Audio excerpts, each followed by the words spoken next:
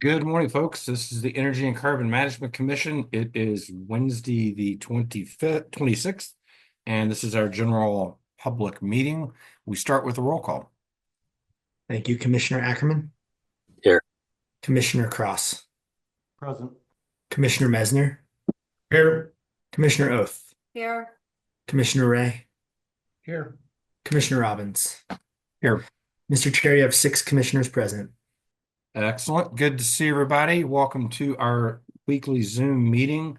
We start with commissioner comments. Does any commissioner have comments for us? Commissioner Cross. Thank you, Mr. Chair. And I just want to make a quick comment regarding some timing issues for applications. Later today, we're going to be continuing to hear testimony on the Draco OGDP. This application was initially scheduled to be heard last summer, but was continued due to a late request for a 511 hearing. After traveling to Erie to hear from local stakeholders, we heard the application in November of 2024, and the applicant filed additional information per the commission's request on March 6th of this year in anticipation of a March 12th hearing, which was continued until today. I understand that some questions were posed earlier this week concerning processes at other agencies, which has created some concerns about availability of issue experts. Given the amount of time that this application has been pending, I think it's appropriate that we make sure that these kind of questions are asked with significant amount of time to prepare, and allow our sister agencies to have their people prepare as well. And it's not something that's just occurred in this application, I will note. I think there's been a couple times we've tried to ask questions fairly late of CPW and some other agencies as well. And so I just want to make sure that we as a commission make sure that we provide adequate time for our sister agencies to prepare to help us out, and make sure that, especially given when we have applications that have been pending for a long time, we make sure that we are upfront with stakeholders and upfront with operators who are applying before us as to making sure that applications are heard in a timely manner. And that's all I wanted to say. All right. Thank you very much for the comments. Other comments from commissioners before we move to public comment? All right, we've got general public comment. Hearings Manager Thomas, I've got 4 folks that have signed up. I'm going to read off their names. Jason Ephraim, Randall Willard, Sally Engen, and Nathan Lyon. I would note to all 4 of the public commenters that they are encouraged to provide public comment on general matters to the ECMC, but we are not taking additional public comment on any pending application today. That includes the Secret Stash OGDP and the Draco OGDP. Public comment opportunities have existed for each of those in a number of different times. We're not taking additional public comment on those matters this morning. So with that, Hearings Manager Thomas, do you find any of the 4 individual references with us this morning, and whether they desire to provide general public comment? Yes, I see all 4 in the attendees list, so we will begin to elevate them. Okay, great.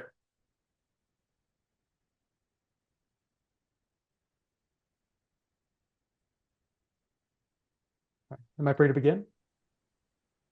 Yeah, Mr. Ephraim, did you hear my general statement about the purpose of public comment this morning? I did, and also shared it with anybody. I know Star shared some information about if you are going to make a comment to anybody that was on its mailing lists and things like that, and tried to echo what you had shared with the last time as well. Great. Thank you so much. I really appreciate that, Mr. Ephraim. Go ahead.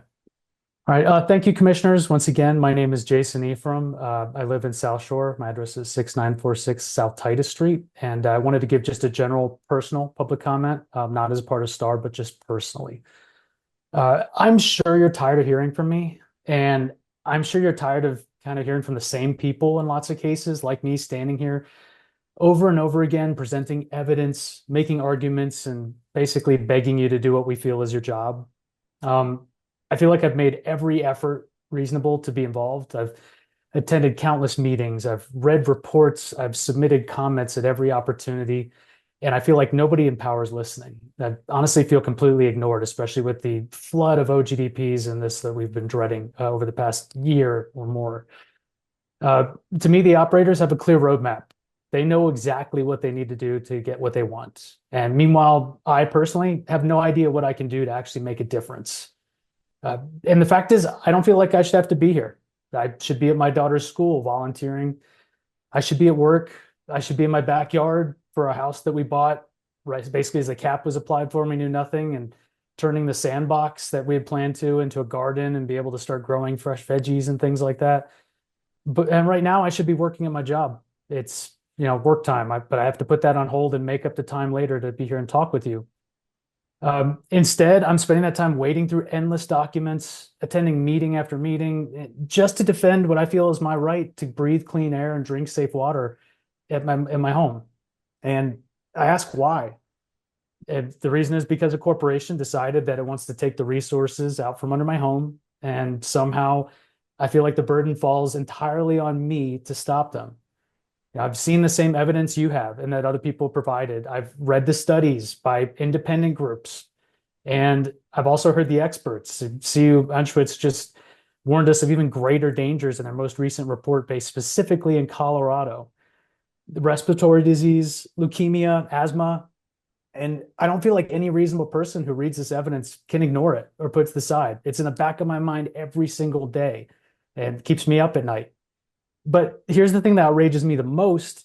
The system gives me almost no way to make a real difference. I'm not a lawyer. I'm not an oil and gas expert. I'm not a county official or any member of public service. I don't know these different processes and rules coming in. I'm just a parent. I'm a community member. And the only way that I feel like I've made even the slightest impact as a community member is by finding small issues and clerical errors and things like that in these applications. And even then, I feel like I'm ignored, that when I do find these and point them out, that they are just, pushed aside, or even greater, to some greater extent, something I heard later and never again. And I know I'm running out of time, so I just want to say, you should be protecting me. I shouldn't have to go through and do pronghorn deer studies and refute air monitoring data. If hundreds of us are saying no, that should be enough. And I'd like you to be my, advocate and not working as a mediator between my family's health and corporate interest. Thank you. Thank you.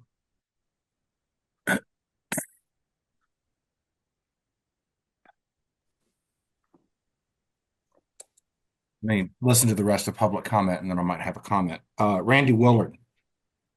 Yes, good morning. My name is Randy Willard. I'm a resident of Southeast Aurora. Oops. Sorry. I'm also president of Save the Aurora Reservoir. After 2 years in this fight, I have to support every word that Jason just uttered.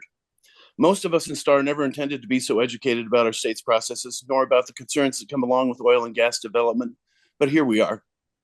Given the preponderance of evidence, including the new damning report from our own Colorado Anschutz Medical School, the people of the state deserve for this process to be stopped until we can be confirmed that there is no harm to those nearby these industrial poisoning operations. Does Colorado really need to become the next region known for its cancer alley like Houston or Southwest Louisiana? We know that Weld County is providing 45% of the damaging pollution along the Front Range, further exacerbating our non-compliant air quality. Do we need Arapahoe County to kick in another 45%? We already have an excessive respiratory and asthma problems in our area. More factors that have to be taken into account as part of the permitting process include the record of the operator in question. In the case of the cap, that operator is Civitas. Per data from Earthworks, reporting in all of the big fracking states, Pennsylvania, Texas, New Mexico, and of course, Colorado, Civitas is the largest violator nationwide. Civitas, Crestone, and Extraction have had more violations and complaints than any operator in the country based on 5 years of Earthworks data. In Colorado, Civitas is the biggest offender in its various entities. It appears that they don't care based on their continued actions, and it appears that this pattern of violations does not impact the permitting process. Shame on you for allowing companies that flaunt our rules to continue to operate. In Colorado, over the last year, Earthworks found that 25% of the oil and gas facilities they visited showed illegal emissions. Many of these facilities are unmonitored by industry, and the state also does not monitor them, meaning that these issues can go on until someone like Earthworks or an active person like me sees them. In so many cases of events like this, operators are allowed to just plain lie about what is happening because our rules are still so weak that they don't have to report the supposed operations that they often claim are to blame. The result, however, is always the same. The community gets the shaft by being too near toxic emissions. You're supposed to care about that. You're supposed to do something about that. This commission can no longer consider itself a friend of the industry. Sites are allowed to continue to pollute. Equipment is not maintained nor monitored consistently. Too many times, action only occurs to address the problem after community complaint, and it's almost never after the first filing by the community. It is imperative that the commission review SB 19-181 and ensure that you are embracing the intent of the bill to protect the citizens of our great state from the harms of an industry that simply doesn't care. Thank you for your time and for the opportunity to comment. Sally Ingen.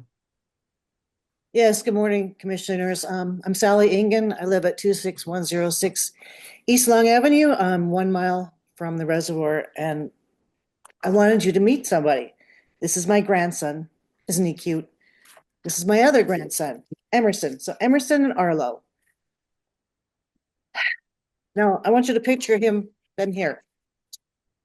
This is a child with acute lymphoblastic leukemia. I do not want to learn how to say that word. The study, I'm going to bring up the study again. My grandchildren live 1 mile from the fracking. I'm going to remind you again about the CU study that warns of the dangers to children living even 8 miles from a fracking pad. And I'm going to quote from the study. 451 children born in Colorado, confirmed with birth certificates, developed lymphoblastic leukemia due to exposure to carcinogenic emissions from oil and gas fracking wells. 451 children. Okay, these are facts. This is science. I don't know what else we have to do to get this stuff through to you guys. Do you want to see this cute little baby in the hospital? Anyway, if you decide to approve these wells the way they are, I want you to remember this photo every day of your life, because you and only you have the moral and legal obligation to protect these children. I'm hoping you're not morally corrupt. And the ECMC mission is, and I will quote again, to regulate the development and production of oil and gas in a manner that protects public health, safety, welfare, the environment, and wildlife resources. Please do your job. Don't kill my grandchildren. Don't let me die early. That's another study. So thank you for your time. As you can see, I'm a little upset, and I'm sorry about that. But when you talk about going ahead with this and killing my grandchildren, yeah, I'm gonna be pissed. So thank you. Nathan Lyon. Yeah, thank you. Good morning, commissioners. As a lifelong Colorado resident, I'm very concerned about the direction our state is heading and the disasters we may be setting ourselves up for. Will we continue to ignore the risks unfolding around us, or will we finally take proactive steps to limit them? I'll keep my comments short and simple. While I know you deal with a lot of complex details, this issue is more straightforward than it seems.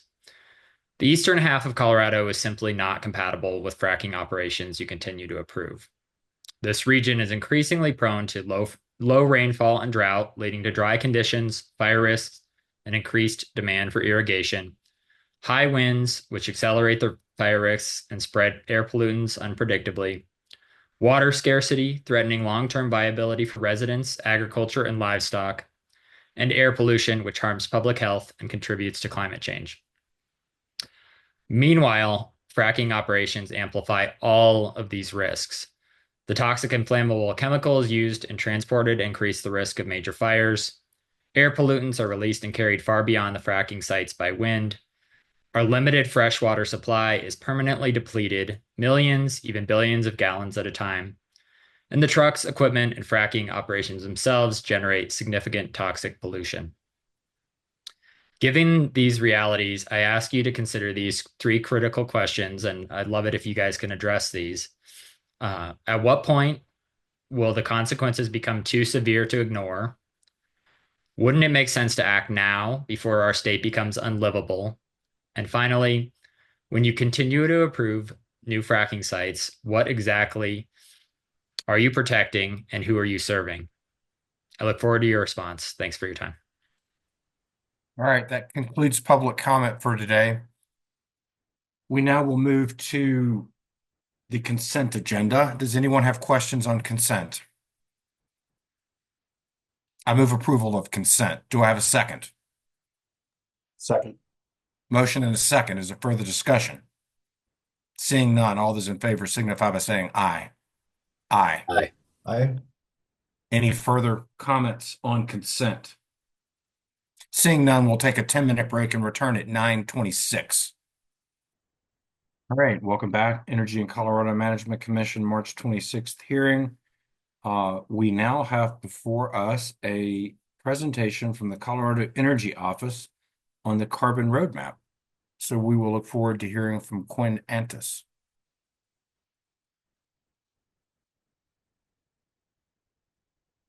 Good morning, Quinn. Good morning. How's it going? Good. Good to see you. Good to Let's see you. wait just a second for Commissioner Oath to join us. Oh, great. Yep. There we go. All right. You are recognized. Maybe introduce yourself and provide us with the presentation on the Colorado roadmap.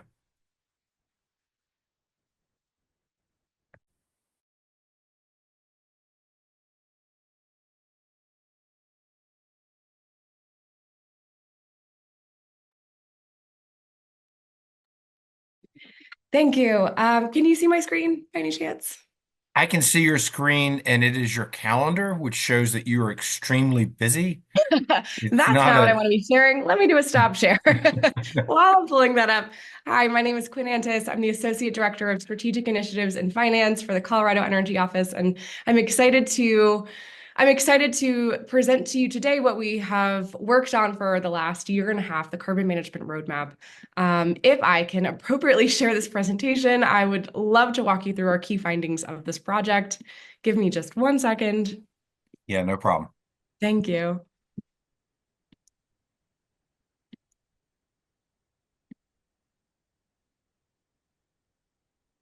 How's that? Yes, we see carbon management roadmap, and it is now, I believe, moving into presentation mode. Perfect. Thank you so much. Amazing. Apologies for the technical glitch. HB 23-1210 directed the Colorado Energy Office to create the carbon management roadmap with the explicit intention of identifying the carbon management, climate, and economic opportunities available in Colorado that best draw on our state's natural resources, industry, talent, labor force, and economic development capabilities. And per this piece of statute, carbon management is defined as carbon dioxide removal or the removal of CO2 directly from the atmosphere. Carbon capture, a process that captures CO2 emissions from point source emitters before that CO2 gets released into the atmosphere and then diverts those emissions either for use or for storage. Carbon sequestration or storage, which is verifiably storing CO2 in non-atmospheric locations in such a manner that the CO2 will not enter the atmosphere for at least 100 years. And CO2 utilization, a process by which captured or removed CO2 is used without being released into the atmosphere. Everything is effectively made of carbon, so there's a pretty wide range of how captured or removed CO2 can be utilized. And just a bit on why the Colorado Energy Office cares about carbon management. The Intergovernmental Panel on Climate Change has determined that carbon management will be necessary to prevent the worst effects of climate change. And similarly, as the Energy Office has done modeling and analysis to understand how the state can meet its greenhouse gas emissions reductions targets, our primary strategy and the lion's share of our work to meet our net zero target by 2050 will be done through transitioning to renewables and electrifying transportation, buildings, and industry. But we do anticipate with all of the work that we're doing right now that there will be a need for carbon management, particularly for residual emissions and emissions from hard to decarbonize sectors that our economy relies on and where we do not have other avenues for producing these goods without producing CO2. One thing that we also just wanted to highlight is that in addition to reducing greenhouse gas emissions, carbon capture can reduce other harmful air pollutants such as sulfur oxides, nitrogen oxides, and particulate matter, which means that carbon capture can have pretty immediate and significant local air quality benefits for communities across Colorado, particularly disproportionately impacted communities. And further, carbon management can accelerate our net zero emissions goal by 2050, support industrial decarbonization in sectors where other emissions reduction strategies cannot completely eliminate emissions. Cement is a great example of this. Ensure an equitable transition by prioritizing workforce training, economic diversification, and frontline community engagement. And lastly, unlock significant private investment into Colorado communities. So what's in the roadmap? There's quite a lot in the roadmap. I will be just zooming in on a few things that I think are most pertinent to this commission. But at a high level, the roadmap includes sections on carbon capture, CO2 utilization, CO2 transportation, geologic carbon storage, technological carbon dioxide removal, which includes direct air capture, taking CO2 directly from the atmosphere, biomass carbon removal and storage, which is where CO2 gets trapped by living plants and then utilized in some capacity so that CO2 does not re-enter the atmosphere. Mineralization, which is a process where technology is applied to accelerate a naturally occurring process where you can store CO2 in minerals to form stable carbonates effectively. Nature-based carbon removal, so soil-based carbon sequestration, conservation and restoration, forest management. We also had sections on market development and incentives, workforce, environmental justice, and community engagement. This roadmap was built with a really serious intention to have a very robust stakeholder engagement process and make sure that this roadmap is reflective of what Colorado communities want and what experts in the field are seeing. So to develop this roadmap, we held 7 virtual expert roundtables with experts across the state and also across the country on labor and workforce development, community and environmental justice, advocate perspectives on health, safety, and community benefits planning, industry perspectives on health, safety, and community benefits planning, direct air capture, CO2 transportation and storage, carbon markets and finance, natural and working lands, and carbon dioxide removal. We held one-on-one meetings with additional experts, such as the National Renewable Energy Laboratory. We held in-person community meetings in Durango, Pueblo, and Firestone. We held a virtual meeting for anyone in Colorado to attend and add comment. And from all of that, we then created the first draft. We solicited expert feedback on this. We held a virtual public comment listening session, and we held a 1-month public comment period. And so the final carbon management roadmap is 250 pages. It makes 68 recommendations spanning 15 state agencies. Before diving into some specific recommendations that we make through this roadmap, a few key themes, which is 1, an emphasis on durability and supporting high quality carbon removal. In essence, there are different pathways for storing CO2, and not all of them have the same durability. And some avenues for storing CO2 actually have pretty high risk of reversal, where that CO2 can be pretty quickly re-released back into the atmosphere. So understanding how those differ between carbon removal pathways and understanding that there's a role for the state to play in supporting high quality carbon removal. Another key theme was community education and project transparency. A lot of communities really don't know much about carbon management, but had a strong desire to learn more. And particularly as different types of carbon management projects will be developed throughout Colorado, how can the state bring visibility and transparency into what that process looks like, into what projects are being explored? And then lastly, strategic market support to enable deployment. While the science is really well understood and very safe, there is investment risk because this market is nascent. And so understanding where the state can pull particular levers to help this market accelerate and achieve maturity and scale, perhaps faster than it would on its own.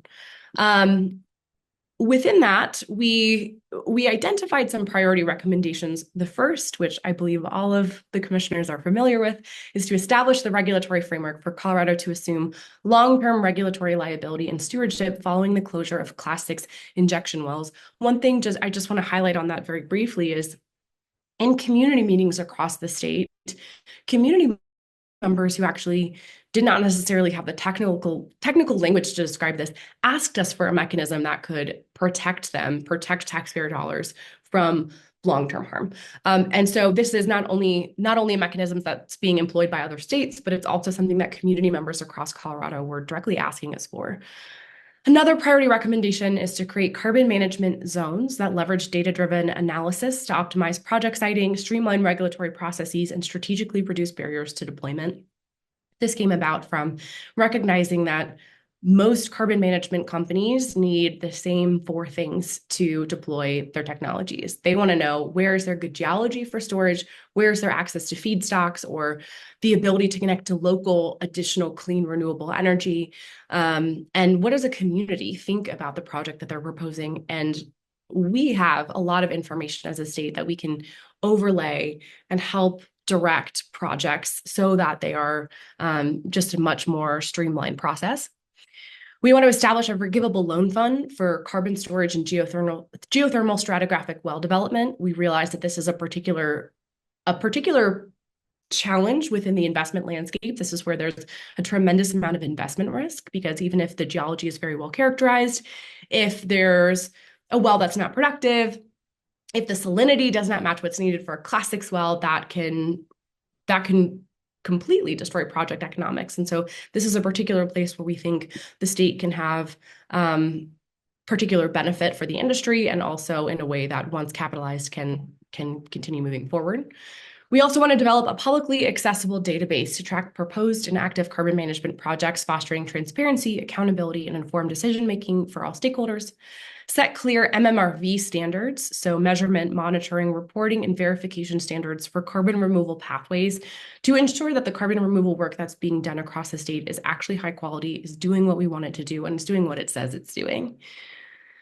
And lastly, of these priority recommendations, launching an equity capital program to reduce risk and enhance carbon management project financing in Colorado.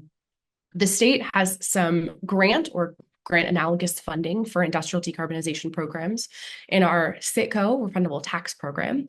There's low-cost debt through the Loan Programs Office federally, but equity capital is really the third piece of that doesn't exist as much. And we found that this could be a way for the state to provide credit enhancement with really low administrative burden for private capital providers, and in a way that could generate returns on state dollars while helping projects reach FID. We also have a number of recommendations where that could potentially impact ECMC, or where ECMC was mentioned as one of the lead agencies on implementation. I'll walk through all the ones where ECMC is mentioned. A few of the ones in the priority section, as you can guess, were also developed with ECMC. In the parentheses are all of the agencies that are listed in the recommendations as part of the implementation agencies. But walking through these really quickly, happy to take questions or go into more detail on any of these. One, develop public-facing educational materials on how CO2 pipelines are regulated and managed. Develop a landowner guide for CCS development. Convene a working group to evaluate actions for orphan geologic storage facilities and assess incentives to enable storage projects to continue beyond 45Q. 45Q being, of course, the primary federal mechanism for helping carbon management projects be economically viable. And once that tax credit ends, are there ways that we can make sure that we don't lose all of our valuable carbon management infrastructure? Engage the Colorado Geological Survey or U.S. Geological Survey to monitor seismic activity. Provide cross-agency training on geologic carbon sequestration, as a number of agencies will be engaging with this work, but not all of them have the in-house technical expertise. Develop more user-friendly access to well data, including geophysical logs. Develop a study targeted at basins identified as suitable for both carbon storage and geothermal power production, also to understand how these two technologies can work together in the subsurface. Develop educational resources for direct air capture facility siting and permitting in Colorado. Require a risk assessment for projects seeking state funding. Develop enhanced outreach materials and community meetings, particularly as community members across Colorado expressed a desire to be more engaged with this work and learn more about how projects are being developed and how they can participate in that process. Facilitate enhanced engagement and partnership with tribal nations. Partner with local and tribal governments to address safety concerns and develop emergency response plans. Support an option to receive compensation for pore space ownership in the form of equity. And other recommendations that perhaps ECMC is not listed on, but I think could be relevant to this commission. One, develop educational materials and host learning sessions on the health and social benefits of CCS or carbon cap storage, explore point source carbon capture retrofit opportunities in Colorado's industrial decarbonization strategy. The Energy Office will be moving forward with an industrial decarbonization roadmap, and so understanding how CCS can fit into that. Creating an online centralized resource of CO2 pipeline siting requirements by jurisdiction. Map existing CO2 transportation infrastructure and incentivize the efficient usage of this infrastructure. Consider entering into a 60105 agreement with PHMSA to assume oversight and enforcement authority for intrastate hazardous liquid and CO2 pipelines. Conduct a comprehensive analysis of existing training programs and workforce needs for carbon management careers across industries. And a few additional key findings and themes that I think might be interesting to this commission. One is that when we looked at geologic storage opportunities across the state, 49 of the 55 industrial facilities in Colorado that are eligible for the federal 45Q tax credits are located within geologic basins that have the potential to permanently store CO2. The remaining 45Q eligible industrial facilities are within 35 miles of a geologic basin with storage potential. And also 31 45Q eligible industrial facilities are located within 10 miles of at least 2 other industrial facilities, which could benefit from shared infrastructure, like CO2 transportation and Class 6 wells. I think this showed us a few things, which is one, Colorado has tremendous opportunity to look to carbon capture to deal with hard to decarbonize sectors. I think there's also a real opportunity to minimize infrastructure that needs to be built, particularly as these facilities are really co-located with good geology. And there's tremendous opportunity to develop shared infrastructure among facilities. Additionally, the Lawrence Livermore National Lab released a roadster removal report where they looked at carbon removal path capacity across all of the, at the time, major carbon removal pathways, and they drilled down to the county level. We asked Lawrence Livermore to subset Colorado's data, and based off of Colorado's data, Lawrence Livermore found that Colorado has really incredible carbon removal path capacity by different pathways. Most significantly, Colorado has the potential to capture 640 million tons per year of CO2 from direct air capture. And direct air capture is a really highly durable way of capturing, and how it's typically then paired with storage is it's a really advantageous way for us to remove CO2.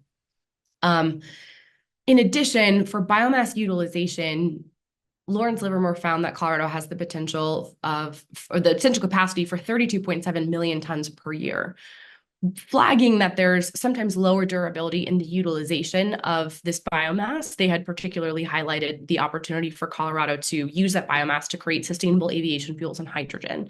These end up having really strong counterfactuals. But if we use that biomass for other bikers or biomass carbon removal and storage technologies, there's higher durability.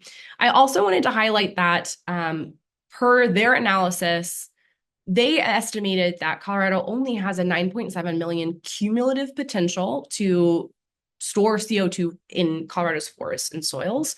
That tends to be lower durability. For example, if you store CO2 in soils and you stop doing the activities that's keeping that CO2 in those soils, it just goes right back in the atmosphere. And so that just requires a really high commitment to seeing that through. But all of this to say, this information did inform some of our thinking about where the state should invest more of its time, energy, and resources. I also do want to flag that Lawrence Livermore did not evaluate the other technologies we assessed in this roadmap. That is a lot of information. Happy to take any questions or talk about any of this in more detail, but to see the full roadmap, this is the link and also my email address. Happy to chat with anyone offline. Thank you so much for taking the time to have me come and present on this work. We are really grateful for ECMC's partnership as we developed this roadmap. Thank you so much, Ms. Antis. We really appreciate the presentation. Assume that we can find that we can post that on our website and make it available to folks that want to dig a little deeper. And of course, the energy roadmap is available at Energy Office as well. Commissioners, questions for Ms. Antis?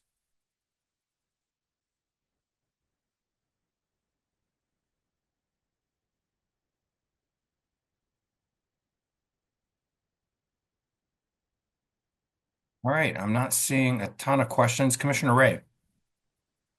Thanks, Chair Robbins. This is not a question, but just a note that Quinn and the Energy Office team have been incredibly engaged with state agencies in the development of this roadmap, and DNR really appreciates the collaboration on this project and looks forward to continuing to work with the Energy Office on the implementation of the roadmap. So appreciate all the work, Quinn. Ms. Santos, one question. As you noted, we've been advancing 1165 in the legislature to deal with long-term storage and stewardship of CCS. And, we're hopeful we'll be able to get that across. At times, some stakeholders have questioned, I don't know, sort of the whole concept of CCS, whether it's safe and it's new and there's concerns. Did the Energy Office run into those kind of scrutinies as it was putting this together, and how did you respond to that? Thank you, Commissioner. It's a great question, and it's absolutely something that we ran into. I think a few things come to mind for me immediately, which is one, a very interesting common theme is that I think all of us have participated in a lot of public comment sessions in the past, and the public comment sessions for the development of this roadmap really diverged from other public comment sessions we've held, whereas instead of bringing direct comment, we got many more questions than we did comments. And I think there's a lot of just lack of understanding about what these technologies look like. And on one hand, that makes perfect sense. We are talking about processes that look very industrial, that sound very industrial, that sometimes require similar permits, and for communities that have a lot of negative experiences with industrial processes. And so that was certainly part of the conversations that we held. But I think we really wanted to underscore a few things, which is one, the intention of carbon capture is very directly to undo a lot of the harms that have been done and to contend with emissions that we don't know how to address otherwise. So for example, the number 2 most widely used substance on Earth after water is cement. And so from a very practical perspective, cement it's not really going to go anywhere. And certainly many of the smartest minds in the world have been working on how do we decarbonize the process of making cement? What are substitutes that we could look at? But the chemical process of generating cement creates and releases CO2. And there are a lot of places within our modern economy, modern society, where we actually really don't have other strategies right now. The science just isn't there for us to employ other methods. And so we cannot, electrification for some of our particularly industrial processes can really only get us so far. And so while we are developing these other alternatives, while we are figuring out how to make some of these products without CO2, we do need to act now, and we do need to contend with the emissions that are already in our atmosphere, that are consistently being added to our atmosphere. And carbon capture is a really efficient way to do that because it basically is stopping CO2 emissions before they go into the atmosphere and putting it back where it belongs, which in many cases is just back underground where we got it from in the first place. And there's a really strong intention to stop climate change as quickly and aggressively as we can. And we think this is one of the best, safest tools to do that immediately. And one other thing that we also talked about is I think a lot of communities just don't know that there are immediate local air quality benefits of carbon capture, including capturing sulfur oxides, nitrogen oxides, SOx, NOx, and particulate matter, including PM2.5. So communities that have been overburdened with industrial emissions, carbon capture is actually a pretty quick, cost-effective solution for stopping these additional co-pollutants from being released into their atmosphere, because you actually cannot capture the CO2 without capturing the other co-pollutants in a flue stream. I thoroughly appreciate that answer and helps us as we move forward with the work we're doing here at ECMC. So thank you so much for that. Any further questions for Ms. Santos? All right, seeing none, again, thank you very much for appearing before us and presenting on the carbon roadmap. It was really interesting and will be helpful for us as we move forward in our work as well. Commissioners, our agenda calls for a break. It's 9:50. Let's return at 10, and then we'll get into a couple of OGDP considerations. All right, welcome back. This is the Energy and Carbon Management Commission. It is March 26th. It is 10 a.m. We will proceed into the next docketed matter, which is 240800185, an oil and gas development plan. The applicant is St. Croix Operating, and it is called the Long Knife OGDP. Mr. McGowan, you are recognized. Do you have witnesses for us to swear in? Uh, we have panelists available, Mr. Chair. I don't know if you want to swear them in or if you need to swear them in when you answer questions. I'll defer to you on that, sir. Let's go ahead and get them sworn in here at the beginning, and then we'll take care of that procedural process. Assistant Attorney General Davenport, if you could help us out here. Of course, Chair. Mr. McGowan, who are your witnesses? I have Ms. Donahue will also be presenting with me, and I believe we should have Ryan Dornbos on here and Mr. Melanchenko on here as well. They may or may not be on. We sent the emails to the nice lady that schedules it, so I'm checking my phone to see if they're on or not, and I do not see if they are. I do see Miss Donahue and Mr. Dornbos. Miss Donahue, you're already on screen. Could you raise your hand, state your name, and say that you swear to tell the truth, please? Good morning. My name is Jessica Donahue, and I swear to tell the truth. Thank you. And Mr. Dornbos, you have just appeared. Could you do the same thing, please? Ryan Dornbos, and I swear to tell the truth. Thank you. Mr. McGowan, I do not see your third potential witness. I think we're okay, Mr. Davenport. I think we have everybody that should be able to testify if possible. Okay, thank you. Thank you, sir. Go ahead, Mr. McGowan. Thank you, Mr. Chair, and good morning, Mr. Chair and Commissioners. As the chairman indicated, my name is Chris McGowan, and I represent St. Croix Operating, operator number 81490, for the proposed 480-acre Long Knife oil and gas development plan. I am joined today, as you saw, by Ms. Jessica Donahue of Ardor Environmental. St. Croix is an operator in good standing, duly authorized to conduct business in the state of Colorado, and it is in full compliance with all the rules and regulations of the Commission. St. Croix comes today before the Commission seeking approval of the proposed Long Knife OGDP, which covers the north half of Section 6, Township 3 South, Range 50 West, and the south half of Section 31, Township 2 South, Range 50 West in Washington County, Colorado. On August 9, 2024, St. Croix filed with this commission a verified application pursuant to CRS 3460-116 for an order to establish an approximate 480-acre OGDP for the application lands and approve a total of 2 vertical wells and 1 production facility, which includes 1 injection well, within and for production of oil and gas from the J Sandstone Formation. The first proposed vertical well, the Long Knife 1, is in the northeast of the northwest quarter of Section 6, Township 3 South, Range 50 West. The Long Knife 2 is in the southeast corner of the southwest corner of Section 31, Township 2 South, Range 50 West. And the Long Knife production facility is in the northeast corner of the northwest corner of Section 6, Township 3 South, Range 50 West, with the nearby crossroads being County Road PP and County Road 9NN. St. Croix is defined as an owner under ECMC rules and has secured the appropriate rights to drill as required under ECMC Rules 303A1. St. Croix has also secured a surface use agreement with the surface owner. Washington County is the relevant local government, and there are no proximate local governments. St. Croix has complied with all submission requirements for this permit, including but not limited to Form 2A pursuant to Rule 303A2 and Rule 304. There is no required local or federal final permit decision approving this siting and related service disturbance as an exhibit to the Form 2A in accordance with Rule 303A6B.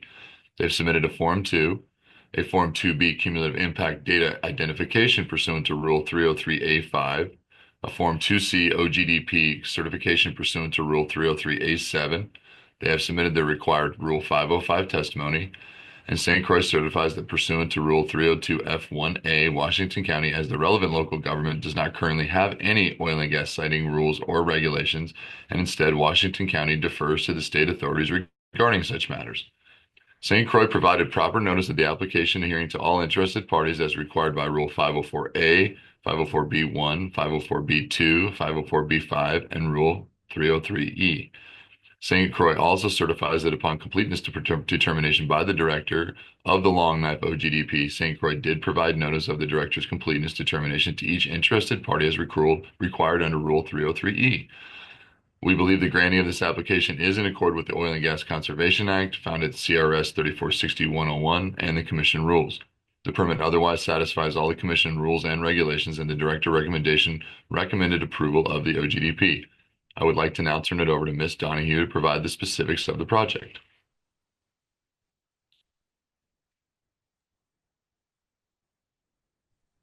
Good morning, Commissioners. My name is Jessica Donahue, Compliance and Permitting Specialist with Ardor Environmental, here today representing St. Croix Operating. I will be presenting today along with counsel. We have listed here our technical experts who will be available for questions.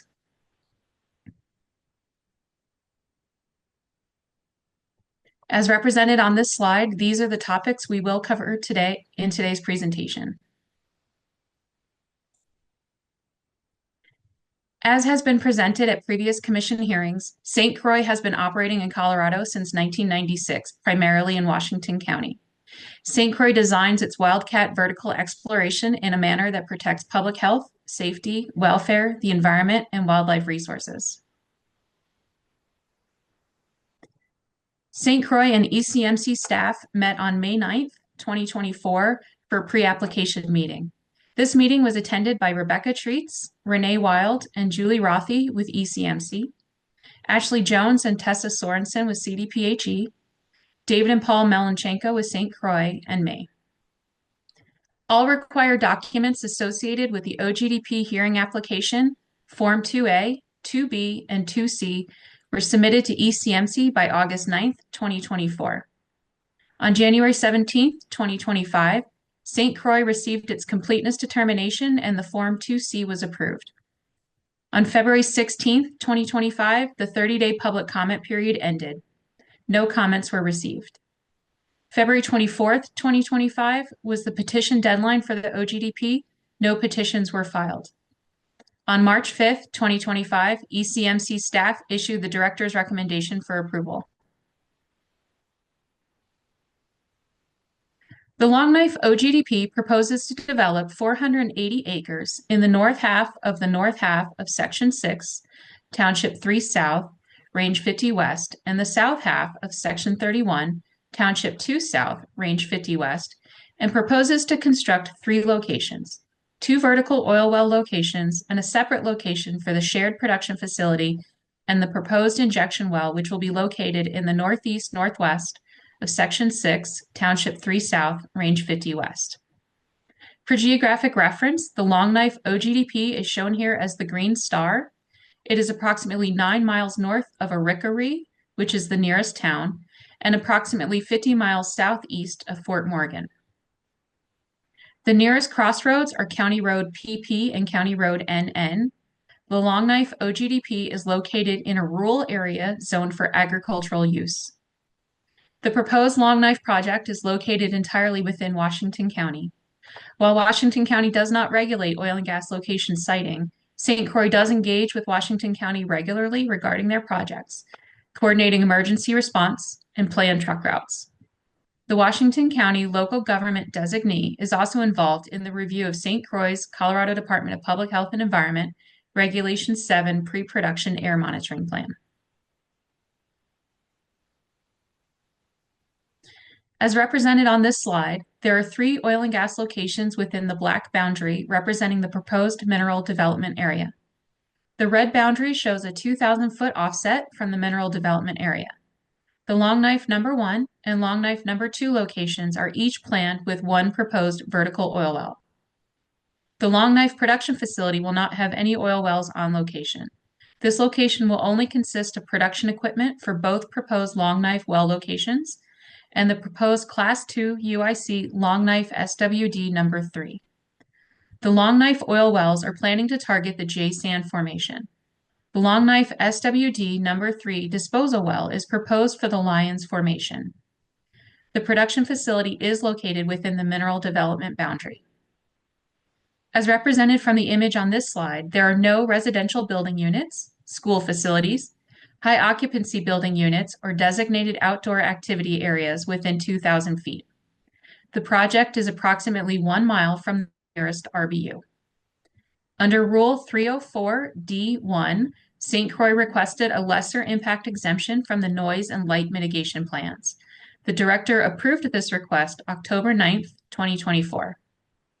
The Longknife OGDP has an overall EnviroScreen percentile of 3.77. The project is not located within high priority habitat. The Longknife No. 1 is a proposed vertical oil well. It is located in the northeast, northwest of Section 6, Township 3 South, Range 50 West. It will be a new disturbance of 3.7 acres in non-irrigated cropland. Once the well has been drilled and put onto production, the location will undergo interim reclamation. Because there will be no other production equipment on site except the wellhead, the location will be reclaimed to be a long-term operational disturbance of 0.8 acres. The Longknife No. 2 is a proposed vertical oil well. It is located in the southeast, southwest of Section 31, Township 2 South, Range 50 West. It will be a new disturbance of 3.7 acres in non-irrigated cropland. Once the well has been drilled and put onto production, the location will undergo interim reclamation. Because there will be no other production equipment on site except the wellhead, the location will be brought down to a long-term disturbance of 0.8 acres. The Longknife production facility will contain the production equipment for the producing Longknife No. 1 and Longknife No. 2 oil wells. It is located in the northeast, northwest of Section 6, Township 3 South, Range 50 West, in non-irrigated cropland. It will be a new disturbance of 5.5 acres. Once the Longknife SWD No. 3 has been drilled, the location will undergo interim reclamation, and its long-term disturbance will consist of 2.6 acres. The Longknife production facility will only be constructed after the Longknife No. 1 is drilled and determined to be a successful producing well.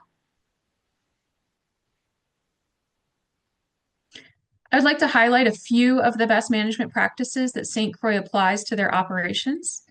To protect air quality concerns, St. Croix will utilize off-location flow lines to consolidate heavy traffic to and from the production facility. For freshwater conservation, St. Croix uses approximately 70% recycled water for its drilling operations. These wells do not undergo hydraulic fracturing. St. Croix uses freshwater for all dust mitigation to protect the surrounding soils. Additionally, St. Croix will install diversion ditches and sediment basins as stormwater structural controls. St. Croix uses efficient drilling methods to keep their drilling operations to an average of 7 days per well. This minimizes the noise and cumulative impacts to the surrounding area. Lights will only be on location for drilling operations, which take approximately 1 week. Lights will be downward directed to highlight task areas as necessary for safety. There will be no permanent lighting on location during production. By placing production facilities closer to the county road, St. Croix minimizes the truck traffic across the landscape. St. Croix will utilize closed-loop drilling. All drill cuttings will be removed in a covered truck to be disposed of properly at a disposal facility. St. Croix operations are typically 1 week to construct the location, 1 week to drill the vertical well, and 1 week to conduct formation testing and prepare the well for production. Again, these wells will not be hydraulically fractured. St. Croix anticipates commencing the Longknife project in June 2025. The Longknife No. 1 will be constructed and drilled first. If the Longknife No. 1 is successful, then the Longknife production facility will be constructed in July 2025. Once the Longknife No. 1 has been brought on to production, the areas unnecessary for production activities will undergo interim reclamation and be returned to the surface owner for replanting with the surrounding field. If the Longknife No. 1 is successful, the Longknife No. 2 is anticipated to be drilled summer 2026. St. Croix has designed the Longknife OGDP to protect public health, safety, welfare, wildlife, and the environment while minimizing its cumulative impacts. With that, I will turn it back over to Mr. McGowan. Thank you, Ms. Donahue. We would like to again thank you, the commission, for your time today. We do appreciate the opportunity to come before you and present. We would again respectfully request that you approve the Long Knife OGDP and find that the Long Knife OGDP is protective of health, safety, welfare, and wildlife resources. And we would request that the relief granted under this application be effective by oral order, and we would agree to be bound by said oral order. We are happy to take any of your questions at this time. Thank you very much. Commissioners, pending before us is docket 2408-00185. We've heard from the applicant and the panel. The panel is now available for questions from commissioners, if any.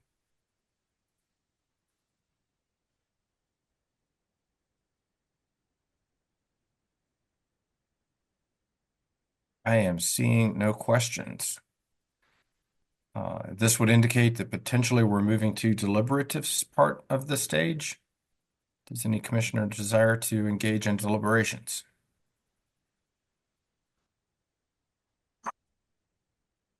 Commissioner Messner? Thanks. Mr. Chair, I'll move approval of the application as presented. We have a motion. Do we have a second? Second. We have a motion and a second. Is there further discussion on the motion? I think I would just want to flag, I think that in the director's recommendation, there was a requested COA. AAG Davenport has visualized himself. Do you want to comment on that point, Commissioner Davenport or AAG Davenport? Sorry, it took me, my audio wasn't working. That I was popping up to raise the same point that Commissioner Oath just raised. The director's recommendation does recommend a COA, and we need to slightly modify the motion to include approval of the application as presented, except for inclusion of the director's recommended COA as well. Commissioner Messner, are you comfortable with that friendly amendment? Yes. Commissioner Cross? Yeah, a second.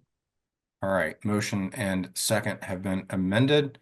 Further discussion on the motion? Seeing none, all those in favor of the motion signify by saying aye. Aye. Aye. Any opposed? Motion carries. Thank you, Mr. McGowan, to you and your team for the presentation. Thank you to our staff for helping get the application to a point in which there were no questions. Thank you, Mr. Chair. Appreciate your time, sir. Thank you, All right. commissioners. Let's take 5 and then we'll take up the next docket, which is secret stash. It's 10:19, so return at 10:24. Welcome back. This is the Energy and Carbon Management Commission. We are meeting virtually and we are now taking up docket 231200372, an oil and gas development plan. The applicant is GMT Exploration, and I believe we will hear from GMT first on this matter. Good morning, Ms. Jost. Good to see you. Good morning, Chair. Do you have witnesses to be sworn in? We do. We have 4. Yes, Mr. Davenport. We have Sarah, Max, Alex, and Andrea. And if you guys can all come on screen, that would be great. Thank you. Okay, we will get started while everyone's coming on screen. I'm just going to go in the order that you appear on my screen. So we'll start with Mr. Blair. If you could just raise your hand and state that you swear to tell the truth, please. Swear to tell the truth. State your name. Sorry, I didn't catch that. Maxwell Blair. I missed that part. Thank you. Thank you. Next, Ms. Hager. Sarah Hager, and I swear to tell the truth. Thank you. And Ms. Gross. Andrea Gross, and I swear to tell the truth. Thank you. And finally, Mr. Jones. Alex Jones, and I swear to tell the truth. Thank you. Thank you, Mr. Davenport.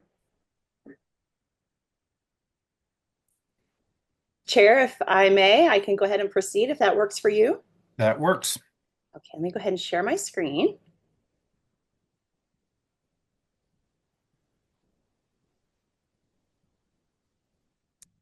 Chair, can you see that? Yes, I see it and it is in presentation mode. Thank you. Perfect. Okay, wonderful. Thank you so much.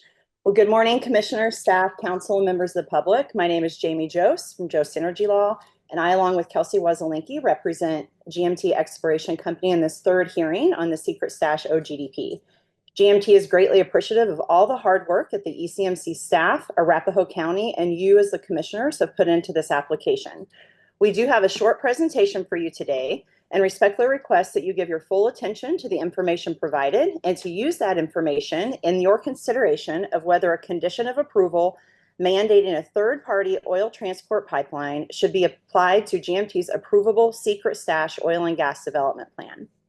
In November 2020, the ECMC issued a press release entitled Colorado Oil and Gas Conservation Commission unanimously adopts Senate Bill 19-181 New Mission Change Rules, Alternative Analysis, and Cumulative Impacts. And that press release contained a monumental quote by the executive director of the DNR that said, "Now, as director of Colorado Department of Natural Resources, the new nation-leading rules that pass today find the right safeguards for wildlife, our air, water, and communities while providing certainty and a streamlined process to oil and gas operators." As this commission well knows, other states, as well as the federal government, look directly to Colorado's nation-leading rules for precedent and guidance because Colorado's oil and gas rules have been and continue to be the most stringent rules for oil and gas development and permitting in the United States. In fact, one commissioner at the February 19th GMT hearing expressly confirmed that the mission change rules are widely considered to be the most protective in the nation. These nation-leading mission change rules have been applied by GMT to its OGDP application and associated Form 2A submitted in December of 2023. These nation-leading rules have been evaluated and applied to GMT's OGDP application and associated Form 2A by the ECMC staff when determining that GMT's application reached completeness on June 18th, 2024. These nation-leading rules were determined to be complied with by the ECMC director when the July 29th, 2024 director's recommendation succinctly stated the director has obtained and fully reviewed all required and supplemental information necessary to evaluate the OGDP's proposed operations and its potential impacts to public health, safety, welfare, the environment, and wildlife resources. Through this review, the director has determined that this OGDP complies with all applicable requirements of the commission's rules and recommends approval by the commission.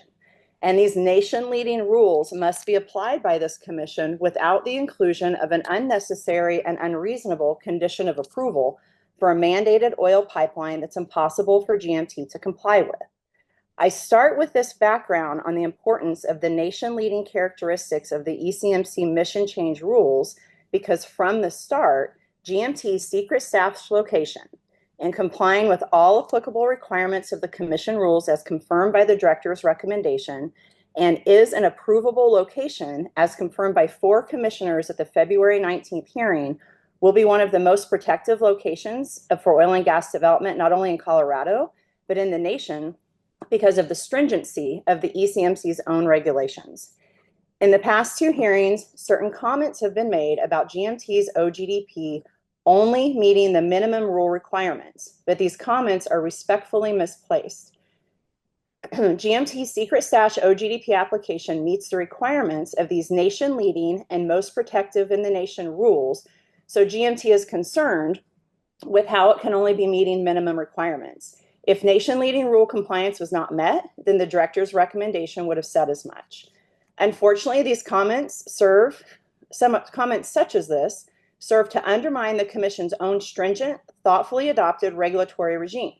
The meeting minimum requirements narrative should be reframed to confirm the OGDPs that meet or are in compliance with the ECMC rules are some of the most protective development plans and locations in Colorado, as well as the nation. The ECMC has adopted these nation-leading rules for a reason, and this should be something the commission is proud of and should continue to apply those rules within the confines of the ECMC's authority. As a refresher for Commissioner Oath and to anyone listening to this hearing, the secret stash OGDP seeks the approval of an approximate 2,747 acre secret stash OGDP for the development of up to 20 horizontal wells and approval of a corresponding drilling and spacing unit for the development and operation of the Niobrara Formation. The Form 2A is one of the best locations that's been presented to this commission since the adoption of the mission change rules. The secret stash location is approvable for numerous reasons, but specifically due to GMT's dedication to locating it outside of any receptors. Specifically, there was no Rule 304B2B ALA criteria to be met. There are no residential building units within 2,000 feet, and the nearest residential building unit is over 3,000 feet away from the working pad surface. There are no schools, childcare centers, public water supplies, or DOAAs within 2,000 feet. This is not in a disproportionately impacted community. There's no high priority habitat, and it's not within Arapahoe County's 3,000-foot building unit setbacks. Again, this pad has a 14.69% EnviroScreen score, one of the lowest ECMC has seen since the adoption of OGDPs, and the truck traffic will travel east, away from the pad, away from the residences located outside of 3,000 feet of the pad, and more specifically, away from the star public commenters that live over 7,500 feet to the west of the secret stash pad. Further, the secret stash pad has the full board vote and approval of the Colorado State Land Board with a signed surface use agreement with that land board. Since this is likely to be the last hearing on the secret stash OGDP application, it's important to look at how the two prior hearings on this application have progressed. At the January 8th hearing, there was a general agreement by the commissioners on the merits of the siting of the project, as well as the best management practices to be employed on the location. However, GMT received new and very valuable feedback from the commissioners on the Form 2B emissions estimates and expectations for those inputs. In addition to the very helpful commissioner guidance, after the January hearing, GMT received a very helpful guidance from staff about Form 2B inputs and various development scenarios, which GMT addressed at the February hearing. In addition, at the January 8th, 2025 hearing, the commissioners clarified that all 20 wells in the OGDP needed to be modeled on the most likely development scenario, not worst case, not best case. So at the February hearing, GMT followed this direct request and provided the most likely development scenario to commissioners based upon that guidance and the staff 2B guidance. Also, at the January hearing, the commissioners acknowledged certain site-specific challenges with infrastructure availability for this project. And GMT addressed oil pipeline infrastructure unavailability for its first occupation in detail, both at the January and February hearings. GMT also expressed its efforts and desires to implement infrastructure as development on the secret stash progresses, including oil pipeline infrastructure. At the February hearing, 4 commissioners acknowledged the secret stash is an approvable permit as it meets the rule requirements, but then requested GMT to voluntarily agree to accept one of 2 different mandated pipeline condition of approval scenarios that actually extend beyond ECMC regulations. The first alternative condition of approval was that GMT will commit to the installation of an oil pipeline prior to first sales from any well drilled during GMT's second occupation on the secret stash location. GMT actually proposed this voluntary COA to the commissioners in an effort to ease commissioner concerns about oil takeaway. 2 commissioners were in favor of this voluntary COA. The second voluntary condition of approval, and I am paraphrasing this based upon the transcript we obtained from the February hearing, but it was that GMT will commit to the installation of an oil pipeline within 12 months of first production of any well drilled during GMT's first occupation on the secret stash oil and gas location. At the February hearing, GMT provided a very detailed explanation as to why the second proposed voluntary COA is highly concerning and how it would impact GMT's operations. 2 commissioners were in favor of this voluntary COA. So this brings us to today. First and foremost, it should be understood by this commission that GMT shares the same goal as the commission in utilizing third-party oil pipeline takeaway. At the present time, however, third-party oil pipeline takeaway is impossible to commit to within 12 months of production of the first 6 wells. GMT has a drilling obligation in the fall of 2025, which is why this application was filed in 2023 in an effort to obtain approval well before this drilling commitment became an issue. GMT has provided explicit testimony that it cannot confirm that third-party oil pipeline infrastructure will be constructed and commissioned for the secret stash pad before late 2026 or early 2027. This fact in and of itself makes it impossible for GMT to commit to an oil pipeline for the first 6 wells on the pad that are to be drilled and completed in 2025.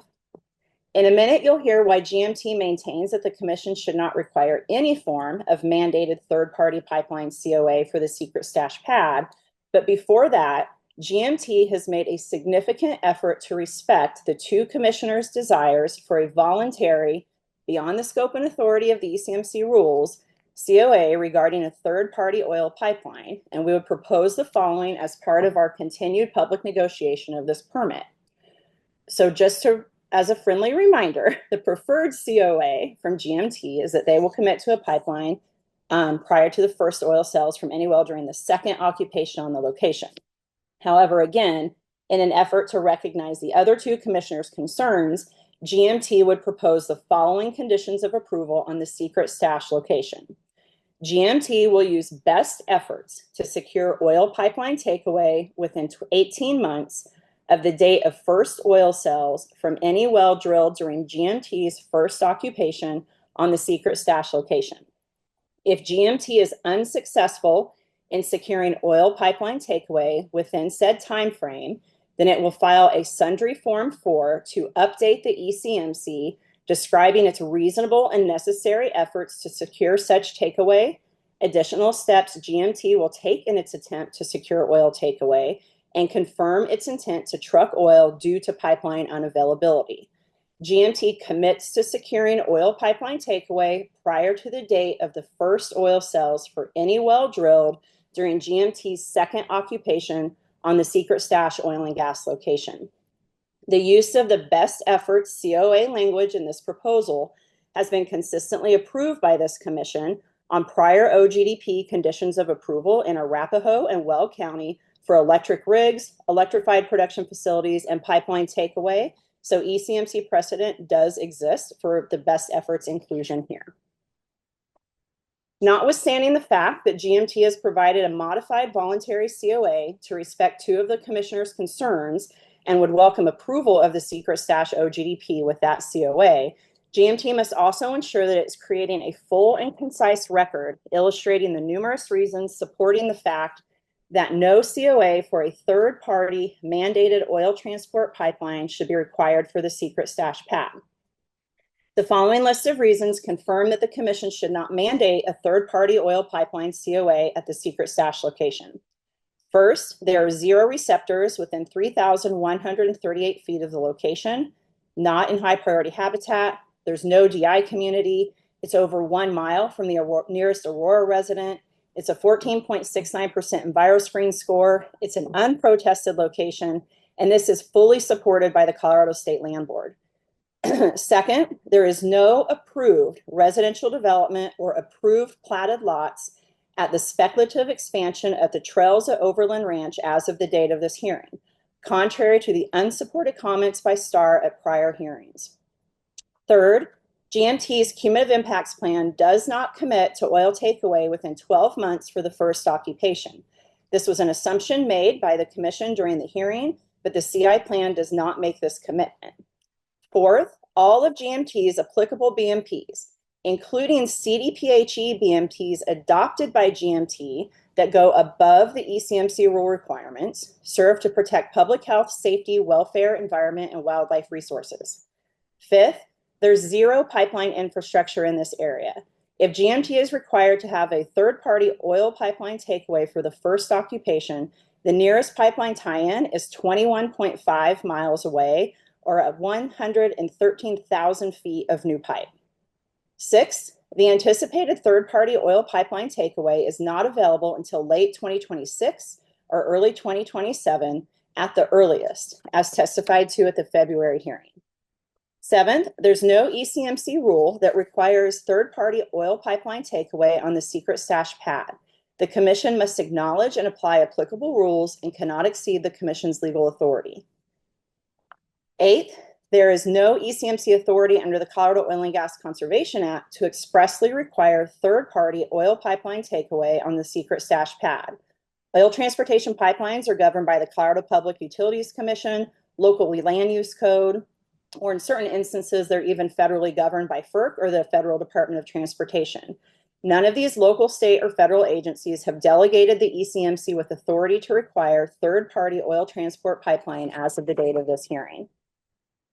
Ninth, in this instance, it's not reasonable or necessary to require third-party oil pipeline takeaway on the secret stash pad. 10th, any pipeline requirement for the secret stash pad mandated by the ECMC effectively mandates a contract and or impacts or interferes with future contractual relations between GMT and the third-party pipeline operator. And finally, the GMT secret stash pad is not subject to the December 15th, 2024 cumulative impact rules because it was filed on December 13th, 2023. And even if the secret stash pad was subject to those rules, Rule 316C4A Romanet 2 regarding oil pipelines does not apply to the secret stash location because it's not in a disproportionately impacted community. At the February 19th hearing, there's a commissioner recognition that applauds operators that move forward in working within the confines of those most protective regulations and recognize that we as commissioners often ask for things that may go beyond the specifics of what are associated with those regulations, and we generally ask for those in a voluntary manner. GMT understands that this commission does not like being told no to voluntary COAs or BMPs that the commissioners propose. In this instance, however, GMT has to respectfully say no to the two commissioners' proposed COA for a pipeline for the first occupation because it is impossible for GMT to agree to that condition of approval as we described today, as well as described in two prior hearings. Not only is it impossible, but there's no requirement in the entire set of the 2021 mission change rules applicable to this OGDP application that mandates or even suggests that a third-party oil transport pipeline is required at this oil and gas location. To wrap this up, 4 commissioners clearly stated at the February 19th hearing that this secret stash OGDP is approvable. So today, GMT is respectfully asking that all of the commissioners confirm that acknowledgement and that the secret stash OGDP is an approvable permit and find that the siting of the secret stash location protects public health, safety, welfare, environment, and wildlife resources by siting outside sensitive receptors, and that the secret stash OGDP BMPs avoid, minimize, and mitigate impacts and protect the public health, safety, welfare, environment, and wildlife resources. GMT further requests that the Commission acknowledge the detailed work and information provided in and by the Director's recommendation for approval and continue to give validity and credence to the ECMC staff and the Director's expertise, analysis, and evaluation of this application. And finally, GMT specifically requests that this commission first approve GMT's secret stash OGDP application, Form 2A, and drilling and spacing unit. And again, in an effort to respect the two commissioners' concerns and to finalize this negotiation of the COA, to approve GMT's voluntarily proposed COA to be added to the Form 2A as shown on this slide and as described in my prior testimony. This concludes GMT's presentation. I would like to ask GMT's subject matter experts to come on video for any questions the commissioners may have. And we all thank you very much for your attention and your consideration of this OGDP today. Thank you very much for the presentation. Thanks for the stopping of the screen share. I can see everybody now. Commissioners, we have a panel before us. I would note to my fellow commissioners that I'm going to call for an executive session. So just be aware of that. And as is normally the case, if one of us wants an executive session, we all tend to agree that we're going to have an executive session. So hopefully that'll be the case. Before we go into executive session, are there questions for the panel before us? Commissioner Oath. Thank you. And thank you for the presentation. I was able to listen to the hearing in February where I was not present. So I do have that information, but appreciate the recap. At that hearing, there was a good amount of conversation about the difference between BMPs and COAs and what was part of the agreed upon BMPs and proposed BMPs. but I guess I still remain a little bit confused of from the applicant's perspective, what is the BMP related to this issue that you have agreed to? Is it to have pipeline prior to the second occupation? Yes, Commissioner Oath. It is at the February hearing, GMT volunteered actually a condition of approval that they would have an oil pipeline in place prior to the first cells of the wells on the second occupation on the secret stash pad. And that's identical to the BMP that's already in place and proposed. Or is there any difference between those two? That COA was proposed at the hearing as part of our conversation with the commissioners. And Andrea and Max, I guess I would look to you. I don't think we specifically had a BMP saying that, Commissioner Oath. This all came out as part of the public discussion on the condition of approval. That's my understanding as well, that ultimately the result of this hearing would be a condition of approval that would be included on the final permit for this project, I assume added to the Form 2A once the commission has made a decision on this application. Now, and Commissioner Oath, I can expand just a little bit on this. The second occupation pipeline takeaway has always been considered a mitigation measure as part of this permit. It was considered as part of the revised Form 2B that went in early February, I believe. And so while it wasn't a BMP that was on the Form 2A, second occupation pipeline takeaway has always been considered as part of a mitigation measure on this location from the start. Okay, thanks for that. That helps clarify. Okay, and then what do you anticipate to be the potential earliest timing of a second occupation? Max, I'll have to defer to you on that one. Thank you, Commissioner Oath. That's a great question. Earliest second occupation would be probably sometime in late 26, and it may be a little bit past that time. GMT has other projects, other development plans in the works, and our intent is to begin development on this location in 2025, provided we get approval today, drill these initial wells and see some results from those wells before returning to the site. Okay, thanks, Mr. Blair. The reason I'm asking is because during Ms. Jost, during your kind of introductory remarks, you noted that kind of the ACOA that would require a pipeline to be in place within 12 months is impossible to comply with. And then it also in part of your recap noted that the pipeline is not likely to be in place until late 2026, early 2027. But you've also agreed to a COA that would require a pipeline prior to the second occupation. And it sounds like the second occupation is anticipated to be kind of around that same time. So can you help me understand the impossibility feeling? Yeah, and I apologize if I wasn't clear. So there, without any question, GMT has no intent of returning to develop additional wells from this site without an oil pipeline being in place. There is a slight chance that could occur by late 26. It's not likely, and that I think was made clear by Ms. Jost in her presentation today.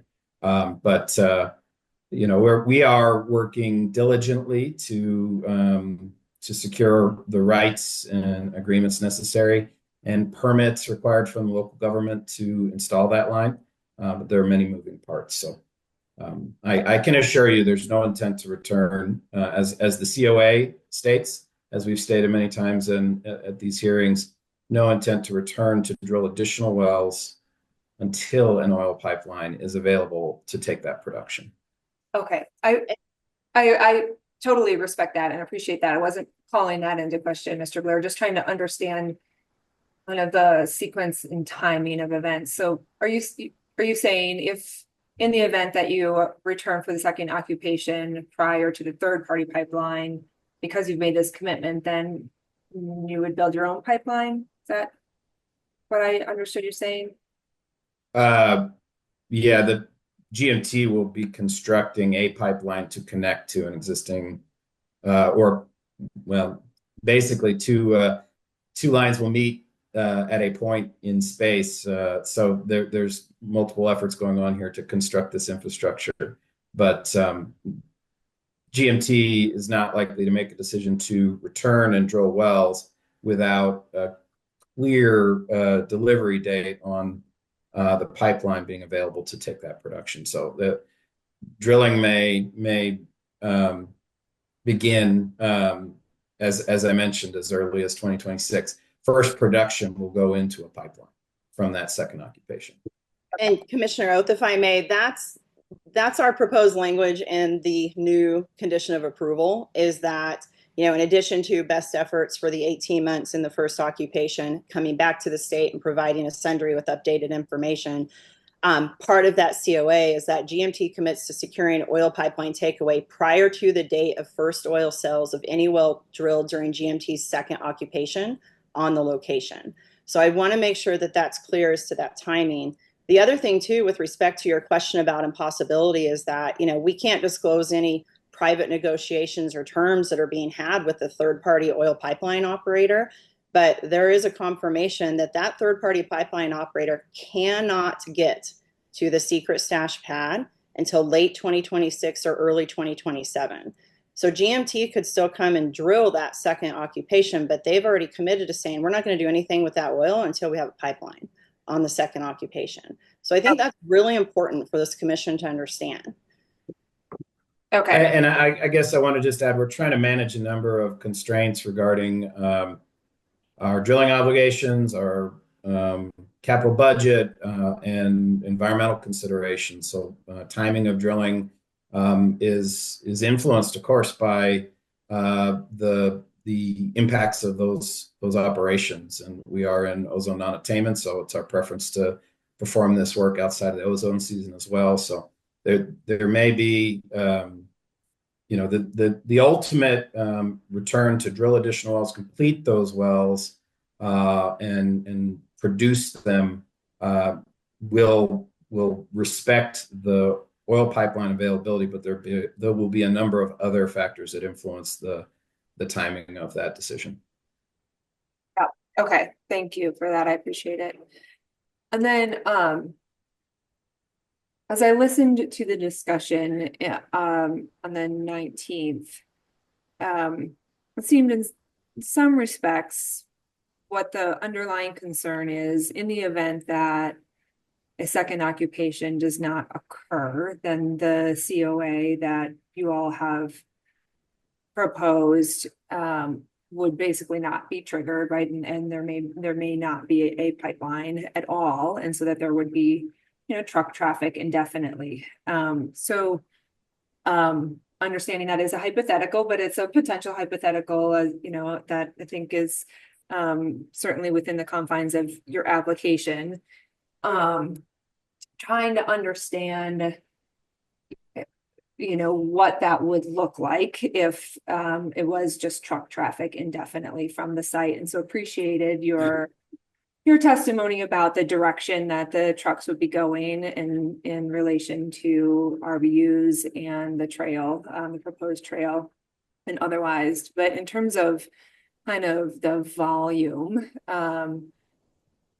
there are, you know, you have your estimated numbers under that first occupation, which assumes no pipeline included in the Form 2B during production. Would you anticipate that those number of trips would ever increase, or, you know, that's kind of the first year you would expect it to go up? You know, can you walk me through that, Mr. Blair? Yeah, I'm happy to.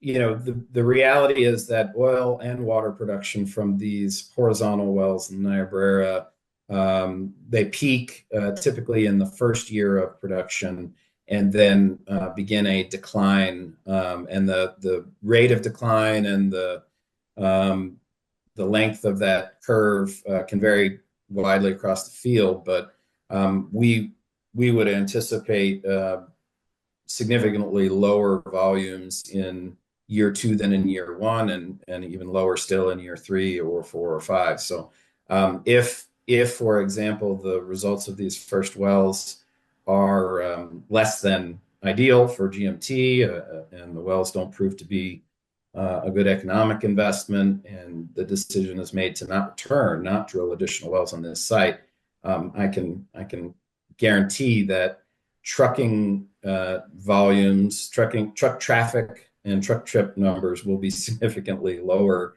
in year 2 than in year 1, and so forth for the life of the well. So it's difficult to justify economically the installation of an oil pipeline for wells that haven't performed and that are on a decline curve. Yeah. Okay. Thanks for that. And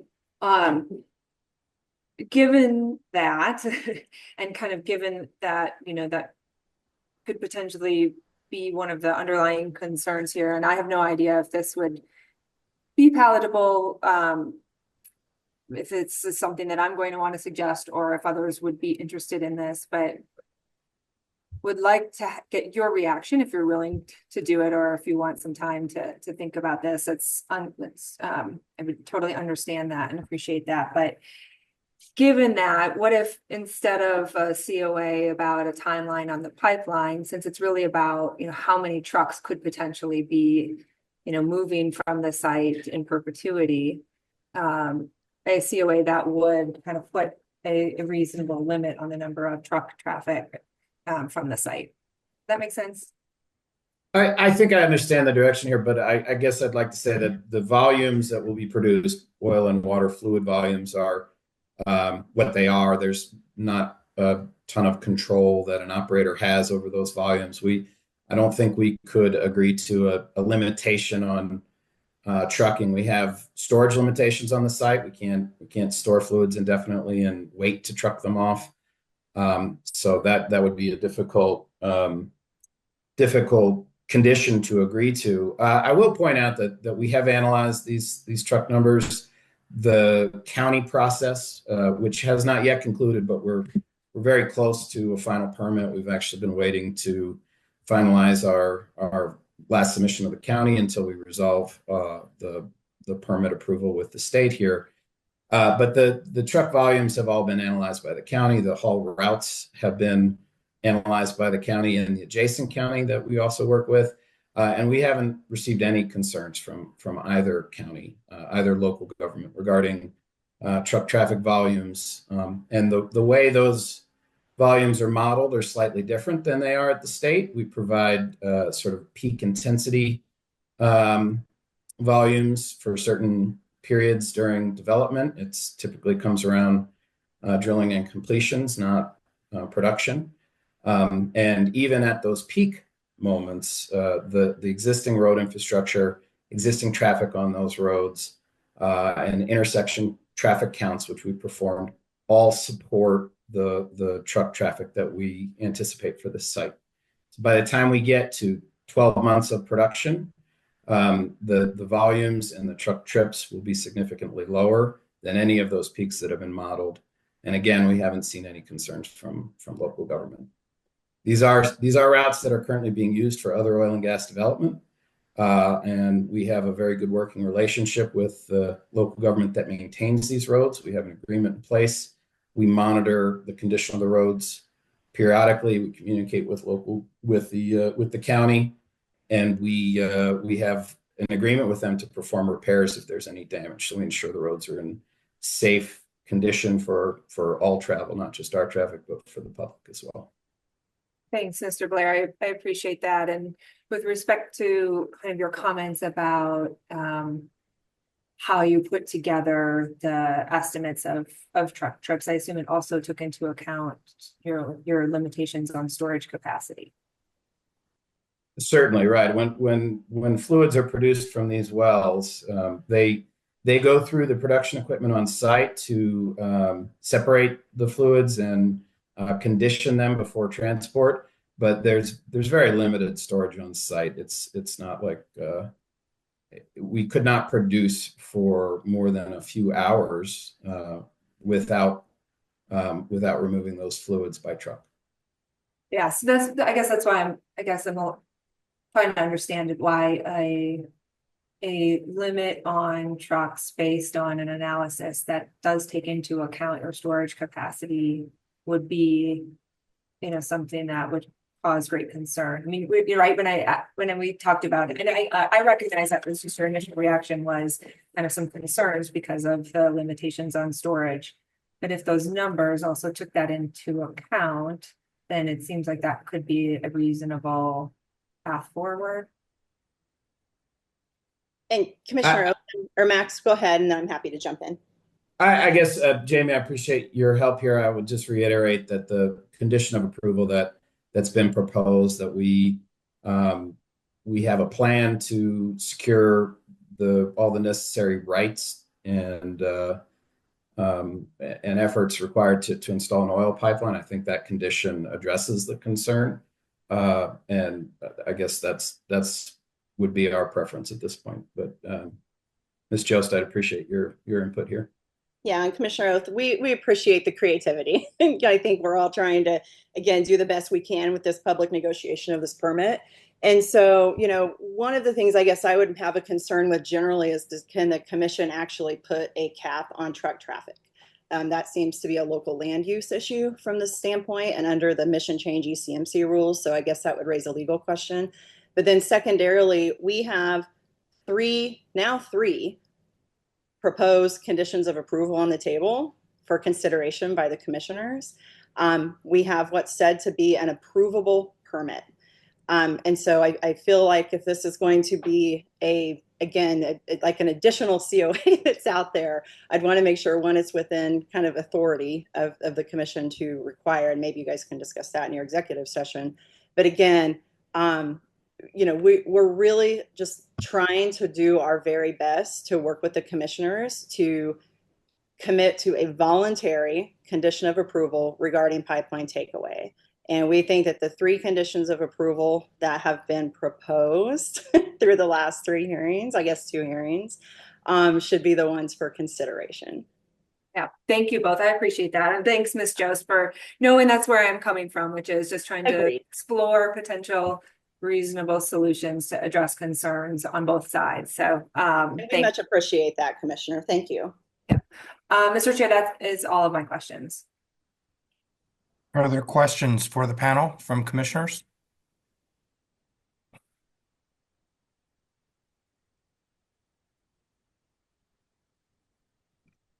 Seeing no further questions, we'll let the panel go.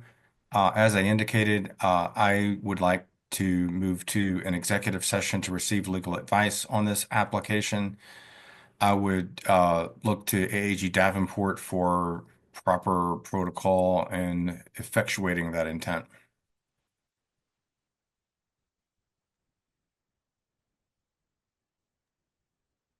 Thanks, Chair. I just need to read my little script, and we'll need to have a vote to go into executive session. Pursuant to open meetings law, the commission is entitled to enter into executive session at this regular meeting.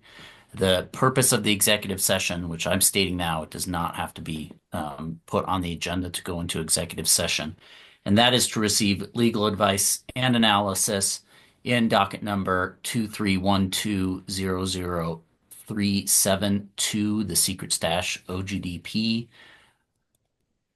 Commissioners and Mr. Chair, we now need a motion to enter an executive session for the purpose I just named. So moved. Second.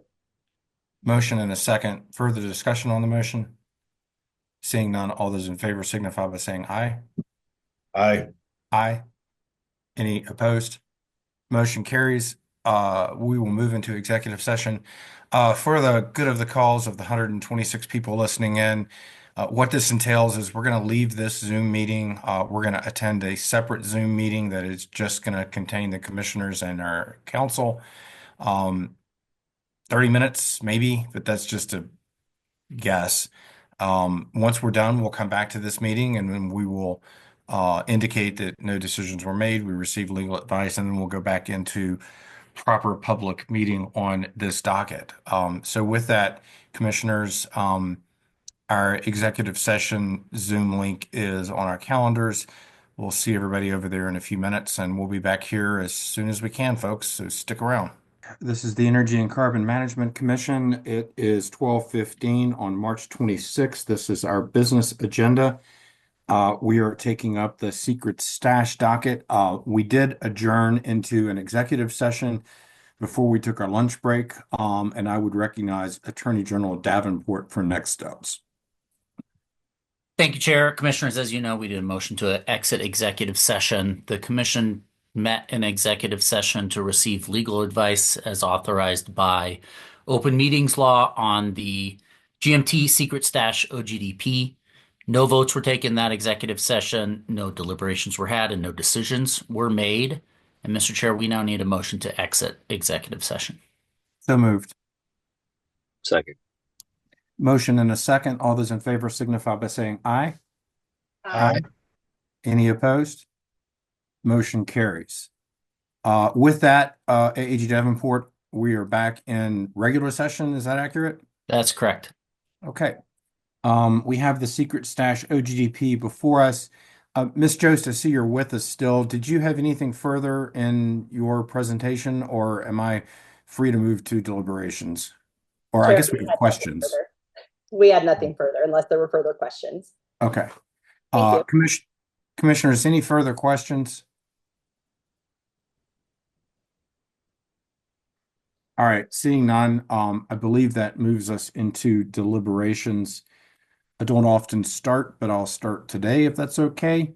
I find this OGDP, the secret stash ODP, to be, as I noted earlier, and I'm not sure we had 4 noted commissioners with indicating this looked approvable, but I do believe it is approvable for the reasons as articulated by the applicant as well as the director's recommendation. I note that there are no ALA criteria, there are no RBUs within 2,000 feet, there are no schools, child care centers, there is no DI community, there's no high priority habitat.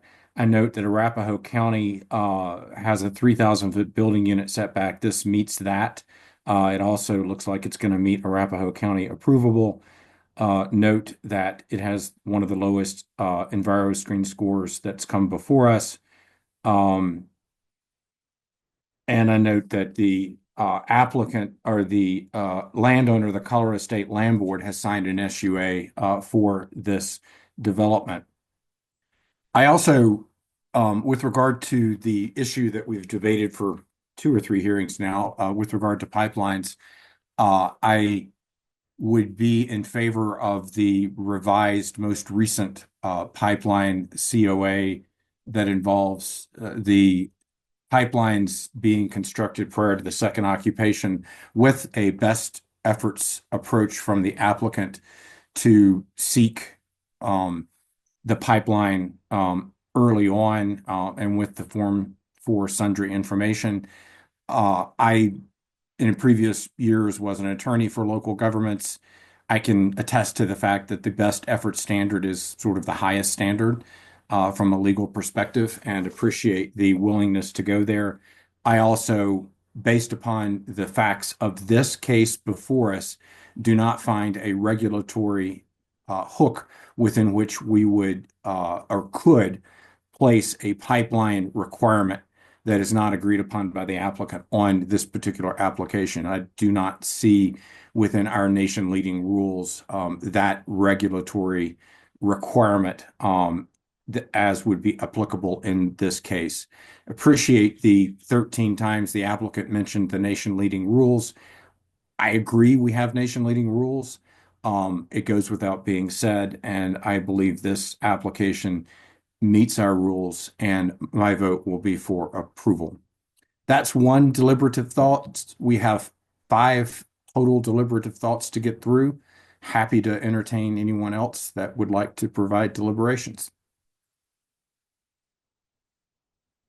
Commissioner Ackerman.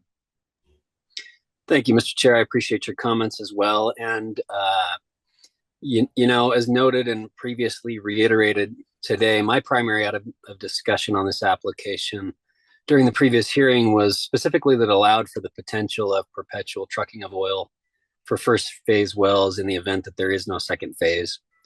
And, as I noted, that concern was compounded by the lack of clarity in the previous hearing, at least to me, on whether the genesis of that issue was primarily one of achievability or one of economic concern and or convenience for the operator.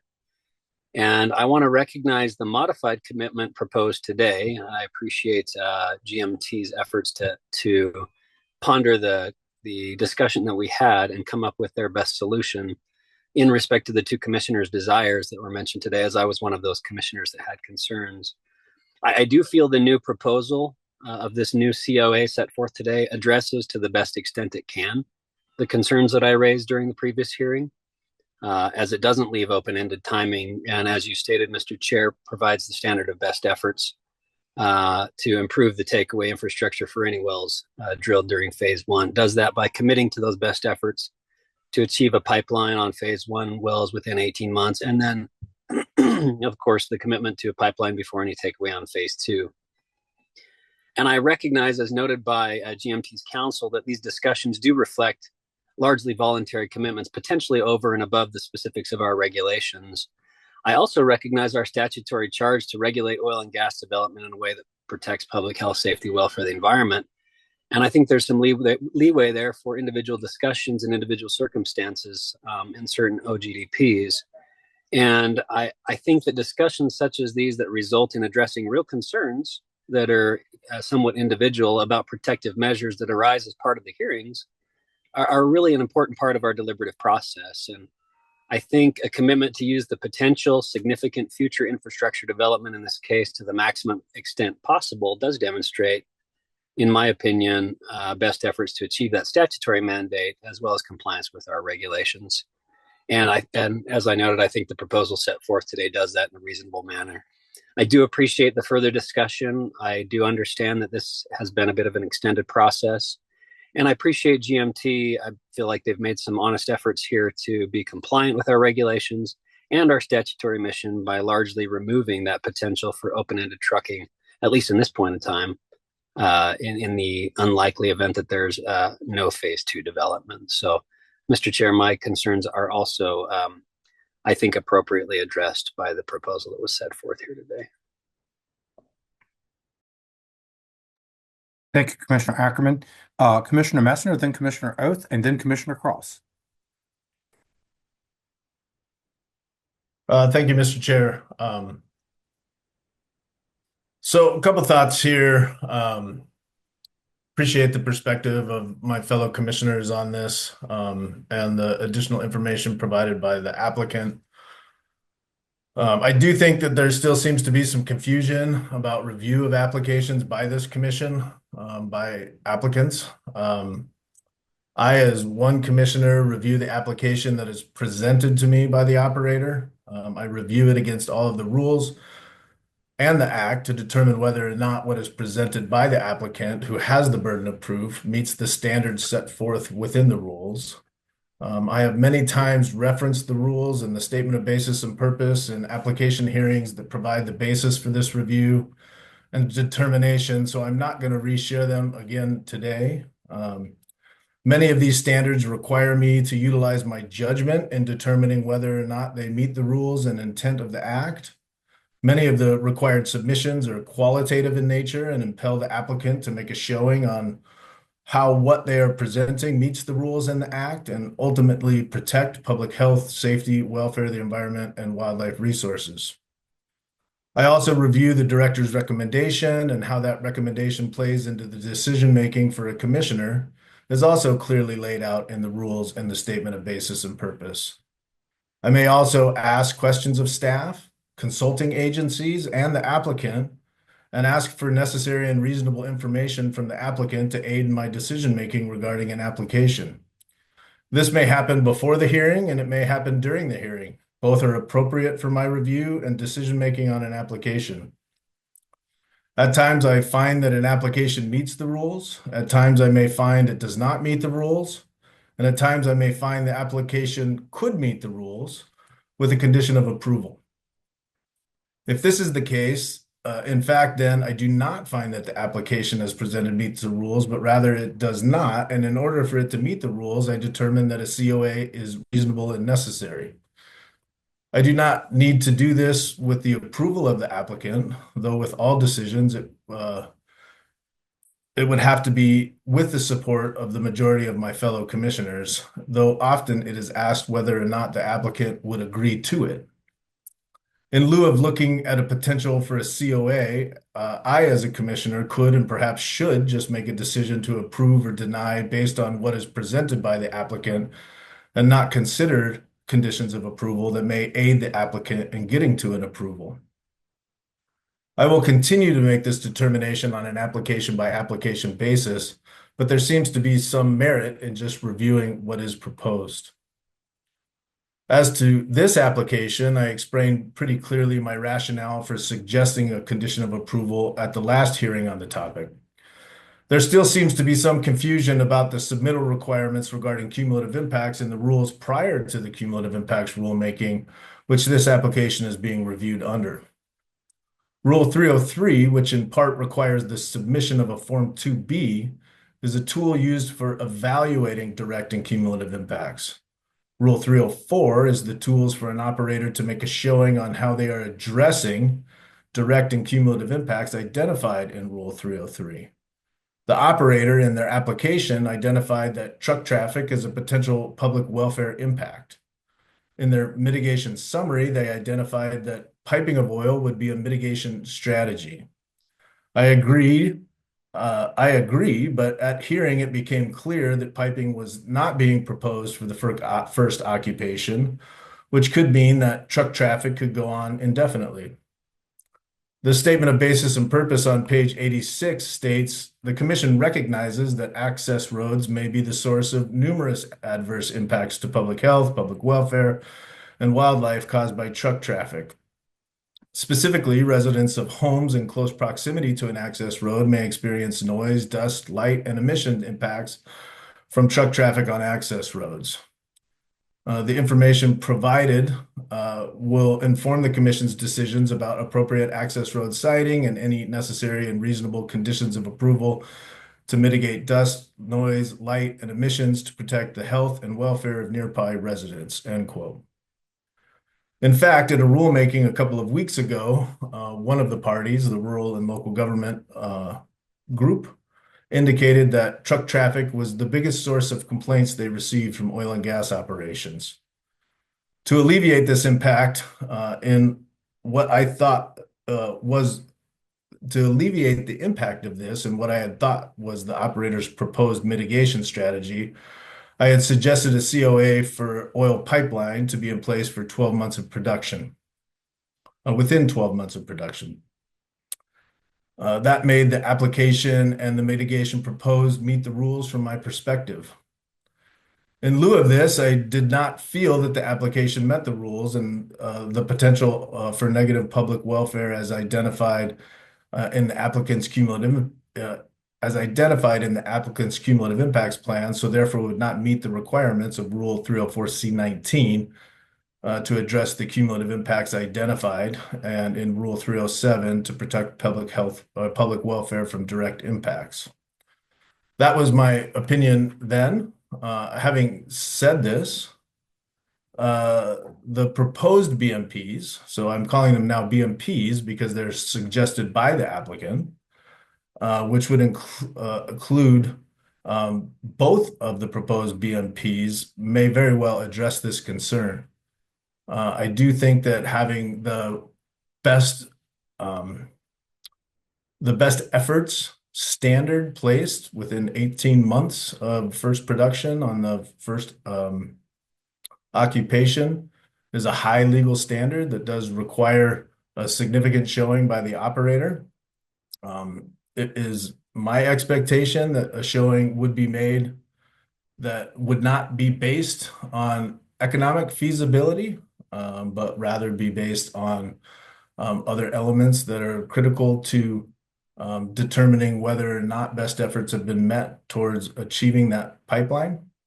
I think it's been identified by the applicant that truck traffic does have a potential public welfare impact and that piping of that oil is a strong mitigation strategy. And so I could be in support of this application with both of the proposed BMPs that the applicant has presented at this hearing. So those are my thoughts at this point, fellow commissioners. Commissioner Oath? Yeah, thank you. Appreciate all of the comments so far. And as has been said, both in this hearing and in previous deliberations, there are a lot of strong elements in this application. I won't reiterate them all. Thank you, Chair Robbins, for noting them at the outset, but just recognize many of those elements again. And yet, there really has been a lot of focus on this pipeline issue. And I think there's very good reasons for that. This commission has an obligation to ensure that oil and gas development is done in a manner that is protective of public health, safety, welfare, environment, and wildlife resources. And high volumes of truck traffic can impact all of those elements. So I think it is really important that we're having this conversation and taking a closer look at that. I do appreciate, that it's the applicant's intent to utilize oil pipeline takeaway for the second occupation. I also appreciate the concerns that have been raised by my fellow commissioners about the possibility of, perpetual or really extended truck traffic for the wells that are drilled in the first occupation.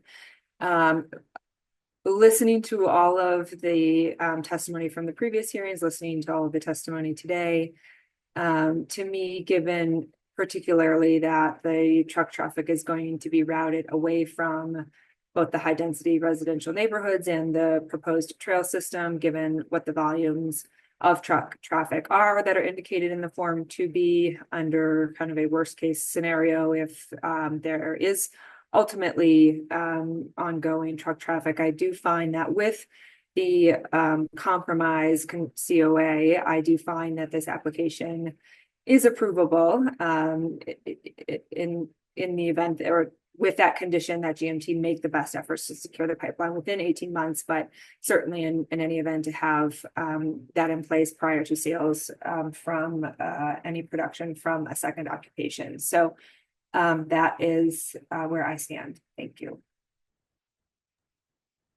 Commissioner Cross? Thank you, Mr. Chair. Excuse me. I will be brief. I'm in favor of this application. I indicated I was previously in favor of this application too.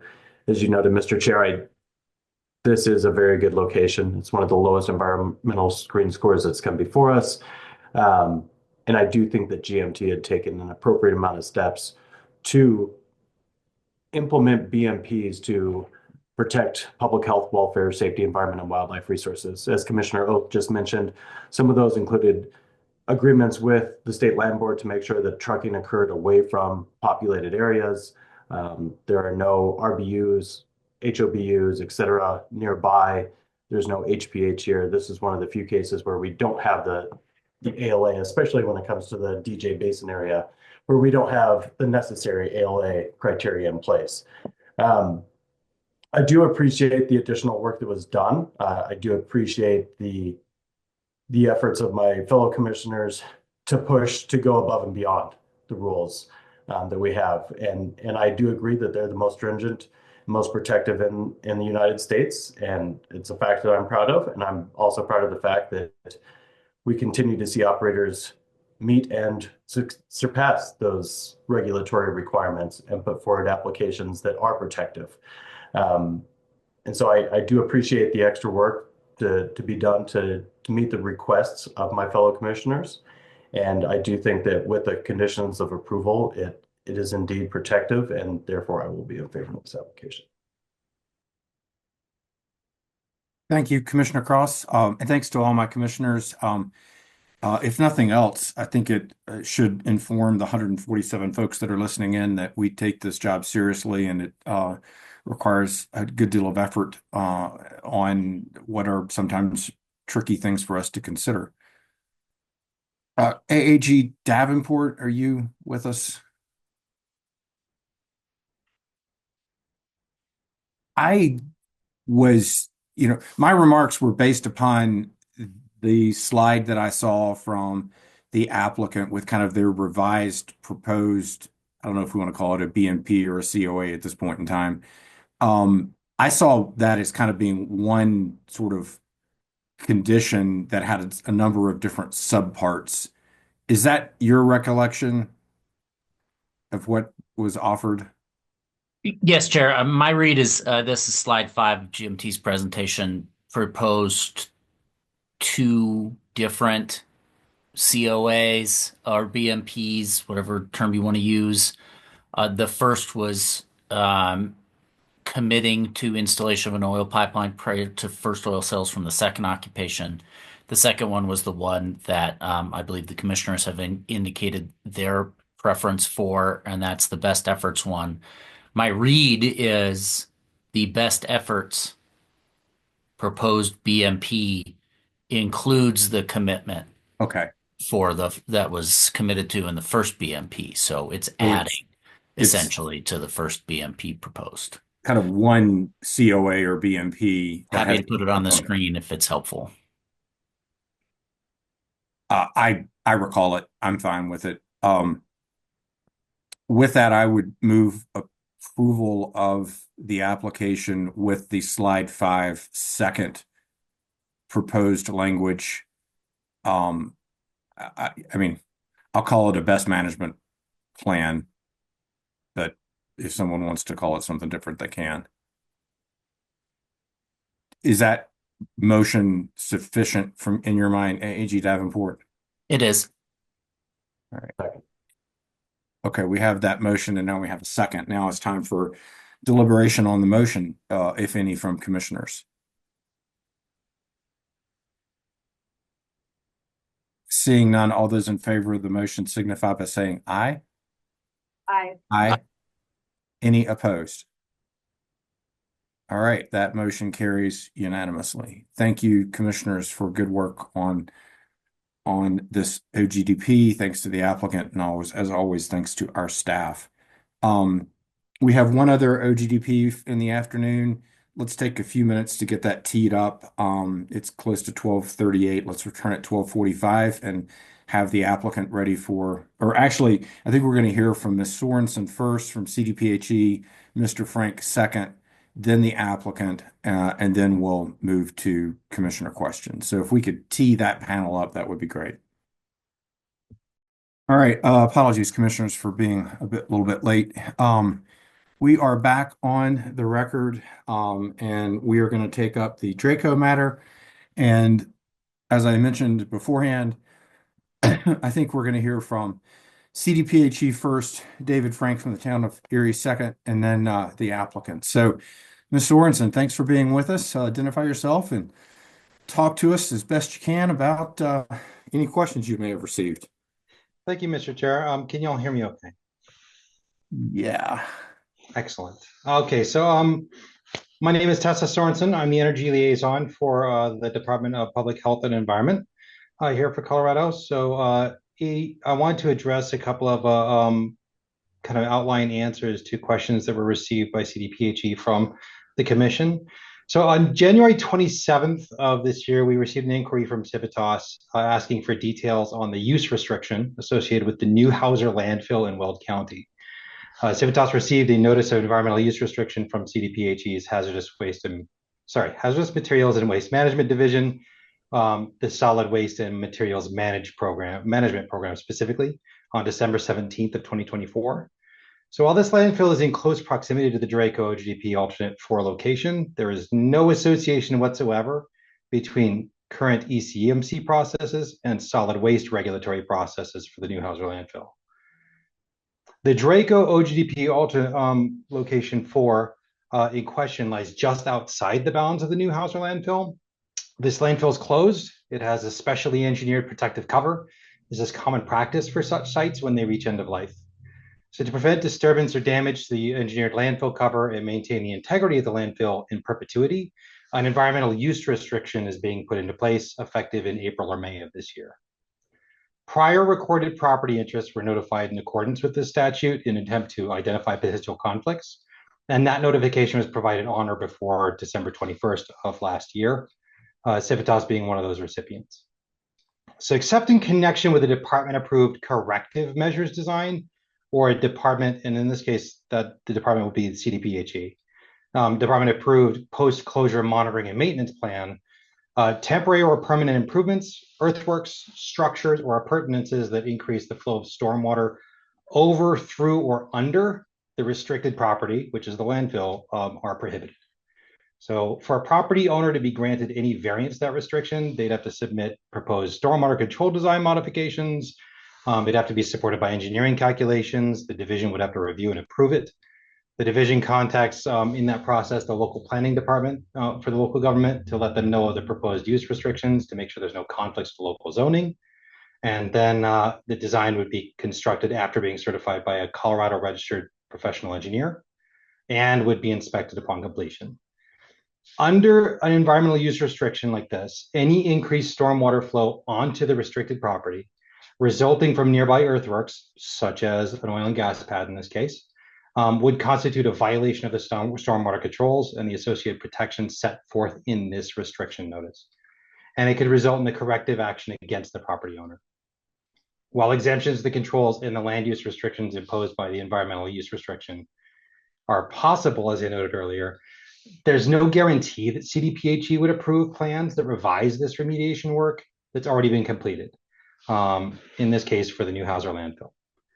Even if an exemption was approved by the town of Erie and CDPHE and completed and certified, if stormwater flows from the exempted location still flowed onto the restricted property because of an excessive stormwater event or something else, that exceed the approved modified controls, it would still result in a violation of the restriction, and it will potentially lead to stipulated corrective action to the property owner. We do have experts available to answer any further questions or to elaborate in greater detail for the benefit of the commission. Unfortunately, they are not available today. So they were available for prior to it getting rescheduled and but are not available today for this hearing. So further details deemed necessary by the commissioners to make an informed decision on this matter, let us know. We can find a hearing date which accommodates that testimony. Thank you, Ms. Sorensen. Quick follow-up question to that testimony. The designation on the landfill occurred recently. Is that just coincidental, or does it have anything to do with the pendingness of the Draco matter? Coincidental, purely coincidental, actually. It's part of the normal process. In fact, when Civitas inquired about this, I, of course, was aware of why Civitas was inquiring it based on my role with coordinating with ECMC. But actually, the Hazardous Waste Division was quite surprised they'd never heard of it. So okay. They were completely unaware of any processes going on in ECMC. So it's pure coincidence in this case. Great. Thank you for that. Commissioners, witness is open for questions. Further questions? Commissioner Messner? Thanks, Ms. Sorensen. And if you can't answer this, okay. But my understanding is that from your perspective that you've identified this as being not within the restriction, but just outside the restriction. Is that correct? Kind of. The restriction itself is for any flows onto the restricted property. Understood. So anything next to it that could flow onto the property is subject to the controls in the restriction. Right. But even if you're not building a road, the evaluated location itself is outside the restriction. So the primary concern here is stormwater management onto the location or the restricted area. Is that my understanding of the concerns of the restriction? Yes, they have to do with any flows that would happen from any extra disturbances that were not in place at the time of the restriction being put into place. So as it is right now, anything that would disturb an area next to it that would change water flows to go over, under, or through the closed landfill boundaries would be subject to this. And I'm just trying to better understand the restriction as a whole. So So if a whatever the proposed activity is that's adjacent to this restriction, if they are proposing something and have a stormwater management plan that indicates that flows are not going to go onto that area. I mean, how does that work, I guess? Is there a certain proximity to the restricted area that would require a CDPHE approved stormwater management plan? That would require Or an answer from an engineer with experience in stormwater engineering and design as part of this division. So that would be a question for one of the experts. We could certainly make available to you at a later time. Okay, and that's okay. I appreciate that. I was just curious how it worked.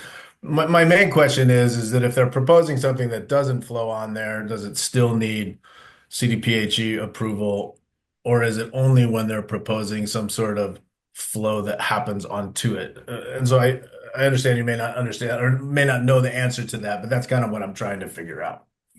Most stormwater management plans, as you are aware of them, Commissioner, tend to be COR for 40,000 or core 40,000 permits. Those are construction permits typically.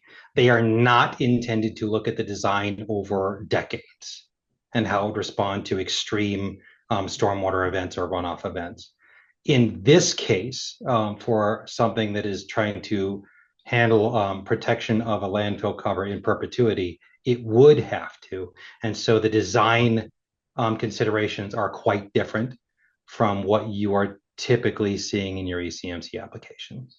Okay.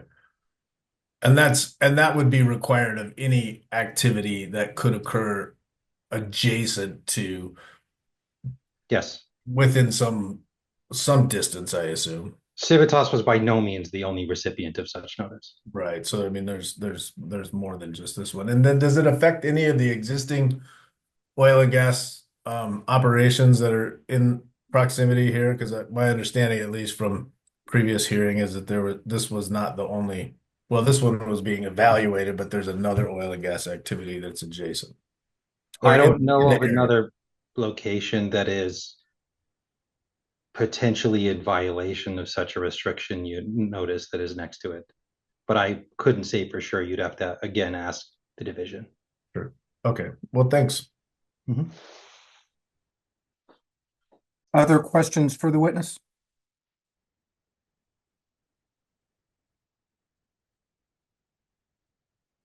Seeing no further questions, thank you very much for being with us. You might stick around if possible, and if something else comes up. I'll be here, Mr. Chair. Thank you. Mr. Frank, you are recognized. Hello, Chairman Robbins. Thank you so much for having me. Hello, Commission. First, the town of Erie would just like to extend its sincere gratitude for being invited to testify at this OGDP hearing. We are really grateful for the opportunity. Second, we'd like to extend our appreciation for the additional review that was provided by the applicant for the proposed alternative location 4. Given the extremely sensitive nature of the Newhouser landfill. Oh, sorry, I should back up. I'm David Frank, the Director of Environmental Services for the town of Erie. Sorry. So anyway, given the extensively sensitive nature of the Newhouser landfill restricted area, stormwater and runoff control must be very carefully considered in any adjacent land use proposal, certainly. And of course, we also recognize that final determination, whether AL4 or any reconfiguration thereof could accommodate the necessary stormwater controls would require approval by CDPH&E staff, of course. If the only viable alternative solution is to relocate 1,000 feet to the south, what's been dubbed AL 4.1, then the town does concur that such a location would indeed be a remote and speculative possibility, given the proximity to Vista Ridge, the neighborhood to the south. Now, that being said, the town would be very interested in hearing from CDPH&E experts and engineers whether there was any additional work or analysis associated with the drainage memo presented as Exhibit 4 in the applicant's pre-hearing statement, which was reviewed. And if they concur with the conclusions of that analysis that AL4, though located down gradient from the restricted area, and being, quote, designed to direct all runoff from the location southwest to a detention basin. The basin would discharge further southwest, where existing grade would naturally drain away from the restricted property, unquote, that, quote, there is no feasible way to ensure that stormwater or sediment from the pad's construction side slopes and sediment traps wouldn't enter the drainages along this west side of alternative location 4, ultimately flowing onto the restricted property, unquote. And if that is CDPH&E's conclusion, that such runoff would constitute a violation of that restricted notice. That being said about AL4, I have a few considerations about the Draco OGDP generally that I'd like to bring back before the Commission's attention. Chiefly that due to the proximity to a neighborhood which is currently under construction adjacent to the proposed Draco location, and that the drilling and spacing unit extends beneath several established neighborhoods in Erie, in an area where the EnviroScreen score for air toxic emissions are currently in the 96th percentile without additional ONG production. The town would request that the Commission here only consider approval of the Draco OGDP with the following 3 conditions of approval applied to any permit. First, the OGDP should be conditioned on the execution of access agreements, transportation impact analysis, and other local government permits, as well as the mitigation agreement reached between Extraction and Erie Land Company. Inclusion of these requirements and agreements as conditions of approval is important to the town to ensure compliance, as well as to facilitate some means of enforcement beyond litigation. Second, the town would request, and to our understanding, Extraction concurs, that the provisions of the previously abandoned well soil gas survey and monitoring agreement, as presented in the Exhibit A of the town's previous written comments, also be incorporated into the OGDP and Form 2A for the Draco pad and acknowledged by this Commission as a condition of approval. Once again, for to ensure compliance with that agreement and to facilitate enforcement. And then third, and this is really by far the most critical matter, the town feels that it is reasonable and necessary that this Commission include as a condition of approval a limit without exception for the duration of drilling completions and other pre-production activities to no later than October 15th, 2027. This date reflects the language of the development agreement for the Westerly neighborhood agreed to by Southern Land / Erie Land Company and the town of Erie, as the date prior to which the town is able to restrict issuance of certificates of occupancy for RBUs within 2,000 feet of Draco. That's to say that we are legally unable to prevent the occupation of those RBUs after this date, as these residential lots are already platted and some of them under construction. If this condition is not included in the OGDP and Form 2A, then the town would urge the Commission to evaluate Draco and its associated impacts based on the 66 residential building units within 2,000 feet from the pad and not the currently existing 5. Furthermore, the town would encourage the Commission to undertake a very minor rulemaking to impose a reasonable limit on pre-production occupation for all current and future oil and gas production facilities in the state of Colorado.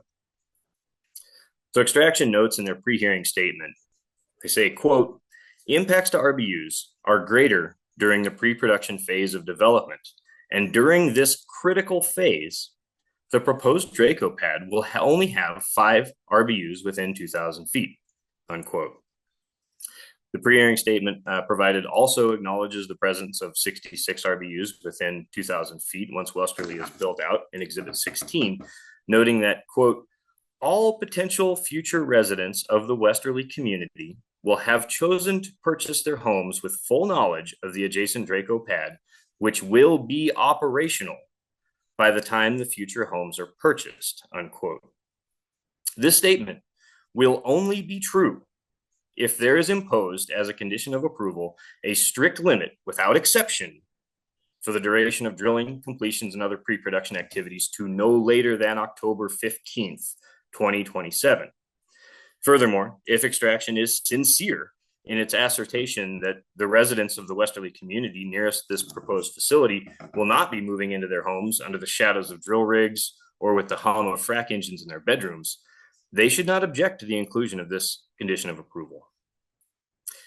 And then just a few final thoughts. The mitigation agreement between Extraction and Erie Land Co. It includes a requirement to pave half a mile of Weld County Road 6 to facilitate hauling of solid waste, such as drill cuttings, to the Front Range Regional Landfill. Obviously, the engineering, traffic studies, design, and construction itself of this paved section of road will take some considerable time to accommodate and must be completed prior to the initiation of any drilling at Draco, thus further restricting the time available for completions. If the commission contemplates approval of this OGDP, recognize that you are approving untested and previously untried 5-mile laterals, which are to be advanced under the homes of over 5,000 Colorado families. A proposition the operator will need to complete on a very short timeline.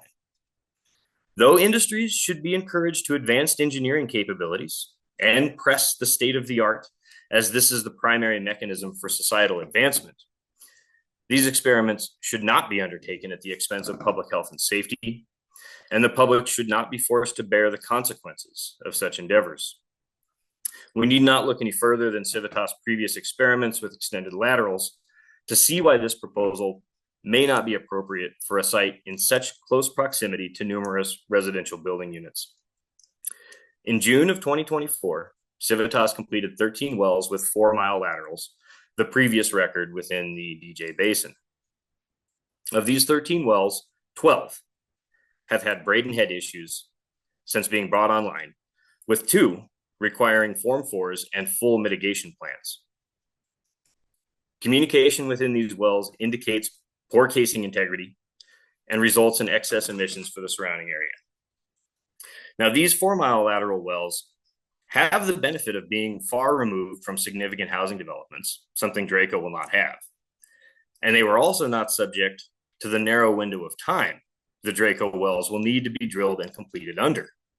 Can it be reasonably expected that wells with 25% longer laterals will be able to be safely drilled and completed without an extra burden on the surrounding community and then maintain proper integrity for the duration of their life cycle? I can't say that. And in your consideration of the Draco OGDP, I urge the commission to ask yourselves if approval truly protects public health, safety, welfare, the environment, and wildlife resources, given the extremely abbreviated window of time available before these efforts will be in extremely close proximity to a thriving community. Is this a project which should be rushed, thus increasing the likelihood of mistakes and the potential need to cut corners? Perhaps the first 5-mile laterals in the state of Colorado should be attempted far from towns and families, and under circumstances where the time needed to carefully test these uncharted waters is available. That's my prepared remarks. I will be here throughout the duration for any questions and comments from the commission. And again, I just really thank you and appreciate the opportunity. Thank you, Mr. Frank. Question for you on the proposed COAs or BMPs, whatever you want to call them. For 2 of them, it appears that the request is because you want ECMC to have enforcement authority around those sorts of things. And my question is, doesn't the town have enforcement authority with the agreement that it's reached?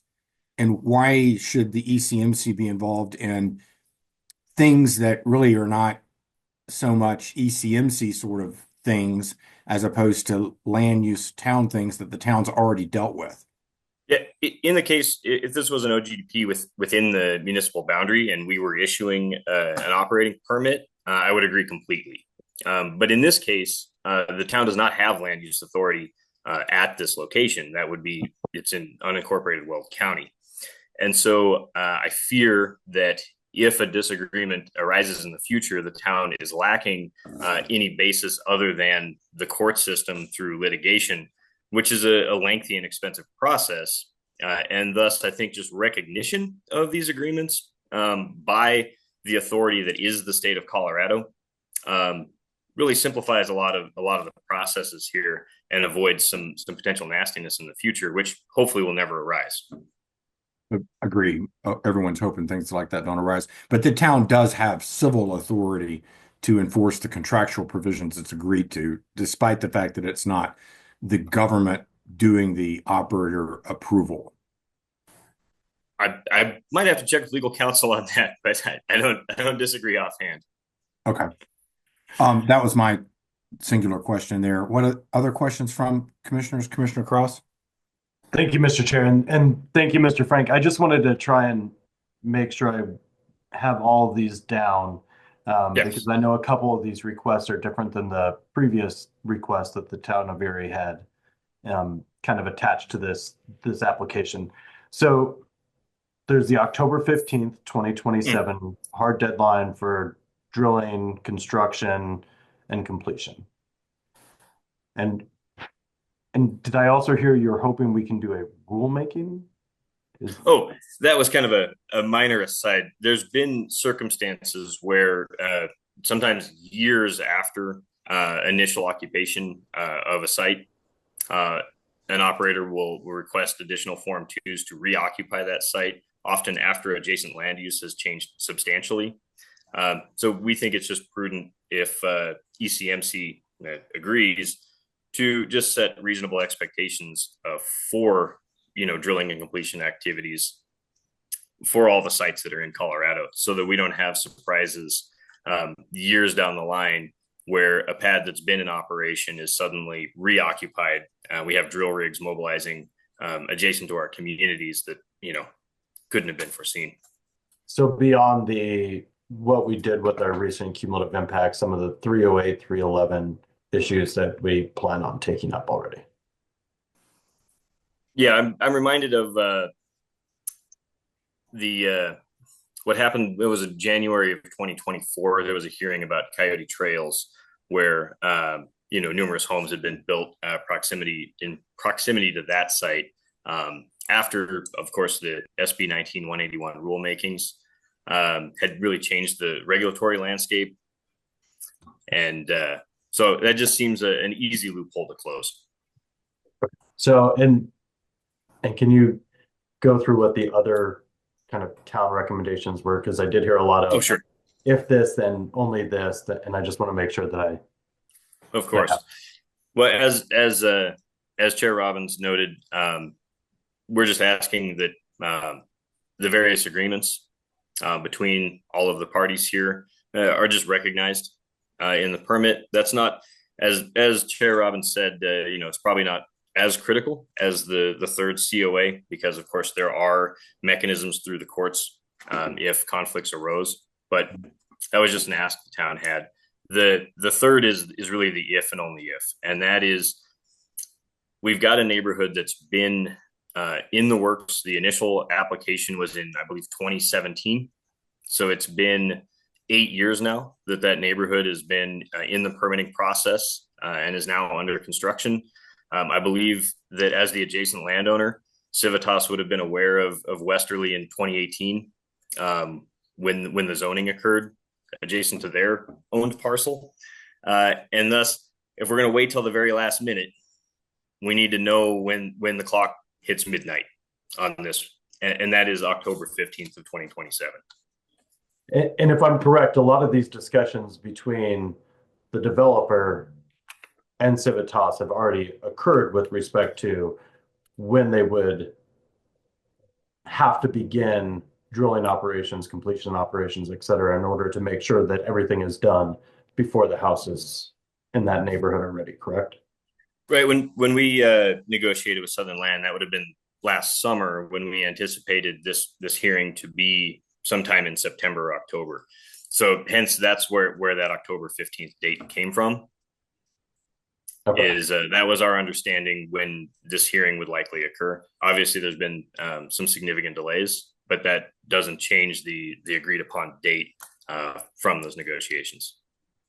Okay. And so the last thing I just want to make sure that I'm clear on as well is when this application had come before us before, including discussions during the 511 hearing that we had up in Erie, there was requests from the town of Erie with respect to, as we talked about, the paving, with respect to handling and monitoring some of the existing wells and plugging and abandoning of existing wells. These requests now are in addition to those prior requests, correct? No, in the November hearing, we laid out essentially these three same condition of approvals requested at that time. So our position has not changed substantially since November. Okay, but everything with respect to the monitoring, looking at some of the existing wells is still a request from the town. Yeah, so we worked with extraction. We identified, we presented countering lists of wells of concern, previously plugged wells, and mutually agreed on 6 that should be monitored. So nothing has changed in that regard. Okay, that's what I wanted to make sure I confirmed, is that there was changes from that as well. No. And then my final question, I know you talked about reviewing some of the information from CDPHE, and you talked about hoping that they could do a further analysis on that. But you said, if that's the case, are you asking them to do something on a hypothetical situation here, or only if this is ultimately a decision that analysis occur? The town is just curious, what analysis CDPHE has done. If they concur with that memorandum that was provided in the pre-hearing statement and reach the same conclusions, or if those are the conclusions of the applicant and a third-party contractor, and if CDPHE has done a similar analysis. Okay, I just wanted, because I thought you were asking for analysis if this was to happen, and I wasn't sure if you were hoping that would be something done before any kind of approval is done. Okay, I just wanted to make sure. No, not necessarily. And I want to thank Ms. Sorensen for her testimony. And she alluded to experts potentially being available. It piqued my curiosity what that division has determined. Okay. All right, I'm not, since Ms. Sorensen elevated, I'm not sure if she had an answer to that, but I believe that's all the questions that I had for Mr. Frank. Thank you. Thank you. Ms. Sorensen, we'll get to you in just a sec. Let me see if there are other questions for Mr. Frank. Commissioner Messner? Thanks, Mr. Frank, for being here and testifying on behalf of the town of Erie. So I've got a few different questions here. So one of the, I guess, directions that we provided the applicant at the end of last hearing is to work with the town of Erie to evaluate this alternative to better understand the regulatory path forward for permitting, as the applicant had indicated in the last hearing that there was not a clear regulatory path forward for permitting within the jurisdiction of the town of Erie. It was also identified in the last hearing that from a sensitive receptor standpoint, and this is before the CDPHE restriction piece, right? So I acknowledge that. But that there was potentially less sensitive receptors associated with this alternative within the jurisdiction of the town of Erie. What I'm hearing you say today is because of the restrictions that are now put in place by CDPHE that, well, tell me if this is what you're saying or not, but that you do not see this as a viable alternative any longer? I would say if it's necessary to move AL4 1,000 feet to the south, that AL 4.1 is probably not viable in the view of the town. As to whether AL4 in its current position, its original position, excuse me, is viable, I think that's a determination that would have to come from CDPH&E, whether or not there is a potential violation of that restricted order. As for the permitting process through the town, we did meet with Extraction, I believe it was December 16th, and discussed what the permitting process looks like, what the zoning process looks like for not just oil and gas, but any land use in the town, what the likely timeline was on that process, and how fast they asked how fast could this potentially happen. We gave them some guidance on that. But it's difficult to analyze without, a full oil and gas plan, what exactly the impacts would be here. Obviously, at Draco, you've got fully electrified line powered rigs. Is that possible at alternative location 4? I'm not sure. Okay, well, let me ask you the same question that you asked CDPHE then. Yes. So the applicant, Civitas, has provided a summary of the interactions that they've had with the town of Erie, and whether or not there was a clear path forward for a permit process within the jurisdiction of the town of Erie. Is it accurate the way that they've depicted that? I'll say this, after SB 19181 and municipalities and other local governments were granted the authority of land use vis-a-vis oil and gas operations, we adopted into our code procedure and requirements for an oil and gas permit. We have not seen an application to date, so this process has yet to be tested, but we're confident that the provisions in our municipal code are thorough and provide a path toward permitting and lay out the requirements necessary. Okay, but there was a bunch of assumptions that were made within the motion that was provided, or the hearing statement that was provided by Civitas, that, well, and some of the exhibits as well, that kind of provided their perspective on the permitting process for the town of Erie, which may have helped them come to a determination that there's not still a clear path forward for them. My question is, do you agree with what's being presented in those exhibits and in the presentation, or would you refute anything that was being presented? I don't think it's a reasonable conclusion that gaining a permit through the town of Erie is a impossible or necessarily unlikely event. That it would be what was the term, speculative. So no, I don't necessarily disagree with the.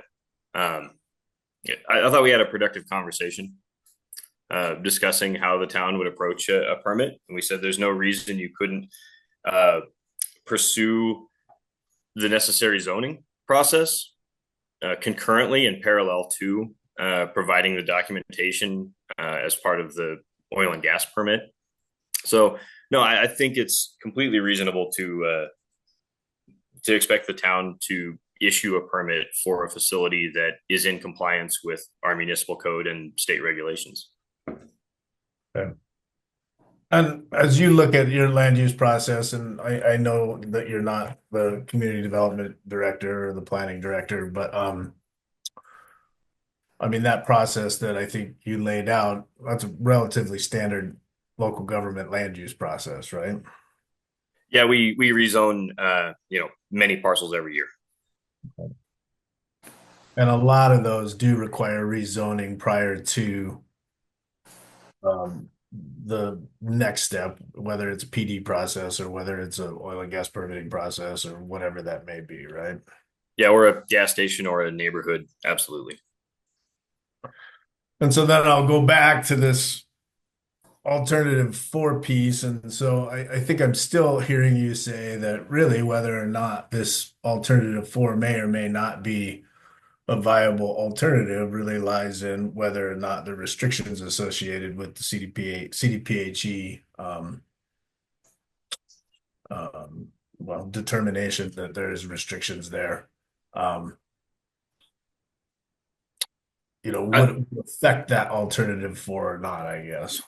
I will say that would be, the initial hurdle. Like if that doesn't follow, then none of the rest of it will, right? That could be a fatal flaw. If that bar were cleared, I could potentially speculate on staff recommendations, at least from my department. However, the actions of our planning commission and then of course our elected officials are by their nature unpredictable. Sure, but ultimately, unless they want to face a legal challenge, just like this commission would have to follow their own rules and regulations, correct? Yes, correct. This is a country of law, not of justice, right?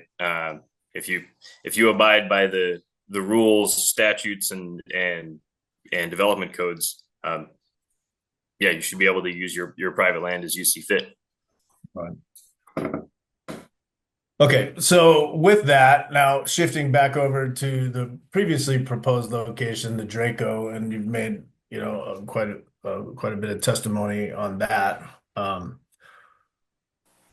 So, and I'm asking these questions to remind myself, but my notes had 77 RBUs, but you're saying 66. And so, Yeah. just trying to better understand that. Yeah, I just went with the more conservative of the two numbers. When I reached out to our GIS department and said, "Hey, can you count the lots?" They came back with 72 plus the 5 existing. Civitas in their pre-hearing statement identified 66. To me, you were talking 6 homes. It's kind of splitting hairs, given that the total is pretty large. And so I just opted for the more conservative number. It could be that some of those lots, a portion of the lot is within 2,000 feet and thus cleared our bar for counting, but the building unit itself would be outside and thus didn't clear their bar. I'm speculating a bit. Okay, that's fair. And then talk to me again about the proposed school plot that was part of that subdivision approval. Yeah, the school site is due north. If you give me a minute, I can give you a rough guess on just how far north. But I believe it was about 1,500 feet. But don't quote me on that until I have a chance to get out a ruler. That's okay. I'm skilled enough in GIS to be dangerous, but not much more than that. We have it in other documentation as well, but I'm just trying to remember. And then how does that school plot again become part of that subdivision approval at the local government level? Right. So I believe that, and this is maybe a question for our planning and development division, but it's my understanding that part of the development agreement and annexation agreement to approve the westerly development was that a site would be identified and deeded to St. Vrain Valley School District for development of a school site. That parcel that's been identified is about 1,500 feet to the north. I know that St. Vrain Valley School District is aware of the Draco proposal.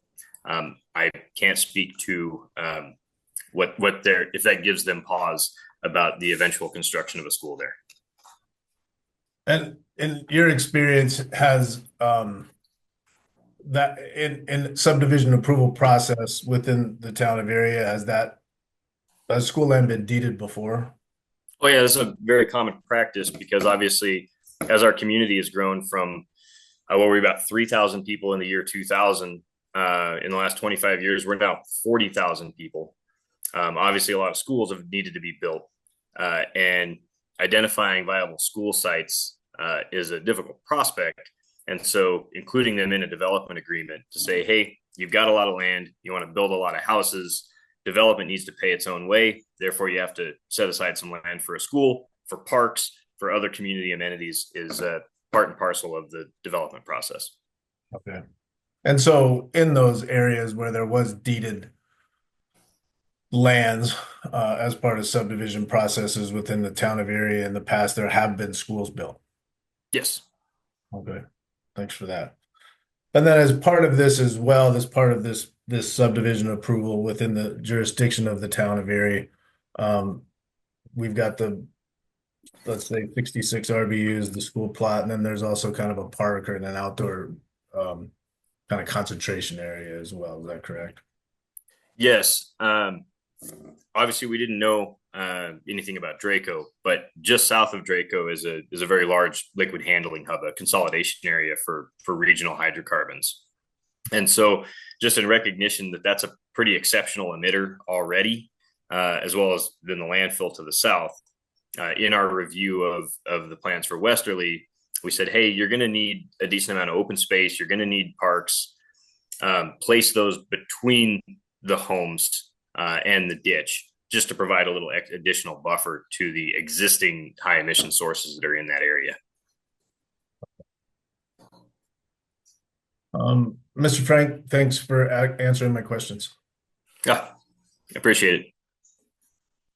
Further questions for Mr. Frank?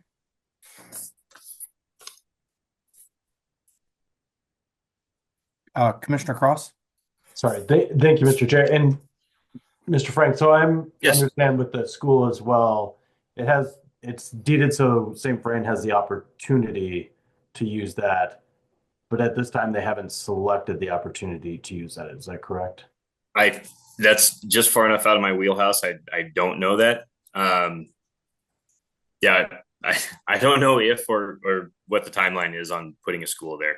It's sort of, yeah, the school district likes to keep its options open because obviously they don't know. They need to plan quite a ways out ahead. Least we end up with overpopulated schools that, overcrowding. Do you know if there's a timeline by which they have to do it, or is it's permanently deeded that it could be there is the option? Again, I'm not entirely certain, but it's my understanding that they would own that parcel, and then would have the option to use it as they see fit. Okay. That's helpful. Thank you. Other questions for Mr. Frank?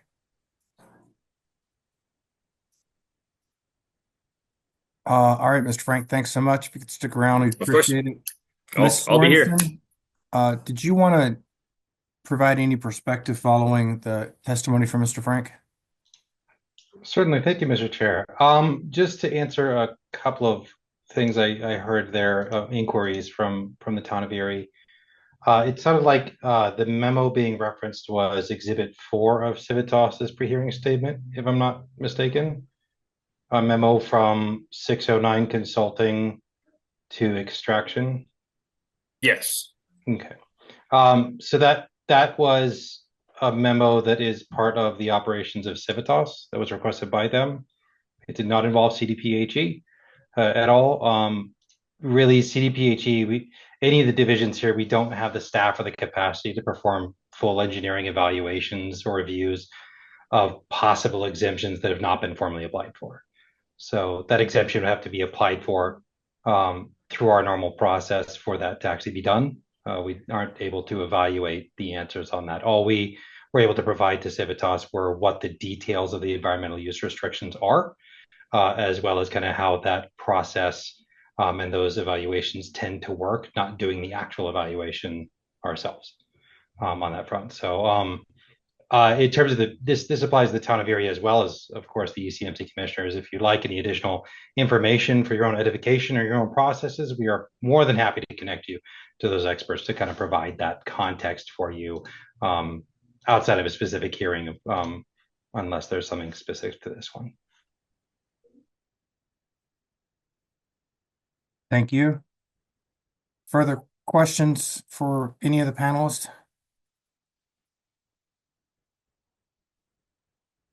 All right, well then we'll let both of you visualize away and we'll bring on board Extraction and its team for its presentation. Ms. Fulcher, we've done this a few times. I don't know that it's necessary to re-swear in witnesses if they've already been sworn in twice. But I do see AG Davenport has shown up. What are your thoughts, AG Davenport? Commission's pleasure. I think we can direct if the witnesses have been previously sworn in on the same matter. I think it's sufficient to direct them to understand that they're still under oath in the testimony that they give today, either voluntarily or through questions from commissioners.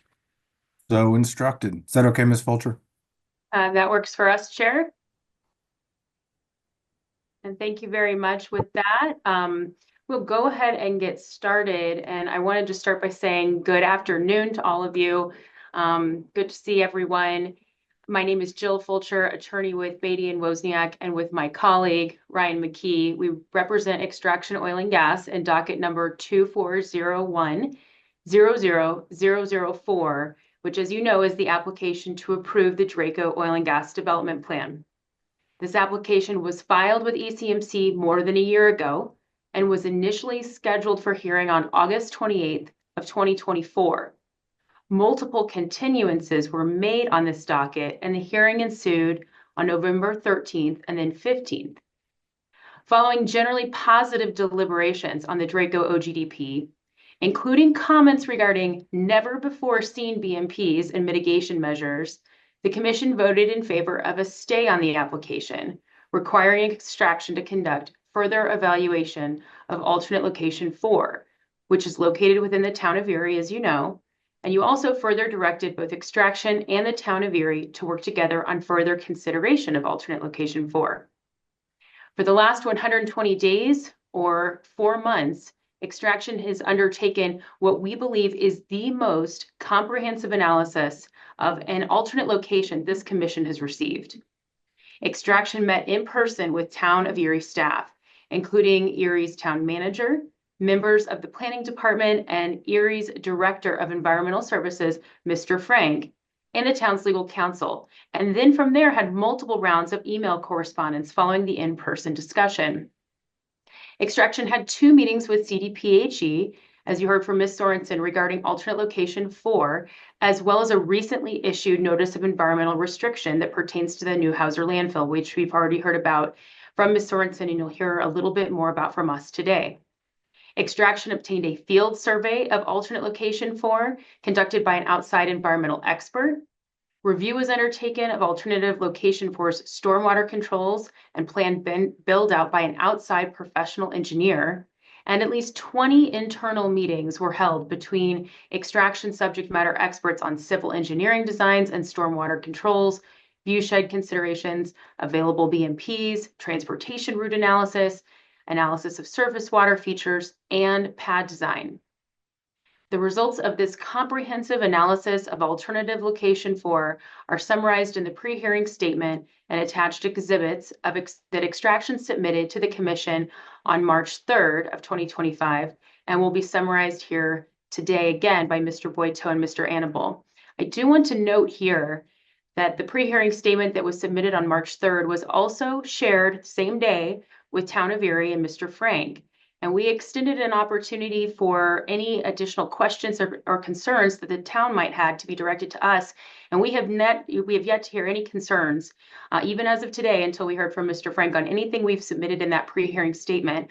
Commissioner Messner, you asked if Mr. Frank would refute anything that was stated in that pre-hearing statement, including the exhibits that summarized the emails of the meetings and our takeaways. And no corrections have ever been made to Extraction from the takeaways from those meetings. So I did want to point that out here. Through this evaluation, Extraction concludes that the Draco pad and OGDP best avoids, minimizes, and mitigates potential impacts to the public environment and wildlife over any potential alternative location that can access the target minerals and should be approved today by ECMC. With that, I'll turn our presentation over to Mr. Annable.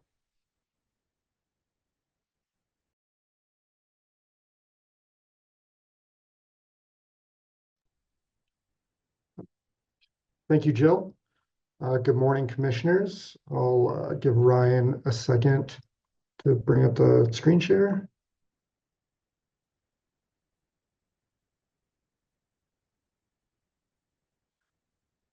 Perfect.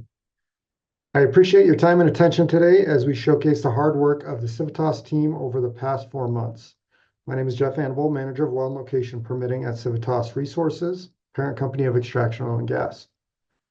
Today, we'll cover the following key topics.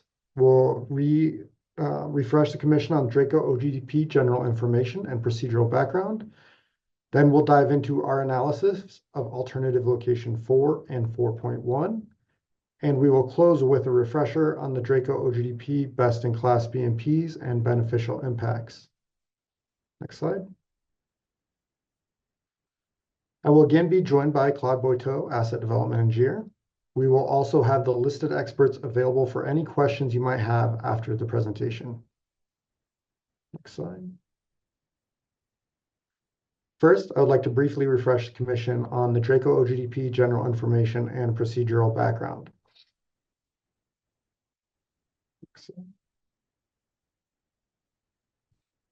As presented in November 2024, the Draco OGDP includes a new oil and gas location, the Draco Pad, situated in Weld County.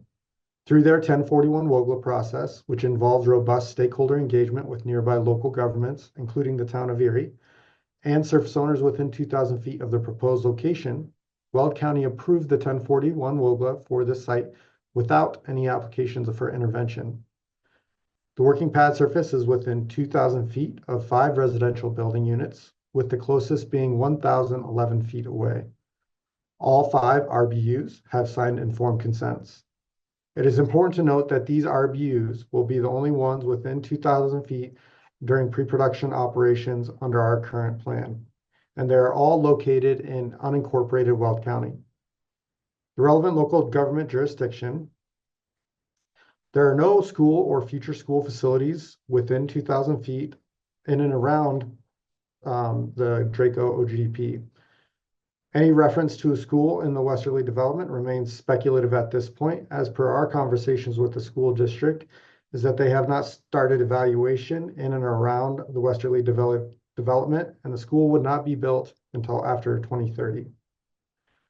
One ALA criteria is triggered as part of the location siting. Criteria number 1, a residential building unit is less than 2,000 feet from the working pad surface.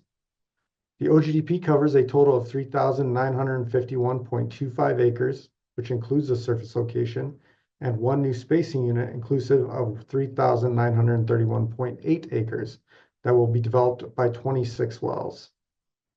Next slide. Next, I would like to refresh commission on the historical procedural background leading up to the last hearing. The only update is that the Draco OGDP was indefinitely stayed at the November 15th hearing. Next slide. Now I'd like to provide a list of meetings, engagements, and milestones that have occurred since the Draco OGDP was indefinitely stayed. As you can see, we have had extensive engagement with the town of Erie and the Colorado Department of Health and Environment, both of which I would like to thank for their time and collaboration while we investigated the feasibility of alternative location 4. Now I'd like to hand the presentation over to Claude Boiteau, Asset Development Engineer.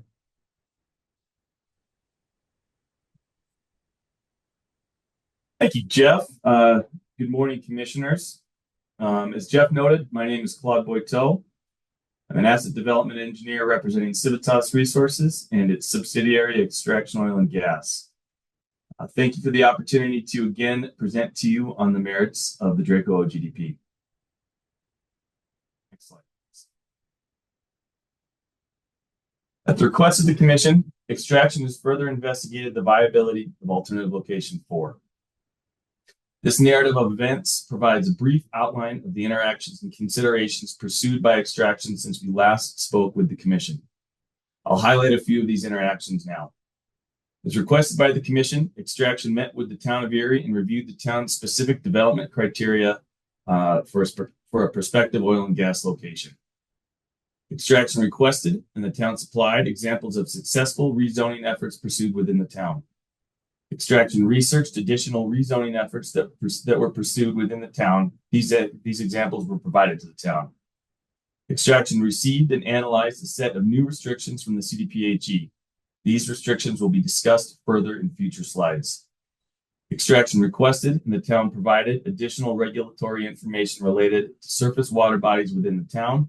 And finally, Extraction pursued multiple engagements with CDPHE to better understand the implications of the new stormwater restrictions and the impact of those restrictions on the alternative location. Ultimately, extraction not only considered the possibility of locating development operations within the town of Erie at alternative location 4, but another location not previously considered as part of the original OGDP. These discussions and investigations will be reviewed in future slides. Next slide, please. Thank you. As a component of additional investigation and research of alternative location 4, and in response to the direction provided by the Commission during previous ECMC hearings on the Draco OGDP, Extraction pursued numerous engagements with both the town of Erie and the CDPHE for the benefit of the Commission and providing this curated listing of engagements pursued by Extraction with these parties.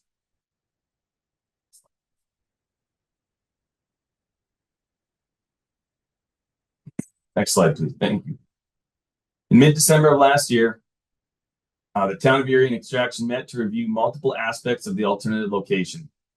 It was at this meeting where Extraction learned that the town has no preference between the proposed Draco location and the alternative location 4. During continued engagements with the town over intervening months, the town has not re-articulated or modified this stance.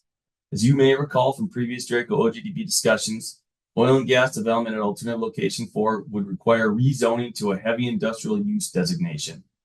While the town supplied examples of successful rezoning efforts pursued within the town, it was clarified that no prognostications could be made regarding the success of future rezoning efforts associated with alternative location 4. It was confirmed that rezoning efforts would require multiple engagements with the nearby neighborhood of Vista Ridge, no doubt impacting the timeline and any potential for a successful rezoning effort. The town further clarified that even if rezoning efforts were undertaken and a recommendation to rezone was provided by town staff, there would be no way to ensure that rezoning would be approved by town council. Next slide, please. Alternative location 4 faces additional challenges. As described, the parcel does not meet the town's zoning requirements to support an oil and gas location. Additionally, location 4 is not supportive of multiple town of Erie setback requirements, nor does it conform with requirements associated with known geologic hazards. Next slide, please. The town's code describes surface water bodies as any surface waters which are contained in or flow through the town. Alternative location 4 is sited within 500 feet of multiple water features that would likely constitute surface water bodies under the town's code. Conversations with the town representatives indicate that the Uniform Development Code can be reasonably interpreted to include more than just the specific water bodies included in the code. No regulatory off-ramp exists within the town's code to allow for a siting of an oil and gas location within 500 feet of a surface water body buffer. Next slide, please. As part of ongoing discussions, the town further indicated that the intermittent stream located to the north of alternative location 4 should be avoided. A similar surface water body exists to the south of alternative location and will also likely need to be avoided. The existence of these water features severely limits the ability to locate alternative location 4 in alignment with the town's Uniform Development Code as it relates to surface water bodies. Next slide, please. In early January, after the continuance of the Draco OGDP hearings and after Extraction met with the town of Erie, Extraction received the Notice of Environmental Use Restriction issued by the CDPHE for the historic landfill commonly referred to as the Newhauser landfill. This landfill was used for improper and unauthorized dumping and discharge of materials violative of the Colorado Hazardous Waste Act. The notice stipulates environmental use restrictions associated with the installation of landfill cover and the existence of residual groundwater contamination originating from the site's former use. The proposed restrictions prohibit certain uses of the restricted property and adjacent lands. The restricted property consists of 2 remediated portions of the historic landfill and a surrounding buffer area. These areas are reflected in the imagery by the orange and blue dashed lines. The remediated cap areas in the buffer area are collectively referred to in the CDPHE restrictive notice as the restricted property. As will be explained shortly, alternative location 4 borders the restricted property. It is the purpose of the restrictive notice as described by CDPHE to undertake certain groundwater remedial activities, establish control areas, and to restrict certain future uses of the restricted property. This includes activities that may impact stormwater flows into the restricted property. The CDPHE restricted notice was supplied to the Commission as part of the pre-hearing statement. Next slide, please. Thank you. The controls outlined in the CDPHE restricted notice directly impact the alternative location 4. Stormwater flows from alternative location onto the restricted property would constitute a violation of the protections imposed by the restricted notice. Any violation of the restricted notice could result in a corrective action imposed by CDPHE, limiting the ability to operate from the alternative location or stipulating corrective measures to be conducted by the property owner within the restricted property boundaries. Exemptions to the CDPHE restricted notice are possible, but require design, approval, and implementation of modified stormwater controls within the restricted property. Next slide, please. Thank you. Proposed modifications to the stormwater controls in the restricted property would require approval by the town of Erie and the CDPHE prior to installation. CDPHE would not approve plans modifying stormwater controls within the restricted property if approval of the same plans was not first granted by the town. Now, I realize I provided a lot of information to you in the previous slides. We've referenced numerous terms, restrictive notice, restricted properties, buffers, caps. All this information can be summarized in a few main points. CDPHE restrictive notice regulates property that is located adjacent to alternative location 4. Any increase in stormwater flows into the restricted property will result in a violation of the CDPHE restrictive notice. An exemption process exists. However, any exemption will require the property owner to physically enter and alter the restricted property and could ultimately still result in a violation. The restrictive notice is yet another hurdle to an already challenged and comparatively less feasible surface location. Next slide, please. Thank you. Now I'll take a few minutes to discuss alternative location 4 in greater detail relative to the restricted notice. The alternative location was designed and positioned on the available and usable land within the parcel to maximize distances between the closest residential building units and the boundary of the oil and gas location. This priority places the northern boundaries of the oil and gas location 4 and 6 feet from the boundary of the CDPHE restricted property. The contours and constructed side slopes of the oil and gas location direct stormwater towards the restricted property. As you can see in the enlarged imagery, the proximal nature of the boundary of the oil and gas location to the restricted property is problematic. This proximal location, combined with the slopes of the existing topographical relief bordering the oil and gas location, result in natural channeling features that can be identified in the plans for alternative location 4. It would seem that slightly increasing the distance between the boundary of the oil and gas location and the CDPHE restricted property is a potential solution. Unfortunately, these small modifications to the siting of alternative location 4 are not possible. The oil and gas location is constrained on the southern boundary by a naturally occurring intermittent drainage feature, highlighted in the imagery by the dashed orange oval. The existence of this topographical feature makes small adjustments to the pad that would result in alternative location 4 covering the intermittent drainage feature impractical. Both Extraction's third-party civil consultant and Extraction's internal civil engineering subject matter experts have advised against relocating alternative location 4 in a manner that would fill or cover the existing intermittent drainage feature.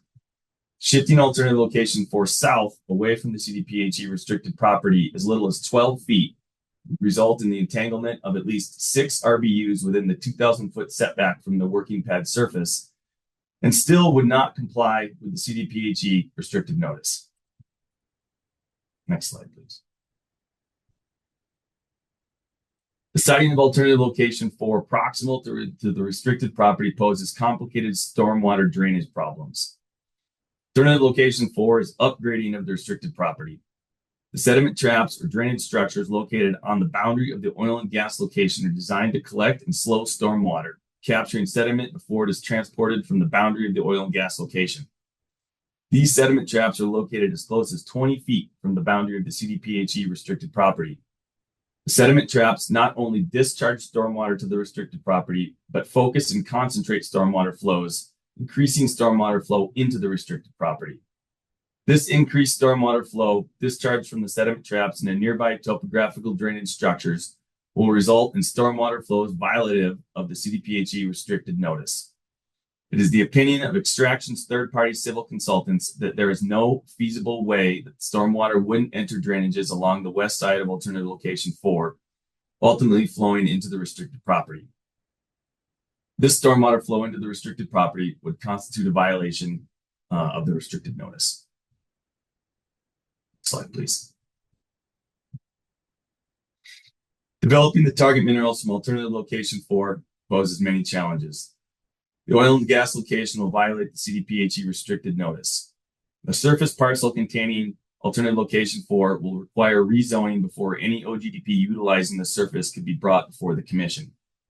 Slightly relocating alternative location 4 to increase distances between the oil and gas location and the boundary of the restricted property is impractical, would not rectify the conflicts with the CDPHE restrictive notice, and would impact proximal residential building units. Based on information received from the town of Erie, it is unlikely that alternative location 4 can be located to align with the town's 500-foot surface water body setback requirement.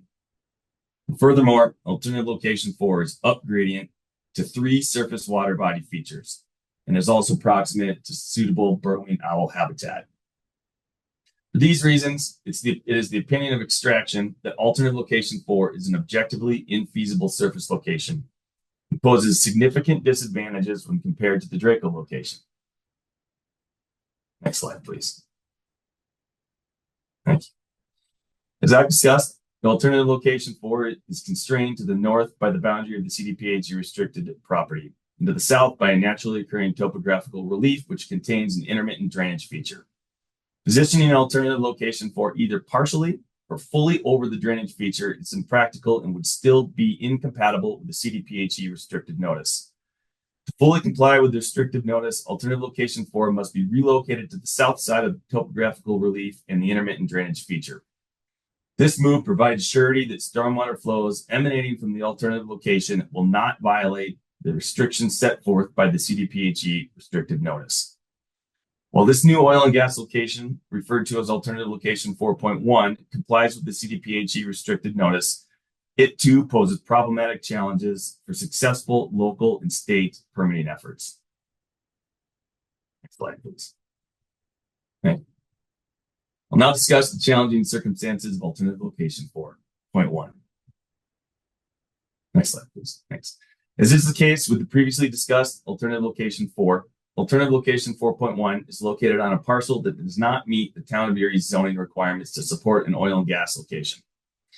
Additionally, alternative location 4.1 does not meet the town's setback requirements from platted residential lots, nor is it reasonably anticipated to conform with the town's 500-foot surface water setback requirement. Next slide, please. The circumstances of alternative location 4.1 relative to the potential surface water bodies can be described similarly to those discussed associated with the alternative location 4.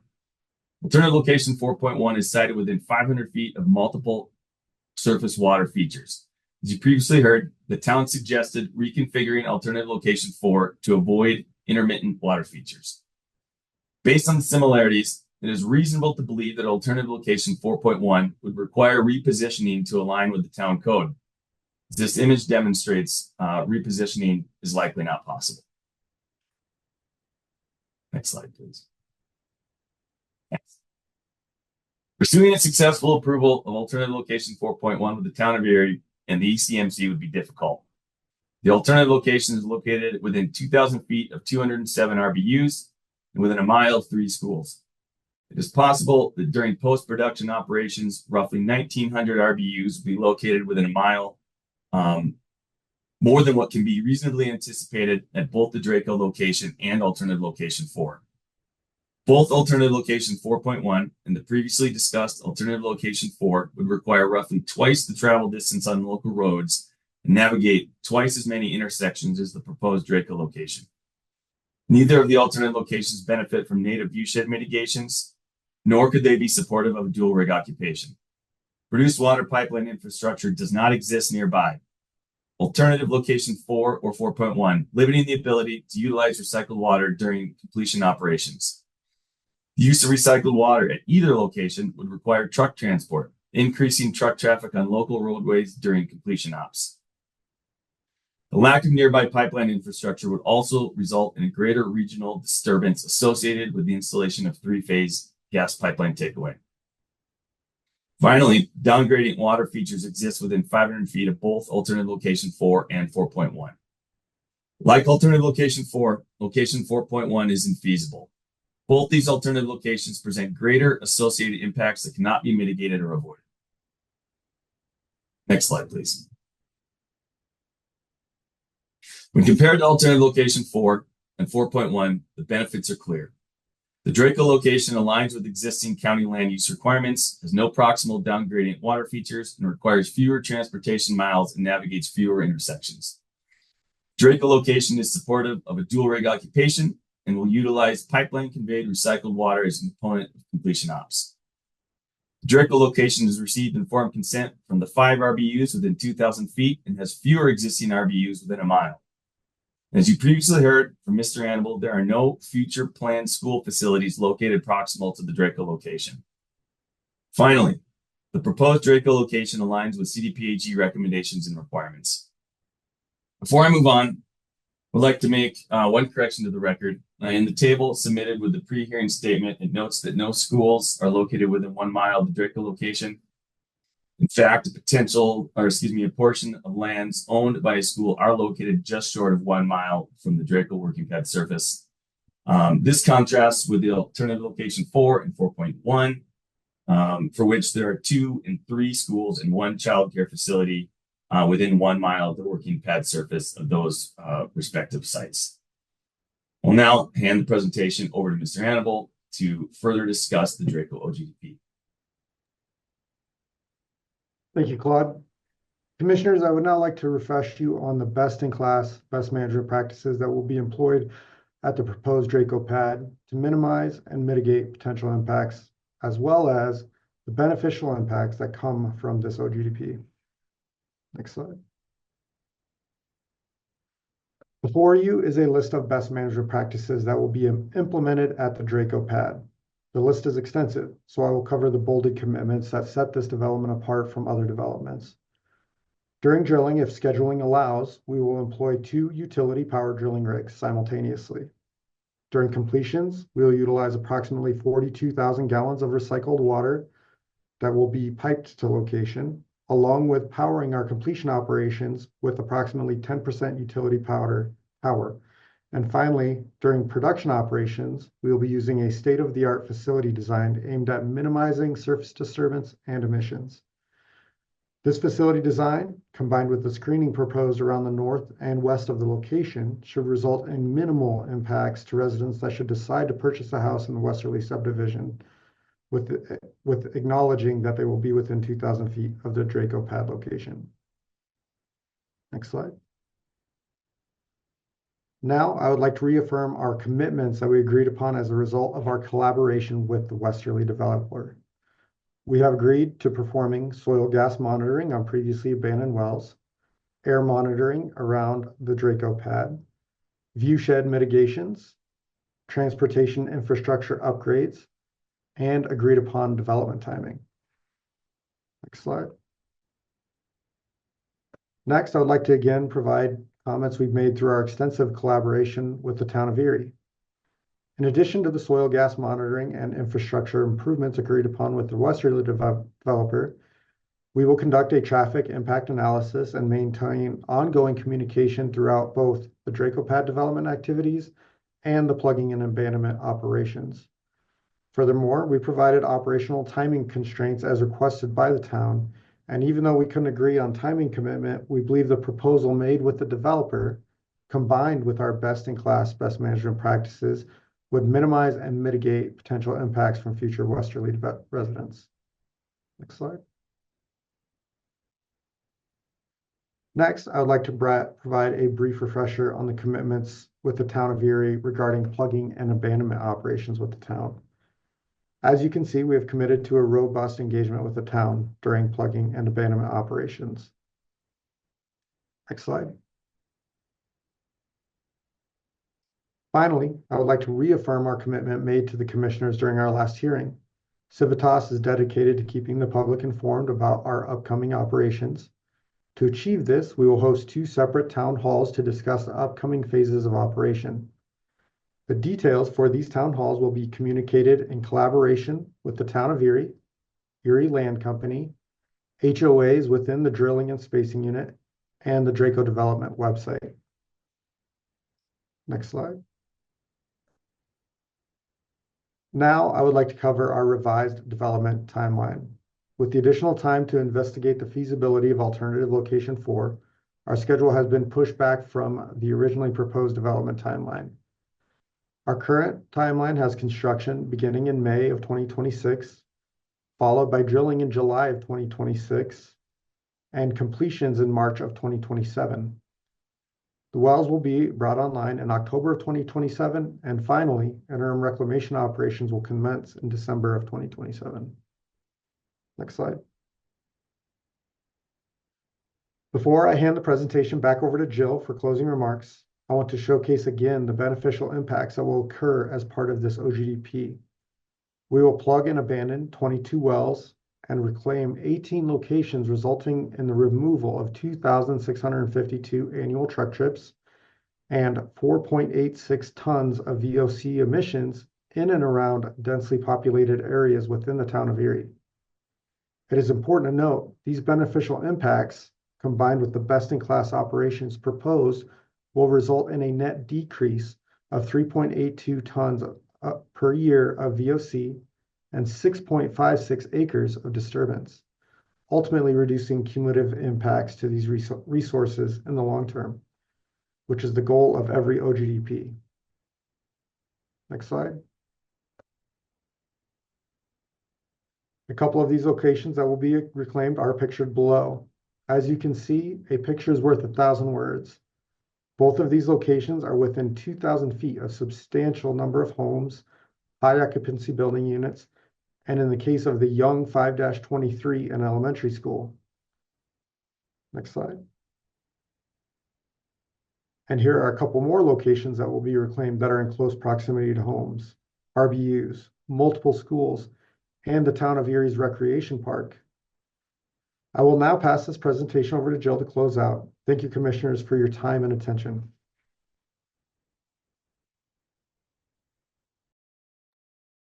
Thank you very much, Jeff. And thank you, commissioners, again for your time and attention here today, but also for all of the time and attention you've given to this docket. We know it's been a lengthy process. I'm going to ask Ryan to go ahead and just stop the screen share. I don't think right now you need the summary of our requested relief and for approval.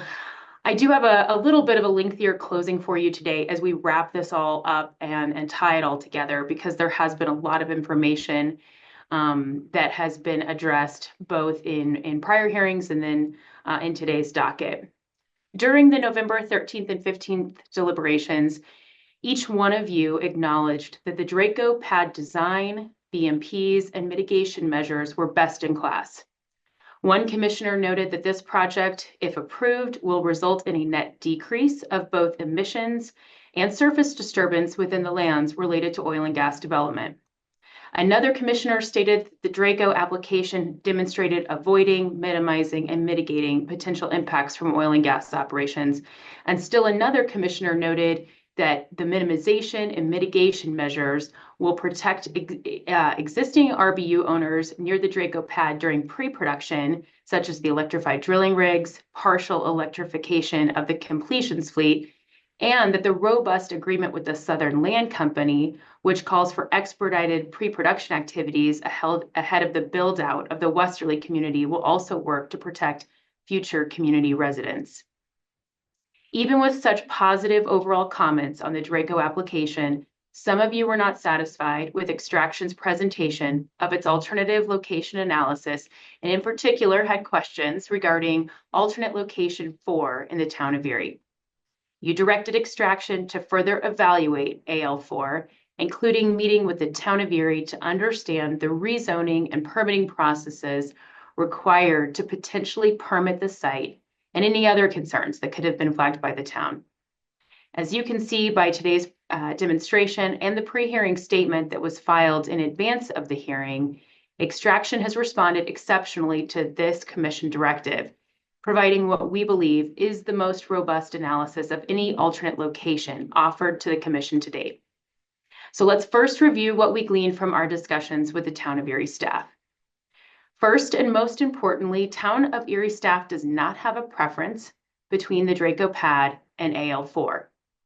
This question was posed directly to town staff in our December 16th meeting, and this lack of preference was twice expressed during that meeting and never changed in any subsequent correspondence.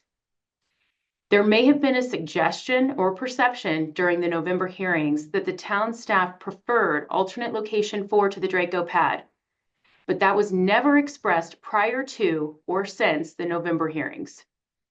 Second, alternate location 4 must be rezoned to heavy industrial uses before it could ever be issued an oil and gas location permit by the Town of Erie.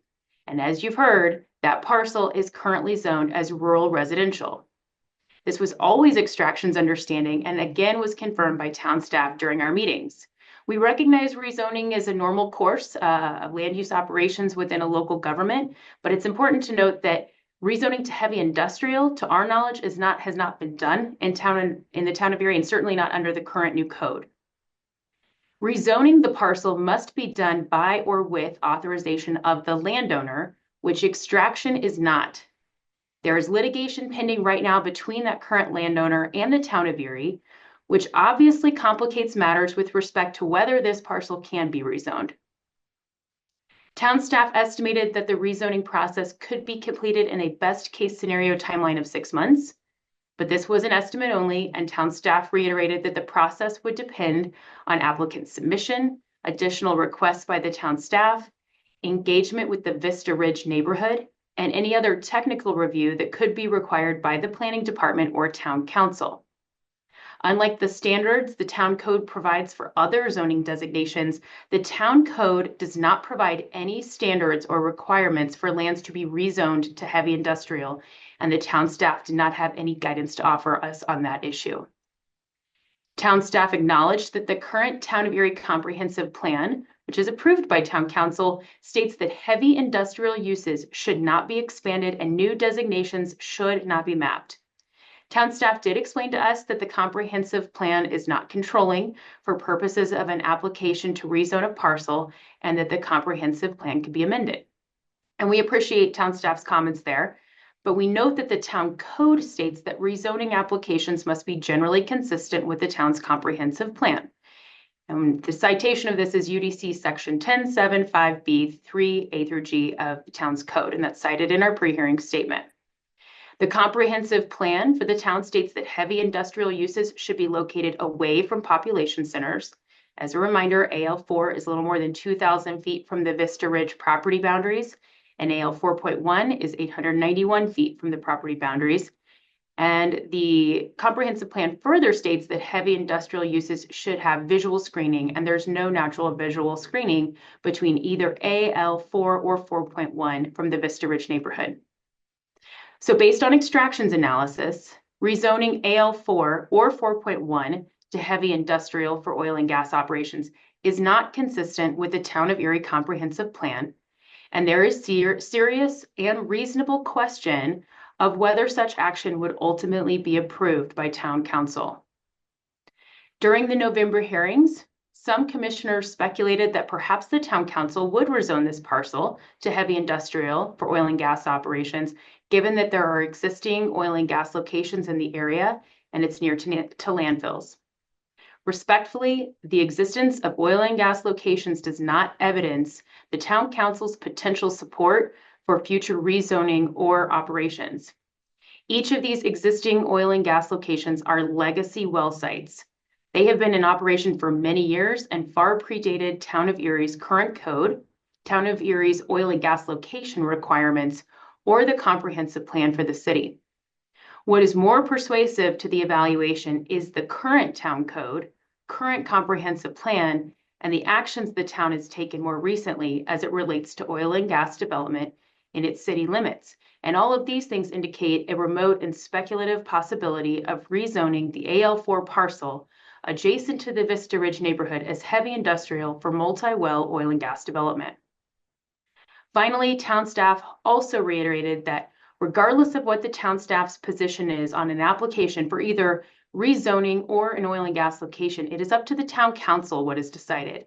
And there is no guarantee the town council would support rezoning or oil and gas development in this case, irrespective of what the town staff believes. During the November hearings, some commissioners suggested that the avoidance element of the mitigation hierarchy had not been demonstrated because alternate location 4 could potentially be rezoned to heavy industrial and then eventually available for oil and gas development. Other commissioners didn't seem to agree, noting that there were disadvantages with the alternate location 4 that established valid reasons to eliminate the site as an option for development of the target minerals, and that extraction followed the ALA process in selecting the Draco location. Extraction does not dispute that the town of Erie has a process for rezoning, and that assuming the current landowner authorized rezoning in this manner, an application could be made to the town of Erie to rezone the parcel for AL4 or 4.1 to heavy industrial for oil and gas development. The simple existence of a procedure for changing zoning, however, does not establish that either AL4 or AL4.1 are technically feasible alternative locations now. Whether either location could ever be authorized by the town of Erie for development for oil and gas operations is speculative, and it's riddled with uncertainties, as we've outlined several times and has been again confirmed by town staff during our discussions. It was and is for this reason that Extraction believes these locations are disadvantaged over the Draco pad with respect to permitting and zoning. The fact that AL4 and 4.1 are not currently permittable for oil and gas development under the town of Erie's code and the uncertainties surrounding rezoning are not the only disadvantages of these alternate locations. As Extraction noted in its pre-hearing statement and in its testimony today, AL4 and 4.1 do not provide greater protections to public health, safety, welfare, the environment, or wildlife over the Draco pad, and contain many other disadvantages that eliminate both alternates over the Draco location. AL4 is only 4 feet from the Newhauser landfill and cannot be operated as initially cited without violating CDPHE's restrictive notice that was received by Extraction in January of this year. AL4 is within 500 feet of water features, including 2 intermittent streams that the town's attorney suggested should be avoided, is within burrowing owl habitat, will result in greater traffic impacts to residents over the Draco location, and as originally cited is within 2,007 feet of the Vista Ridge neighborhood without any natural visual or sound barrier to the neighborhood. AL 4.1, which would comply with the CDPHE restrictive notice, contains the same concerns with respect to surface water bodies and zoning, but is within 2,000 feet of 207 RBUs in the Vista Ridge neighborhood. As a reminder, the Draco pad has 5 current RBUs within 2,000 feet, all of whom have given informed consent to the location. Neither AL4 or 4.1 present technically feasible alternatives that objectively better protect or minimize potential impacts to the public, environment, or wildlife over the Draco location. Put differently, Extraction's ALA proves that potential impacts to the existing residents near the Draco location and potential residents that may choose to reside near the pad of the future cannot be fully avoided. The same or greater impacts would result from oil and gas operations at either AL4 or 4.1, assuming either location was eventually permittable under the Town of Erie's code. Because impacts cannot be completely avoided in developing the target minerals, we then move to the next 2 rungs of the mitigation hierarchy to determine if the Draco OGDP minimizes and mitigates potential impacts to the public, environment, and wildlife. And on this point, I believe you all have previously noted that these rungs of the hierarchy are met by the application. The Draco pad will utilize some of the most cutting-edge designs in pre-production, including partial utility power for completions fleets and full utility power for the drilling rig, with the ability to utilize 2 utility-powered rigs that will not only minimize air emissions, but cut cycle time for drilling. The pad has been designed to be as small as possible, representing less than 0.001% surface disturbance over the entire mineral development area. The pad is located in a manner that utilizes existing topography as a sound and visual shield from Erie residents. Extraction will utilize at least 42,000 gallons of recycled produced water per day, piped to location during completions, to lessen the amount of fresh water needed for well stimulations. And a 32-foot sound wall and other additional visual mitigations will be made to ensure impacts to residents are minimized. Approval of the Draco OGDP also results in accelerated removal of 22 legacy wells, flow lines, and existing facilities in Boulder and Weld counties, including in Erie, many of which are located near hundreds of homes. Approval of the Draco OGDP and accelerated removal of these legacy facilities results in a net decrease in air emissions to the Draco lands. Extraction has also agreed to pave County Road 6. This will ensure that no dust impacts are felt from Extraction's operations, but will also serve as a mitigation and longstanding benefit to the residents of Erie. We acknowledge the significant public comment regarding this application, and that many of those comments are not supportive of the Draco OGDP. Extraction has committed to additional town halls, as you heard again today, and will work to ensure that all residents are aware of each phase of operations and that their questions are answered.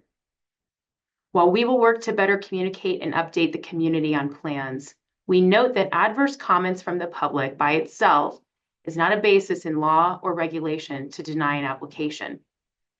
Extraction's application, including the additional information that has been filed in this docket, demonstrates that the Draco OGDP avoids, minimizes, and mitigates potential impacts to the public, environment, and wildlife, complies with all ECMC rules and regulations, and should therefore be approved today. So we do ask today that you approve Extraction's application, including the BMPs agreed upon between Extraction and Southern Land Company, and the BMPs agreed upon between Extraction and the town of Erie. I do want to take a minute to discuss the BMP still at issue, the outstanding BMP, with respect to the timeline for completion operations. So with respect to this BMP, Extraction reiterates its support for the BMP that was agreed to as part of its contract with Southern Land Company, which is the developer of the Westerly community.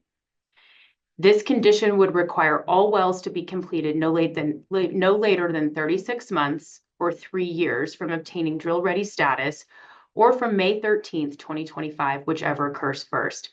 With the additional continuances to this docket, Extraction will not have reached drill-ready status by May 13th, which basically means that the operative deadline is 3 years from May 13th, 2025, which is rapidly approaching. Because of the continuances to this docket, Extraction has even less time to complete vital and necessary work to execute all of the conditions of approval, BMPs, and mitigation measures we have voluntarily agreed to this pad. Several months have passed since this application was originally set for hearing, which means Extraction has even less time to plan and execute these mitigations. You heard it from Mr. Frank today. Even the commitment to pave County Road 6 will take a lot of time and involve a lot of other folks. We have to submit the transportation impact analysis to the town of Erie. We have to build out the visual and noise mitigations, and we have to plan and deploy for potentially 2 fully utility-powered drilling rigs. Extraction needs the time it contracted for with the developer to safely and effectively execute these plans and obtain additional permits and approvals needed to execute the project.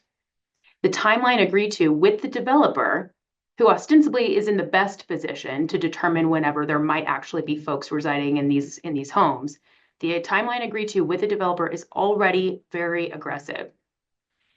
The timeline requested today by Mr. Frank is actually new to us. We had understood his previous comments in the November hearing to be that the town of Erie was requesting that all completions and pre-production be completed within 3 years from the approval date of the OGDP at the Form 2A. I went back and looked, and that is what's requested in the comment. And we had not heard anything different from that. If we took that comment here today, that would likely mean that we're looking at roughly 3 years from 30 days from now, if you were to approve the application today, given that the Form 2A would likely take about 30 days to be approved. But that's not what was said. Instead, it was even less, what was requested was even less time to get these operations up and running. And we heard about that for the first time today, and it's simply unacceptable. Extraction has engaged with Erie, entered a contract with the Westerly developer, evaluated AL4 per ECMC's request, and met with CDPHE twice to understand the implications of the environmental restrictive notice. Extraction, I believe, did an outstanding job in addressing the Commission's request, but that did take time away from Extraction's development schedule, and now we have even less time to construct, drill, and complete the wells under the timeline that we have agreed to with the developer. So it should not be further penalized by the condition of approval requested today by Mr. Frank that would require all completions operations in a roughly 2.5-year window. Rule 311 establishes a baseline effective period of 3 years for OGDPs. Extraction is agreeing to complete all wells within a 3-year window under the COA offered by Extraction and SLC, which is already a very aggressive break from what the rules allow. So what we cannot accept here is what Mr. Frank is proposing, which would further break from your baseline Rule 311 and effectively expire this OGDP after only 2.5 years. That timeline is unreasonable given the work yet to be completed and the best-in-class measures that will be needed to be executed to properly minimize and mitigate impacts to the public. We would ask that the final Form 2A contain the well completion deadline offered between Extraction, the operator, and SLC, the developer. The previous docket referenced the world's toughest regulations, that Colorado has the world's toughest regulations, and I would certainly agree with that. And I would offer that this application meets those regulations, but also exceeds them in proposing cutting-edge design standards that lead to best-in-class mitigations. I want to remind you finally that there are no protests against this application. There were 2 petitions that were resolved and withdrawn. The application is supported by the relevant local government, and the town of Erie, who is the proximate local government, while vocalizing many unsworn comments on the application, also did not choose to petition against your approval of this application.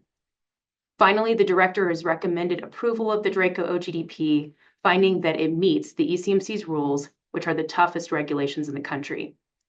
Approval of the Draco OGDP will result in development of the target minerals, accelerated removal of 22 legacy wells in Erie and in Boulder and Weld counties, a net decrease in air emissions, and accelerated pre-production operations that must be concluded with a final end date of May 13th, 2028. So with that, again, I want to thank you for your time. Very much appreciated. And with that, we are available for questions. Okay, that was a lot. Let's take 10 before we go into questions to give folks a chance to gather their questions. Let's return at 2:36. Okay, welcome back. It is 2:36 on March 26th, and we are continuing with the Draco docket. At this point, commissioners, we have a panel that is open for questions. Who has questions? Commissioner Cross. Thank you, Mr. Chair. And I think I just want to ask a couple clarifying questions. First, Ms. Fulcher, you were talking about the October 2027 timeline versus the May 2028 timeline. Understand where you're going with it, but also in the presentation that we saw today, it did show completions being completed by October 2027 still. So it's Civitas's position that they plan to finish by October 15th, 2027, but still want to be able to have the leeway to finish by the agreed upon date of May 2028? Or could you just provide a little clarity on that? Thank you, Commissioner Cross. I will start us out, but then I think that we'll probably want to hear from either Mr. Boito or Mr. Annable on that as well. But I think you're right on track when it comes to how an operator is planning out their drilling and completions and construction timeline. I think right now it's looking pretty close to that October 2027 date if everything goes according to plan. But as we've seen even in this docket, that doesn't always happen. And just if you do choose to approve the application here today, that doesn't necessarily mean that we are constructing the pad and drilling wells in the next few weeks. There's a lot of additional work that has to be done, APDs that have to be obtained. We have commitments with the town of Erie in terms of additional submittals that are required. We're paving County Road 6 prior to drilling.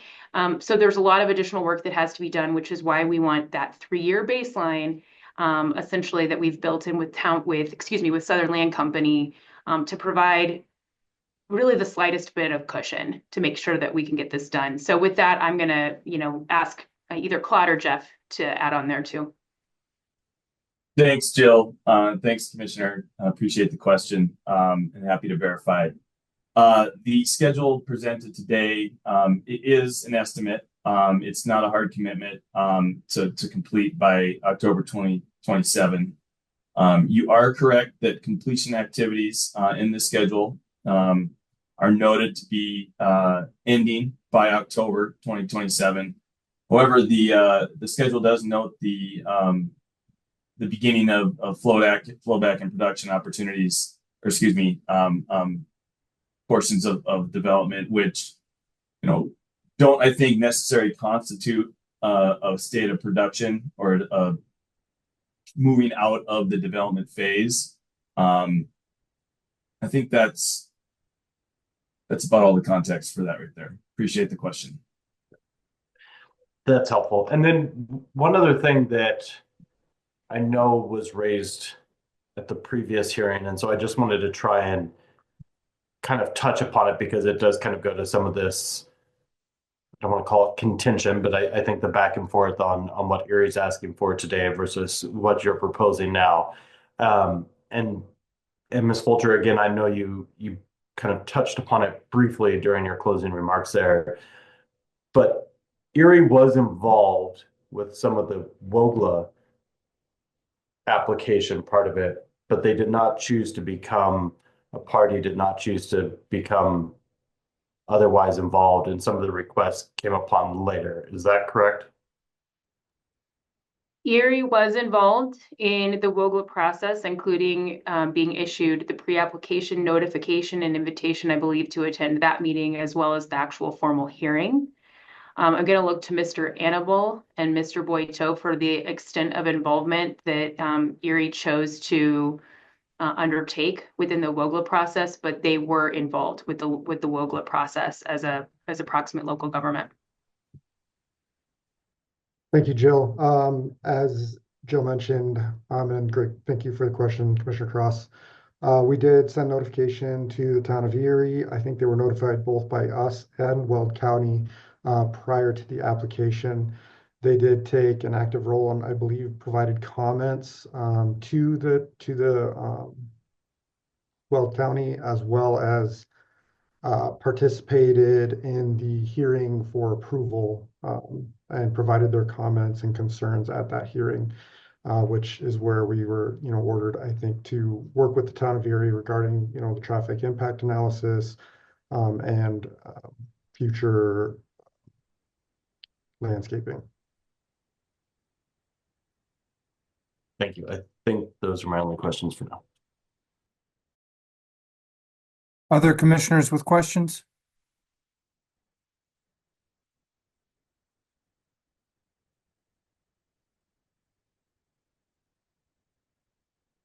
All right, I'm not seeing further questions. With that, we can allow the applicant and its witnesses to unvisualize, and we'll turn it to the commission for its thoughts and deliberations.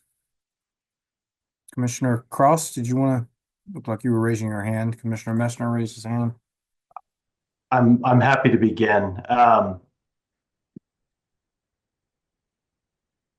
think initially I'll start off saying I'm in favor of this application. I think there's a lot of good things. And I'll start with the benefits of the location as applied for. I think when you look at the alternatives that were provided, this is definitely the best alternative. I'll go into a little bit more detail on alternative 4 and 4.1 as it's being called later. But just to talk about the overall benefits of this location, I think a few things that were discussed previously, but it's important to bring back now. Civitas did work to get informed consent on this location, which I think is important to note. They worked with both the developer to get the construction, drilling, completion timeline done, as well as some additional steps to minimize and mitigate impacts for the future community.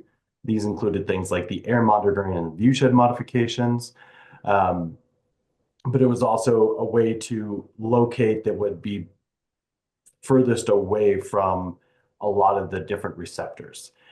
We didn't have to worry about high priority habitat. We didn't have to worry about disproportionately impacted communities. And kind of going back to the questions I asked a minute ago, I think it's also important to note that they did also work not just with the relevant local government, Weld County here, but also the proximate local government in Erie. Erie had been involved. Erie asked for numerous things in the application, including the paving of the road. And so the operator here did work with the town of Erie to identify the landfill transportation route that would work best and be the least impactful, and paving that road to make it a benefit as well. And there was additional requests from the town of Erie that were made as it went along. Some of the air monitoring, some of the soil monitoring that would go from it, some of the decommissioning of wells, et cetera, that were asked for, and the operator here did agree to those.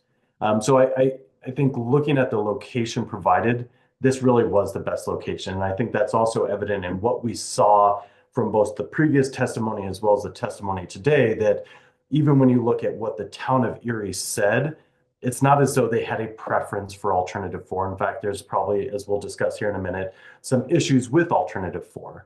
But they didn't have a specific concern with trying to construct / drill / complete from this location. A lot of the concerns were more so with, one, the length of the laterals and some of the existing infrastructure that's already in place, as well as making sure that this would be done before anybody moved into this new neighborhood, which is something that already is being worked on with the operator and the Southern Land Company, and steps taken to do that. I think when you look at the BMPs, this is really important to me because this is probably one of the best, if not the best, applications that we've seen come before us. I mean, just some of the key takeaways you get from it is they are making sure they have the 3-phase takeaway here. So they are going to have oil pipeline, they are going to have produced water pipeline, they are going to have the natural gas pipeline put into place. All this is not only going to reduce the need for tanks, and they are having a tankless facility here with the larger separator, so they're not going to have a separator per well as well, so you're going to have less emissions for that. But it's also reducing truck trips that's going to be vastly impactful. The fact that they're not just electrifying for their drilling here, but they're going to be doing 2 electric rigs to speed up the pre-production work here. And kind of a couple of things that we're seeing above and beyond that, they're using a large amount of recycled water. Now, obviously, we see that more on the West Slope, but I think it's important to note here that in the DJ Basin, where we don't see as much recycled water usage, even though our new rules are going to be requiring that, the operator here was kind of ahead of the game at this location, making sure that they are using recycled water and having a commitment to using a lot of this recycled water for their operations. And again, I think ahead of the game and what we're even requiring at this point in time, they're also having a partially electric powered completions process. If I remember right, I believe it was 10% of the completions is going to be electrically powered. And that's above and beyond what we're seeing from operators now too. So all this is going to be minimizing the impact that's on the actual location, as well as reducing emissions and really going above and beyond what we require. And again, one of the things that we do often see from people, but it's important to note, especially for the long-term implications of the facility there, is it's going to be an electrified production facility. And so that's going to also have the reduced emissions over the life of the facility that will be near the eventual development that is occurring close by. And so I want to next talk about some of the safety. And again, this was something that was talked about more in the previous hearing as opposed to today, but I do think that there's a couple things that were important to note about the safety and some of the concerns that were raised by the public, especially during the 511 hearing. I do acknowledge that these are the longest laterals that we have out here, but as you look back at the testimony we had last time, the testimony showed this is not some unreasonable or untested drilling that they're trying to do here. In fact, this operator has already done wells that are near the length of lateral that's being done here. In fact, the testimony came out that the wells that are being proposed here are only 3,000 feet longer than the longest wells that they have drilled in the state now. So it's not as though they're trying to double their longest laterals that they've previously done or anything like that. Other operators in other areas of the country have drilled wells with laterals of this length, and so it's nothing unheard of.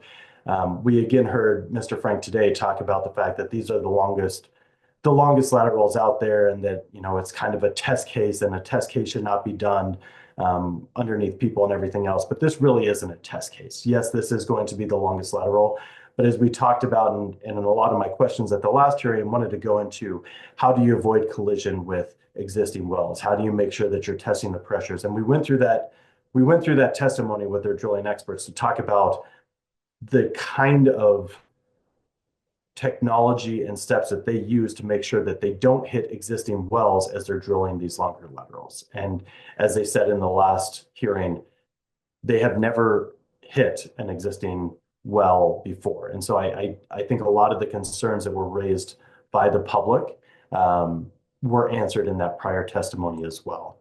I also think that it's important to note that by having these longer wells, you're also reducing the surface disturbance that would be required overall. So instead of having multiple locations, you're able to do it from one location. You're going to allow for greater distance from different receptors. Again, we're not in any high priority habitat. We're not in any DI communities. So you're reducing the potential impacts to some of those different receptors.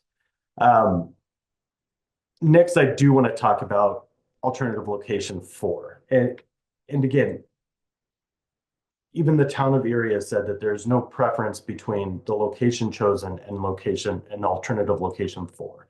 And I do think that that is important. And I think when you really delve down into it, the key thing that came out during the testimony today is that there is no appreciable benefit from what was happening in alternative 4. And in fact, there's a lot more problems that would happen in alternative 4 and with alternative 4.1 as it was being dubbed, that you do not see at this location, which goes back to why I was saying this location really is the best location that was proposed and why it was proposed in the first place.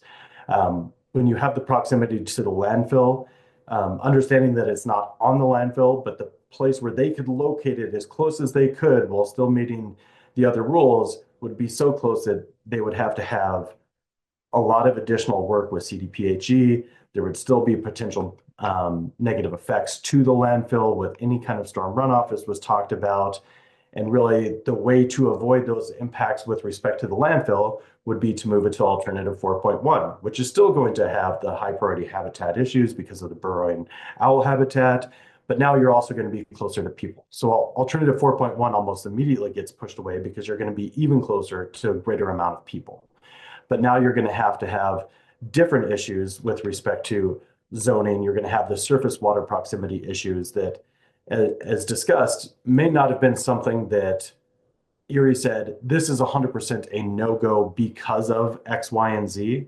But when you look at the regulations that you have, you are able to sort of get an idea of the likelihood of the ability to rezone, given these surface water proximity issues, given the fact that there's already an ongoing zoning dispute with the current landowner. And to me, I think the fact that Civitas is not the landowner, and so the rezoning that would have to be done with the landowner would have to be through another party who's already involved in litigation with the town of Erie, I think really highlights the difficulty, if not impossibility, of this being rezoned. And when you go through and you look at the town of Erie regulations, the town of Erie planning, and trying to say, we're going to take what's currently zoned for housing and we're going to now turn it into heavy industrial and try and meet all of that, I really just don't see that as a possibility. And so to me, even though I thought that this work was done at the last application, Happy for them to go back and provide additional detail on alternative location 4. And I think that additional information, as well as the additional information that was gleaned from CDPHE and their hazardous materials program with respect to the landfill, shows that alternative 4 really isn't a possibility for here. Further evidencing the fact that the proposed location is the best location. And again, as the testimony showed, even if you want to say that alternative 4 is a possibility, it's not as though alternative 4 is going to have a greater protection of public health, safety, welfare, environment, and wildlife resources. In fact, probably less of a protection for that. And so for me, I think the elimination of ALA 4 and the now 4.1 was appropriate in the application.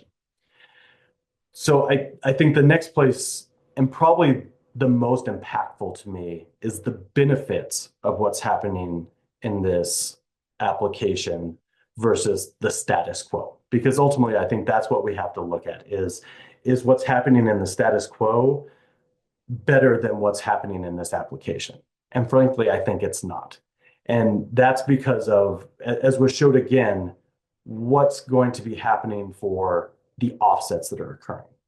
So by drilling these wells, they're no longer going to have to hold leases. They're going to be able to plug, as they said in the last hearing as well as today, 22 wells plugged, 18 locations decommissioned, 24 oil takes decommissioned, 13 water takes decommissioned. You're reducing thousands of truck trips. All of these are going to be reducing emissions. And so when you look at the cumulative impact side of things as well, they're actually going to be reducing emissions and getting rid of some of these older legacy wells by what is happening here. And when you get rid of a lot of these older legacy wells, to me, that is perhaps the most crucial part of what's being proposed in here. Because what we heard when we went to that 511 hearing at the middle school in Erie, what we heard from public comment, what we heard when we listened to Mr. Frank's initial presentation, is that a lot of these wells, and when you go back and you look at the presentation from Civitas in the first hearing as well, a lot of these wells, a lot of these older legacy vertical wells are right next to schools. They're right next to houses. And so these are the wells that have the greatest chances of leaks. These are the wells that have the greatest chances of emissions coming out. And so not only are they going to be reducing overall emissions, but they're going to be getting rid of these problematic older wells that are more likely to have problems in the future that are right next to houses, that are right next to schools. And so I think not only are we seeing an application that has some of the best, if not the best management practices we've seen in an application before us, with the fully electrified, the additional water recycling, the partially electrified completions, we're also making sure that they get rid of a lot of these problematic wells that are closer to people and could have greater negative impacts to public health, welfare, safety, and environment and wildlife resources. And so that's the biggest thing to me overall. And so when you get to the bottom line, I think number one, first and foremost, this does meet our rules. I think it is protective of public health, safety, welfare, environment, and wildlife resources. Again, it's one of the, if not the most protective application we've seen in terms of the BMPs that are being provided. They've worked with the relevant local government. They've worked with the proximate local government. They've worked with the developer to make sure that they add on additional protections. They added on additional minimization measures, such as some of their sightline impacts to make sure that that would be reduced in the future as well. And perhaps, again, most importantly, this is going to have a net benefit to the town of Erie for emissions reductions, as well as the potential, the removal of potentially dangerous legacy wells that could have facilities leaking right by houses and schools. And so for that, I do think that this does meet our rules. I think it's approvable, and my vote will be yes on this application. Thank you, Commissioner Cross, for leading off. Other commissioners with deliberative comments? Commissioner Messner? Thanks, Mr. Chair. I'm going to have a little different perspective, I think. They've been doing this a while now, and there's a point, and we've been seeing it, where oil and gas development and subdivisions are colliding with one another. And I think this is a really good example of where that's happening. And I think we're starting to see it more often. And it's certainly a challenging situation for all sides.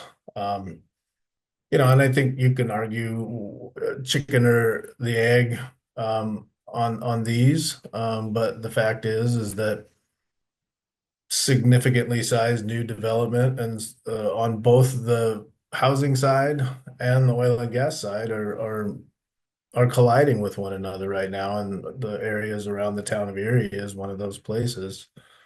Um, we reviewed this application a couple of times right now. I do want to give a lot of credit to the applicant for being diligent in their approach to this application. I think that they've done a lot of hard work. They've done reach out. They've been creative with some of the BMPs that they've proposed. And certainly did a thorough job in evaluating what we asked them to evaluate in alternative 4. I do think alternative 4, when initially contemplated, was a viable option that had a significantly less receptors than what is being proposed originally. Although now with the restrictions that are being placed on the landfill by CDPHE, which I think are appropriate because they're the experts in hazardous materials and clearly understand what needs to be put in place there to ensure the safety of public health, safety, welfare, the environment, and wildlife resources. The need to be able to abide by those, I think that's really important.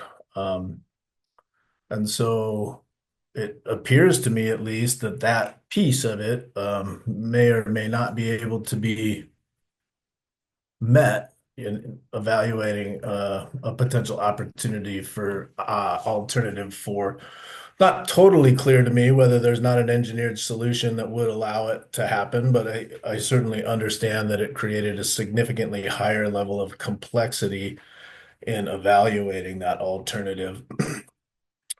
I think from a local government land use perspective, if we took that CDPHE restriction out of the picture,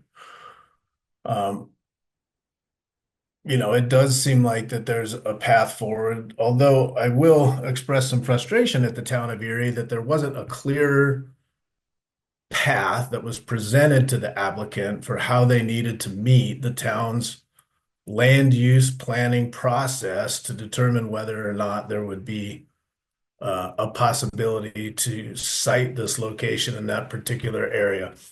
I fully understand that there is no certainty in any application process and that all of these have to go through their own process. But given an opportunity to control their own destiny in this particular situation that does have jurisdictional challenges associated with it being in an area that borders both Weld County and the town of Erie, I don't feel like the town of Erie really took its opportunity to control its own destiny as far as the potential for reviewing this location within its jurisdictional boundaries. But having said that, as I previously indicated, the additional complexity of the CDPHE land use restriction, I think really, in my mind, ultimately makes that alternative 4 moot. And certainly the alternative 4.1 has some of the same challenges associated with the originally proposed pad. And so with that, I go back to what the applicant originally wanted us to look at, and that's the original Draco pad. And I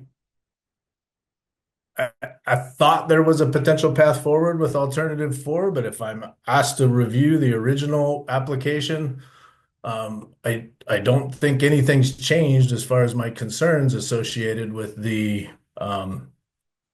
pad that's being proposed. And while I went through some of this in my previous deliberations. I feel the need to kind of highlight it again, that at least from my perspective as a commissioner, we can only approve applications that are that protect and minimize impacts to public health, safety, welfare, the environment, and wildlife resources, and protect against adverse environmental impacts on any air, water, soil, or biological resource resulting from oil and gas operations.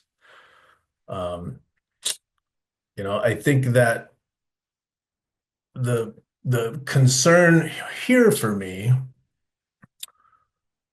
is not the 6 RBUs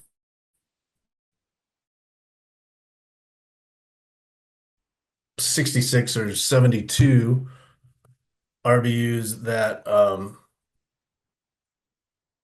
sorry, just one second.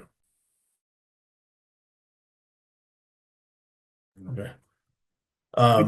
Commissioner Messer, just I lost you. Cutting in and out. Just a second. Yeah. Okay. Let me know if I continue to cut in and out. All right, I'll keep track. Right now you're looking good. Unstable. So anyway, it's the 72 or 66 RVUs that have not been built, but clearly are being built. They are being built. It's been acknowledged by the developer they're being built. It's been acknowledged by the applicant that they're being built. It's being acknowledged by the town of Erie that's being built. They're being built.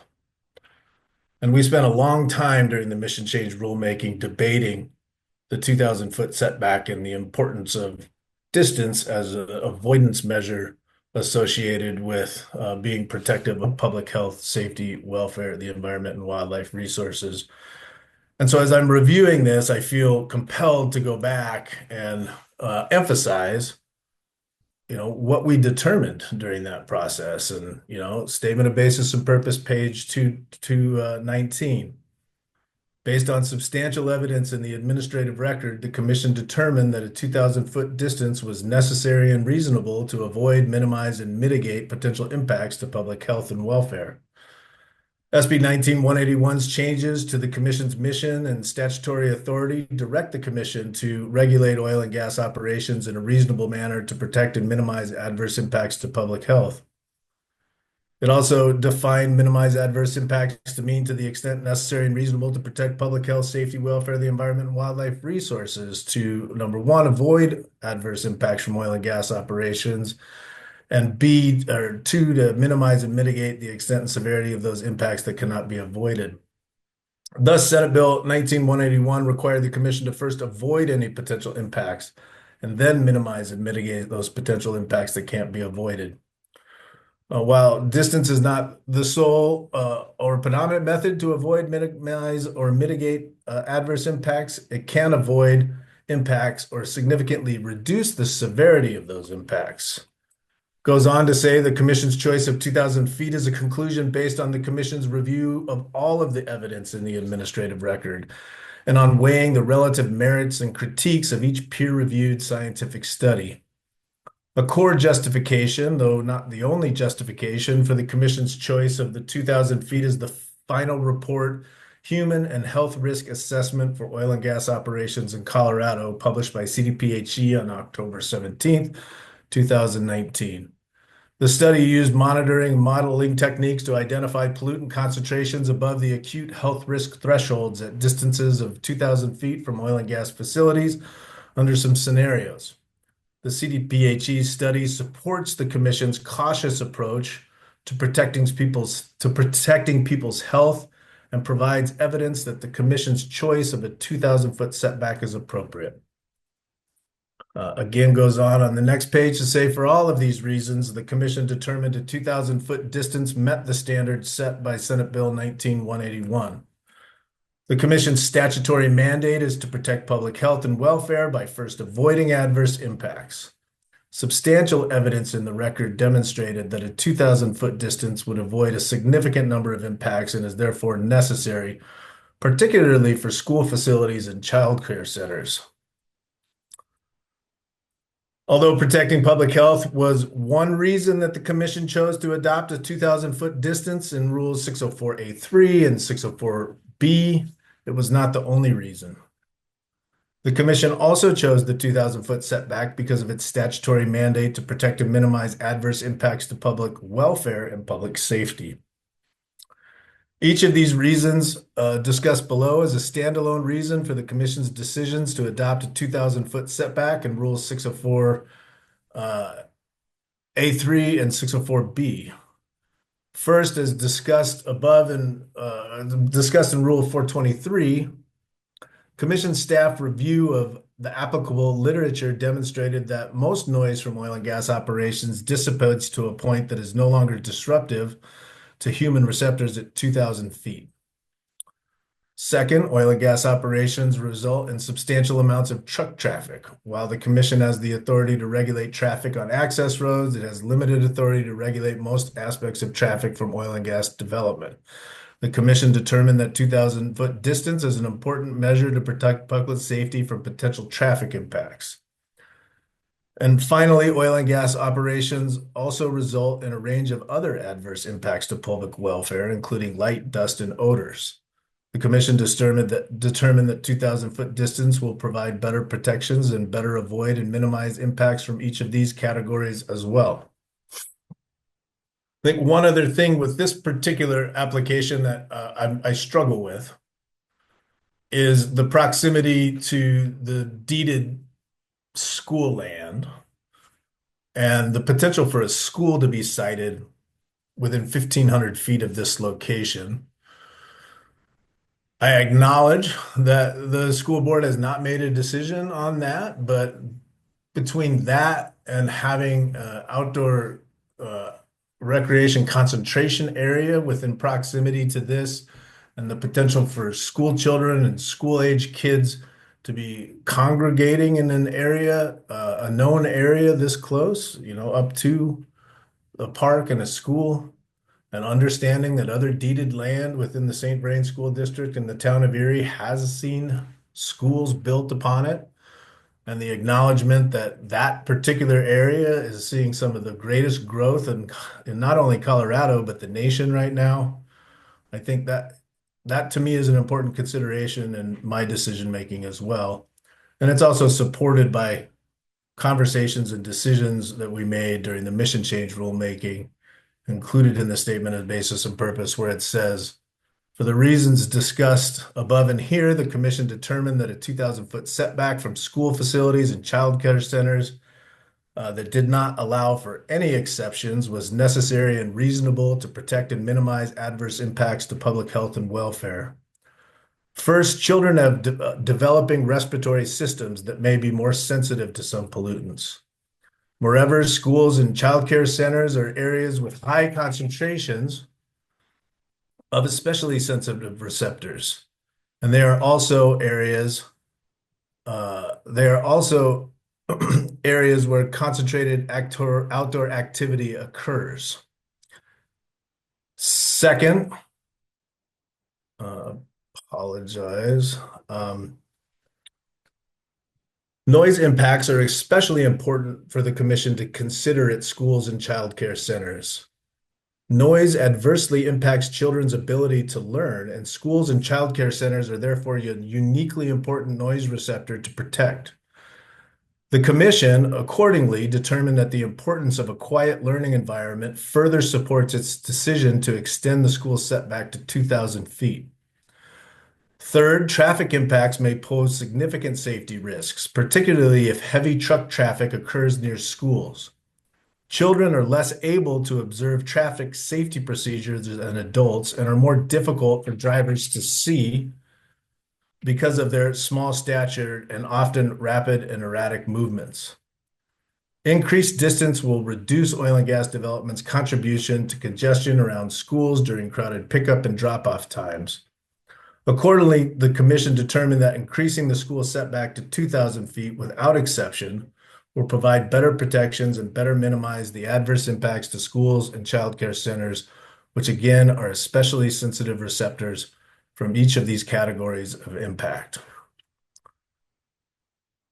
So in conclusion, I find that the proposed location is not protective. Uh, as I indicated, the evidence in the administrative record clearly supports the conclusion that there are health impacts that are highly likely to be attributable as a result of proximity to oil and gas development. Of the body of peer-reviewed scientific literature documenting potential health impacts that are likely attributable to proximity to oil and gas development is robust and growing, and peer-reviewed studies have identified a range of different adverse health outcomes with a high degree of statistical likelihoods, and that those adverse health outcomes are likely to occur at a variety of distances from oil and gas activities. That's SBP page 219. SBP 221, the substantial evidence in the record demonstrates that a 2,000-foot distance would avoid a significant number of impacts and is therefore necessary, particularly for school facilities and childcare centers. I reiterate the CDPHE study supports the Commission's cautious approach to protecting people's health and provides evidence that the Commission's choice of a 2,000-foot setback is appropriate. The Commission chose the 2,000-foot setback because of our statutory mandate to protect and minimize impacts to public welfare and safety. And that SBP 2019, we determined that the substantial evidence in the administrative record, the Commission determined that a 2,000-foot setback was necessary and reasonable to avoid, minimize, and mitigate potential impacts to public health and welfare. Proximity to homes, schools, outdoor concentration areas is a problem, whether they are built today or not. There are 77 building units, one school, and outdoor concentrations areas, all within 2,000 feet of this location. It could not have been clearer what was being proposed in those locations when the applicant submitted the application. The school site is in the town's comp plan. 7 years of review process for the housing development. State school requirements were all known and all need to be considered and addressed. These are reasonable, foreseeable known receptors. And the 2,000-foot setback is not just for pre-production operations, but rather for oil and gas operations for the lifetime of the wells. And so with that, I would not be in support of this, although I do want to acknowledge the amount of work that the applicant has provided in this application and the BMPs that are being proposed, but the known proximity to that many homes in the area that it also is sitting in the 96th percentile for air quality, I think does not make it a protected location in this particular situation.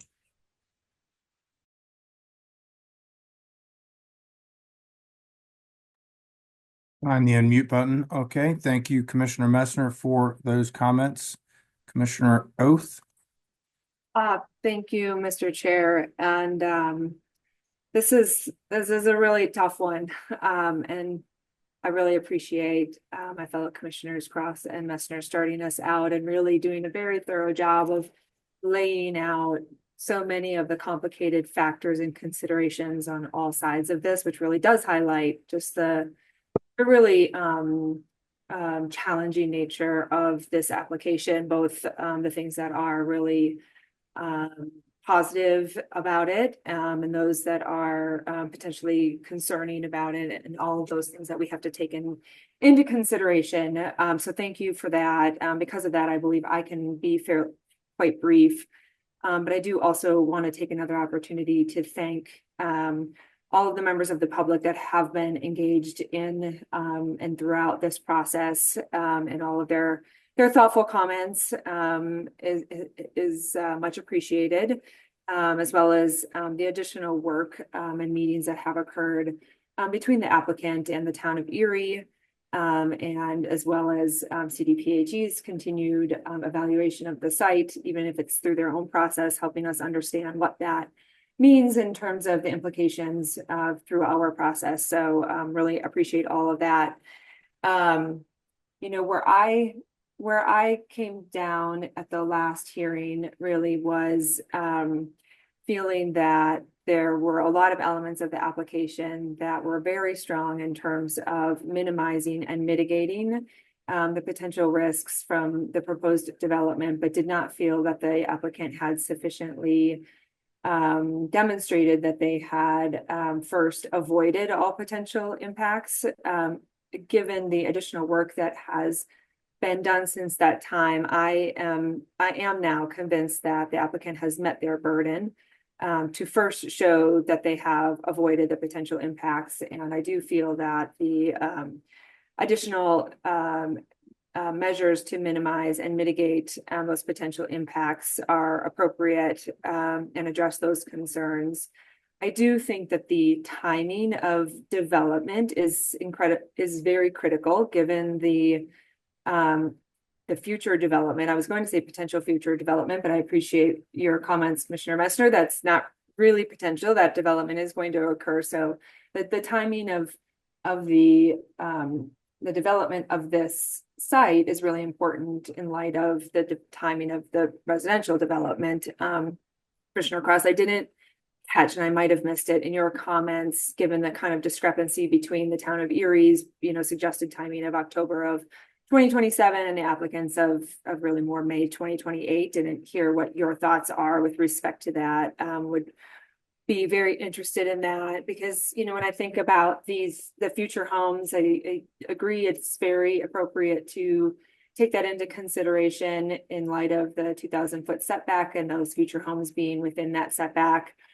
I think it's, important. We've always known that just within that 2,000 setback doesn't mean that there's no risks. It just means that there's significantly less risks. There are, additional ongoing studies that have been brought to our attention with respect to that, and I appreciate that. In this context, I would consider those future homeowners to be in a situation of, in the event that they move into those homes, being in a situation as if they had provided informed consent. So that's kind of how I'm thinking about that. But again, I really think that timing aspect is very important. So would like to circle back to that. But I do feel that the applicant has now met their burden to demonstrate that they have met all elements of the mitigation hierarchy. Thank you, Commissioner Oath. Commissioner Ackerman? Thank you, and I appreciate my fellow commissioners and their thoughts. I appreciate all the significant efforts on all sides, as has been expressed by others on this application. And I particularly appreciate, too, the thoughtful consideration of local jurisdictions, the staff, the director, and my fellow commissioners. I think, again, I'll be relatively brief as well. This application is a good illustration of why our deliberative process is so important to addressing ECMC's really simple to understand but complex to execute mission of protecting public health, safety, welfare, the environment, wildlife resources. That's the purpose of the act. And the method of executing that is generally promulgating and enforcing rules pursuant to that mission. Nonetheless, all potential issues, situations, and complications can't be included in regulations, and hence the need for deliberative process, such as the one we've undertaken over the last several months on this application. And I elaborated on a number of points in the previous hearing that I won't repeat today, but that still stand in my mind. And I just want to focus on my primary issue from that hearing, as I also thought this was a high quality application on its face, as far as best management practices and operations. And I voiced at the time that my reason for advocating for a stay on this application was simply pending further discussion with the town of Erie.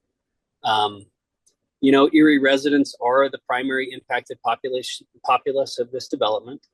The town of Erie at that time voiced concerns about its lack of opportunity for discussions and consideration as the proximate local government, especially regarding alternative location number 4, which is within the town of Erie, and if selected, would have made Erie the relevant local government with significant permitting control.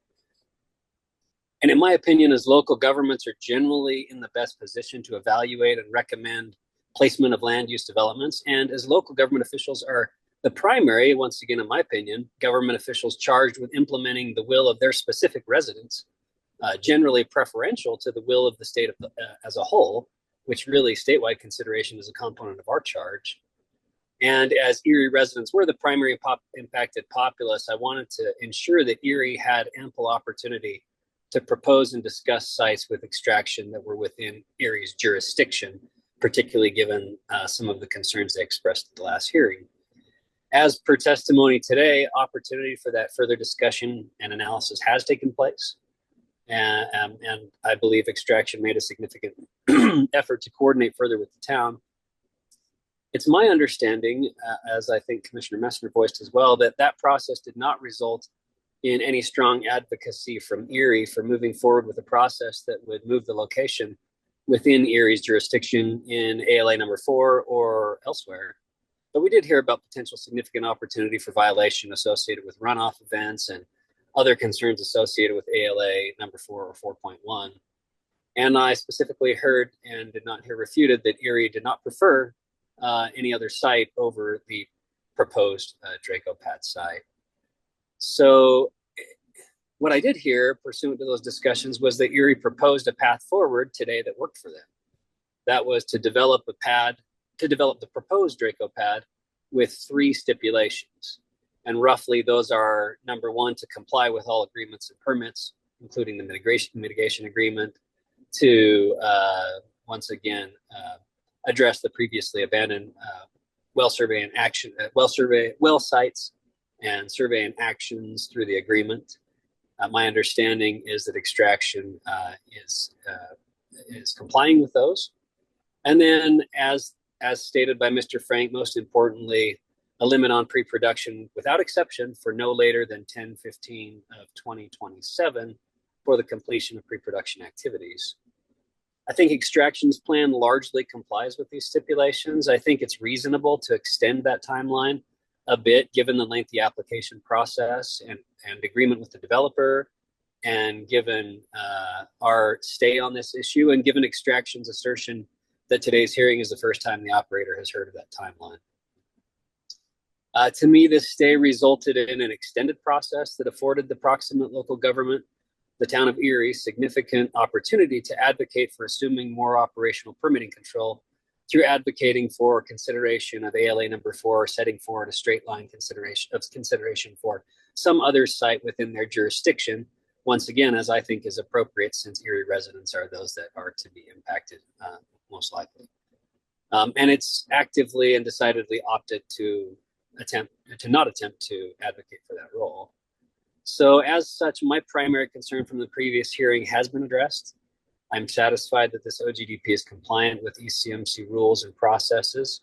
And that said, I continue to strongly advocate, and I believe it was Commissioner Messner that brought this up previously, for neighboring jurisdictions to discuss good neighbor agreements that would address these types of multi-jurisdictional issues and would give them an advantage in moving forward hand in hand where boundaries are in play, and working together to be, more in line when it comes to what the relevant local government and the proximate local government are advocating for. That said, Commissioners and Mr. Chair, I intend to vote in favor of this application. Thank you, Commissioner Ackerman, and thanks to all my fellow commissioners for the deliberative thoughts. I think if anything, this should demonstrate once again to the 139 people listening in that we really work hard to make the appropriate determination for the state of Colorado with regard to these sorts of things. I too am in favor of the application for the reasons as articulated by my fellow commissioners. I believe it addresses the avoid, minimize, and mitigate hierarchy. I appreciate the best management practices. And I too want to echo Commissioner Ackerman's points that I think this process has demonstrated to us and to the communities we serve the opportunity to ensure that even relevant proximate local governments can have an ability to be at the table. And I think that's what we've done here. Commissioner Ackerman, I'm kind of in agreement with you on the timing piece. I would probably be okay with the May 2028 timeframe, noting that our processes have created some additional delays. If there's anything we can do to maybe use best efforts once again to get it all done within October of 2027, I'd be comfortable with that too. That's what I really would like to see. I am in agreement with you, Commissioner Oath. If someone is purchasing and buying, they're going in with full knowledge of the development that is ongoing here. And so I feel comfortable with that. With regard to the 96th percentile, I kind of went back and looked, and I think every location within Weld County in the non-attainment area is going to score that way on version 1.0 of the EnviroScreen. I think that's one of the reasons that they made a change to that in 2.0. I'd love to have Ms. Sorensen talk to us a little bit about that outside of the specific application so that we can make sure we're comparing apples to apples and oranges to oranges. I think that's enough for me. I'm comfortable moving forward with this application. Commissioner Cross, I would like to maybe pick on you a little bit on the timing piece and maybe get some perspective from you. And I know you had spoke to that a little bit as well. I think we're all kind of struggling to sort of figure out the best way there. And I agree. I think that the to go with the agreement that was reached between Southern Latin. I can't hear you, Commissioner Cross. How about now? That's much better. I think that the agreement reached between Southern Land Company and the operator here is the appropriate timeline to use. I think it is important to note that even when we had this hearing back in November, the town of Erie had even suggested that the agreement reached between the landowner and the operator was appropriate at that time. So admittedly, that I was a little bit surprised that they had then created sort of the hard deadline of October 27th. I think with respect to some of the other issues that were addressed by the town of Erie today, I do recognize the discussion of avoiding kind of another coyote trails in the future. And I think that that's something that we're already taking under consideration and looked at both in the CI and said that we do plan to do a little bit more under the 308, 311, 312 type issues to make sure that we don't get that kind of issue again in the future. So I do think that even with that discussion that was raised by Erie, it's something that we're already looking to as well. But specifically with respect to time, I do think it's important to stick with what was originally agreed upon between the parties and not enforce a stricter timeline that, as was even shown, even with the stricter timeline, it's still something that the operator is trying to meet, but also recognizes that it would be very difficult to meet. You want to frame that into a motion?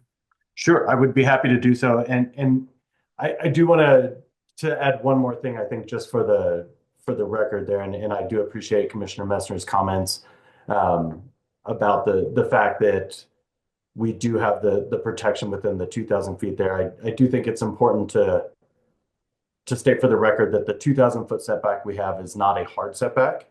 We could have made it a hard setback, but we did include the substantial equivalence protection for that in trying to make sure that any protections provided would be substantially equivalent to a setback of 2,000 feet distance here. And I at least for one, think it's important to note that one, that it's not a hard setback, so we don't have any confusion with stakeholders for that.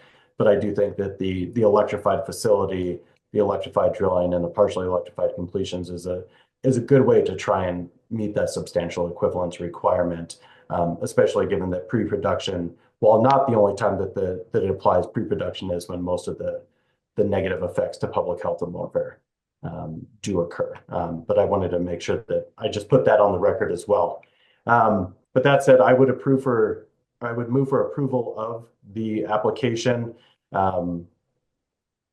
as provided here today, keeping the timeline of hard deadline of 3 years and or I believe it was May 13th, 2028 as agreed upon between Southern Land Company and Civitas with respect to the timeline by which completions needs or by which production needs to go into place.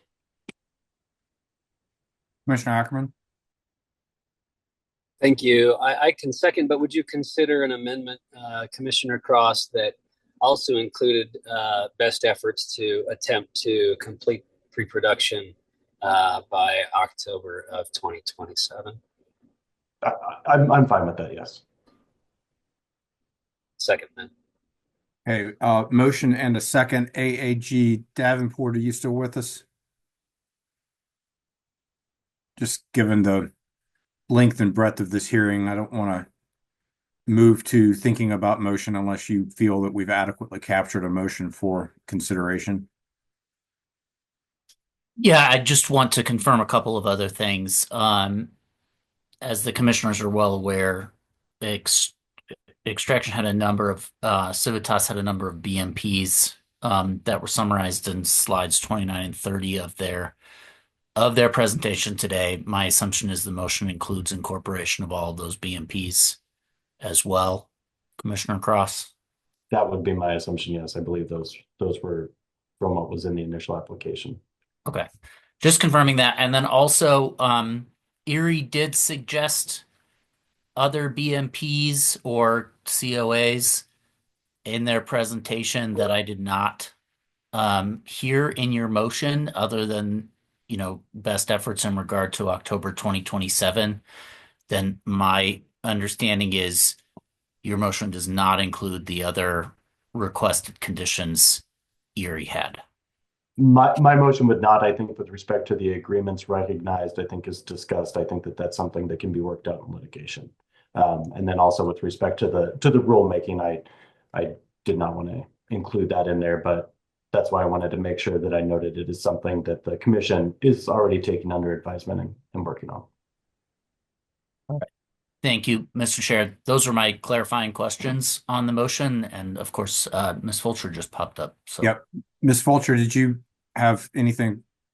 Yeah, thank you, Chair. I just wanted to clarify that slide 30, which the commission is considering adding to its motion, does contain a summary of the requested BMPs that Mr. Frank was referring to. And that would be the soil gas surveys and the transportation impact analysis. So we are committing to that, and that would be a BMP as well. Okay. Yes, I was apologize, Mr. Chair. May I make another yes, comment? Please. I was focused on my clarifying question in Erie's requests for COAs regarding including their agreements being included within the permit as enforceable permit conditions by ECMC. And my clarifying thought was, or my clarification was whether or not Commissioner Cross's motion included those COAs specifically. And it did not. Correct. Okay. All right. We have a motion and a second. Do we have further discussion on the motion? Commissioner Messner? Thank you, Mr. Chair. I will be voting against this motion, but I just want to make one point in rebuttal to Commissioner Cross's statement. This application was not reviewed under substantial equivalency. It was actually reviewed under informed consent. And so there wasn't a showing or a determination on substantial equivalency. And so I think that's important to point out for the record as well. So thank you. Very good. Further discussion on the motion?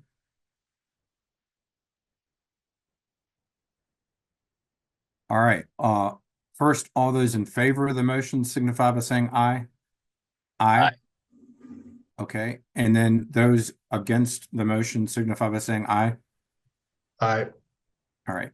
So motion carries 4-1.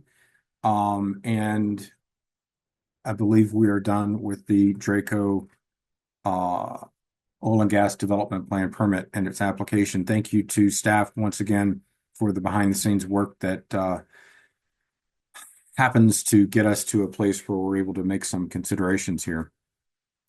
Commissioners, I believe that concludes the business on our agenda for today. Does anyone have anything further? Otherwise, I'd move to adjourn. Second. Motion and a second to adjourn. All those in favor signify by saying aye. Aye. Aye. All right, we're adjourned. See you in a bit. Thank you very much.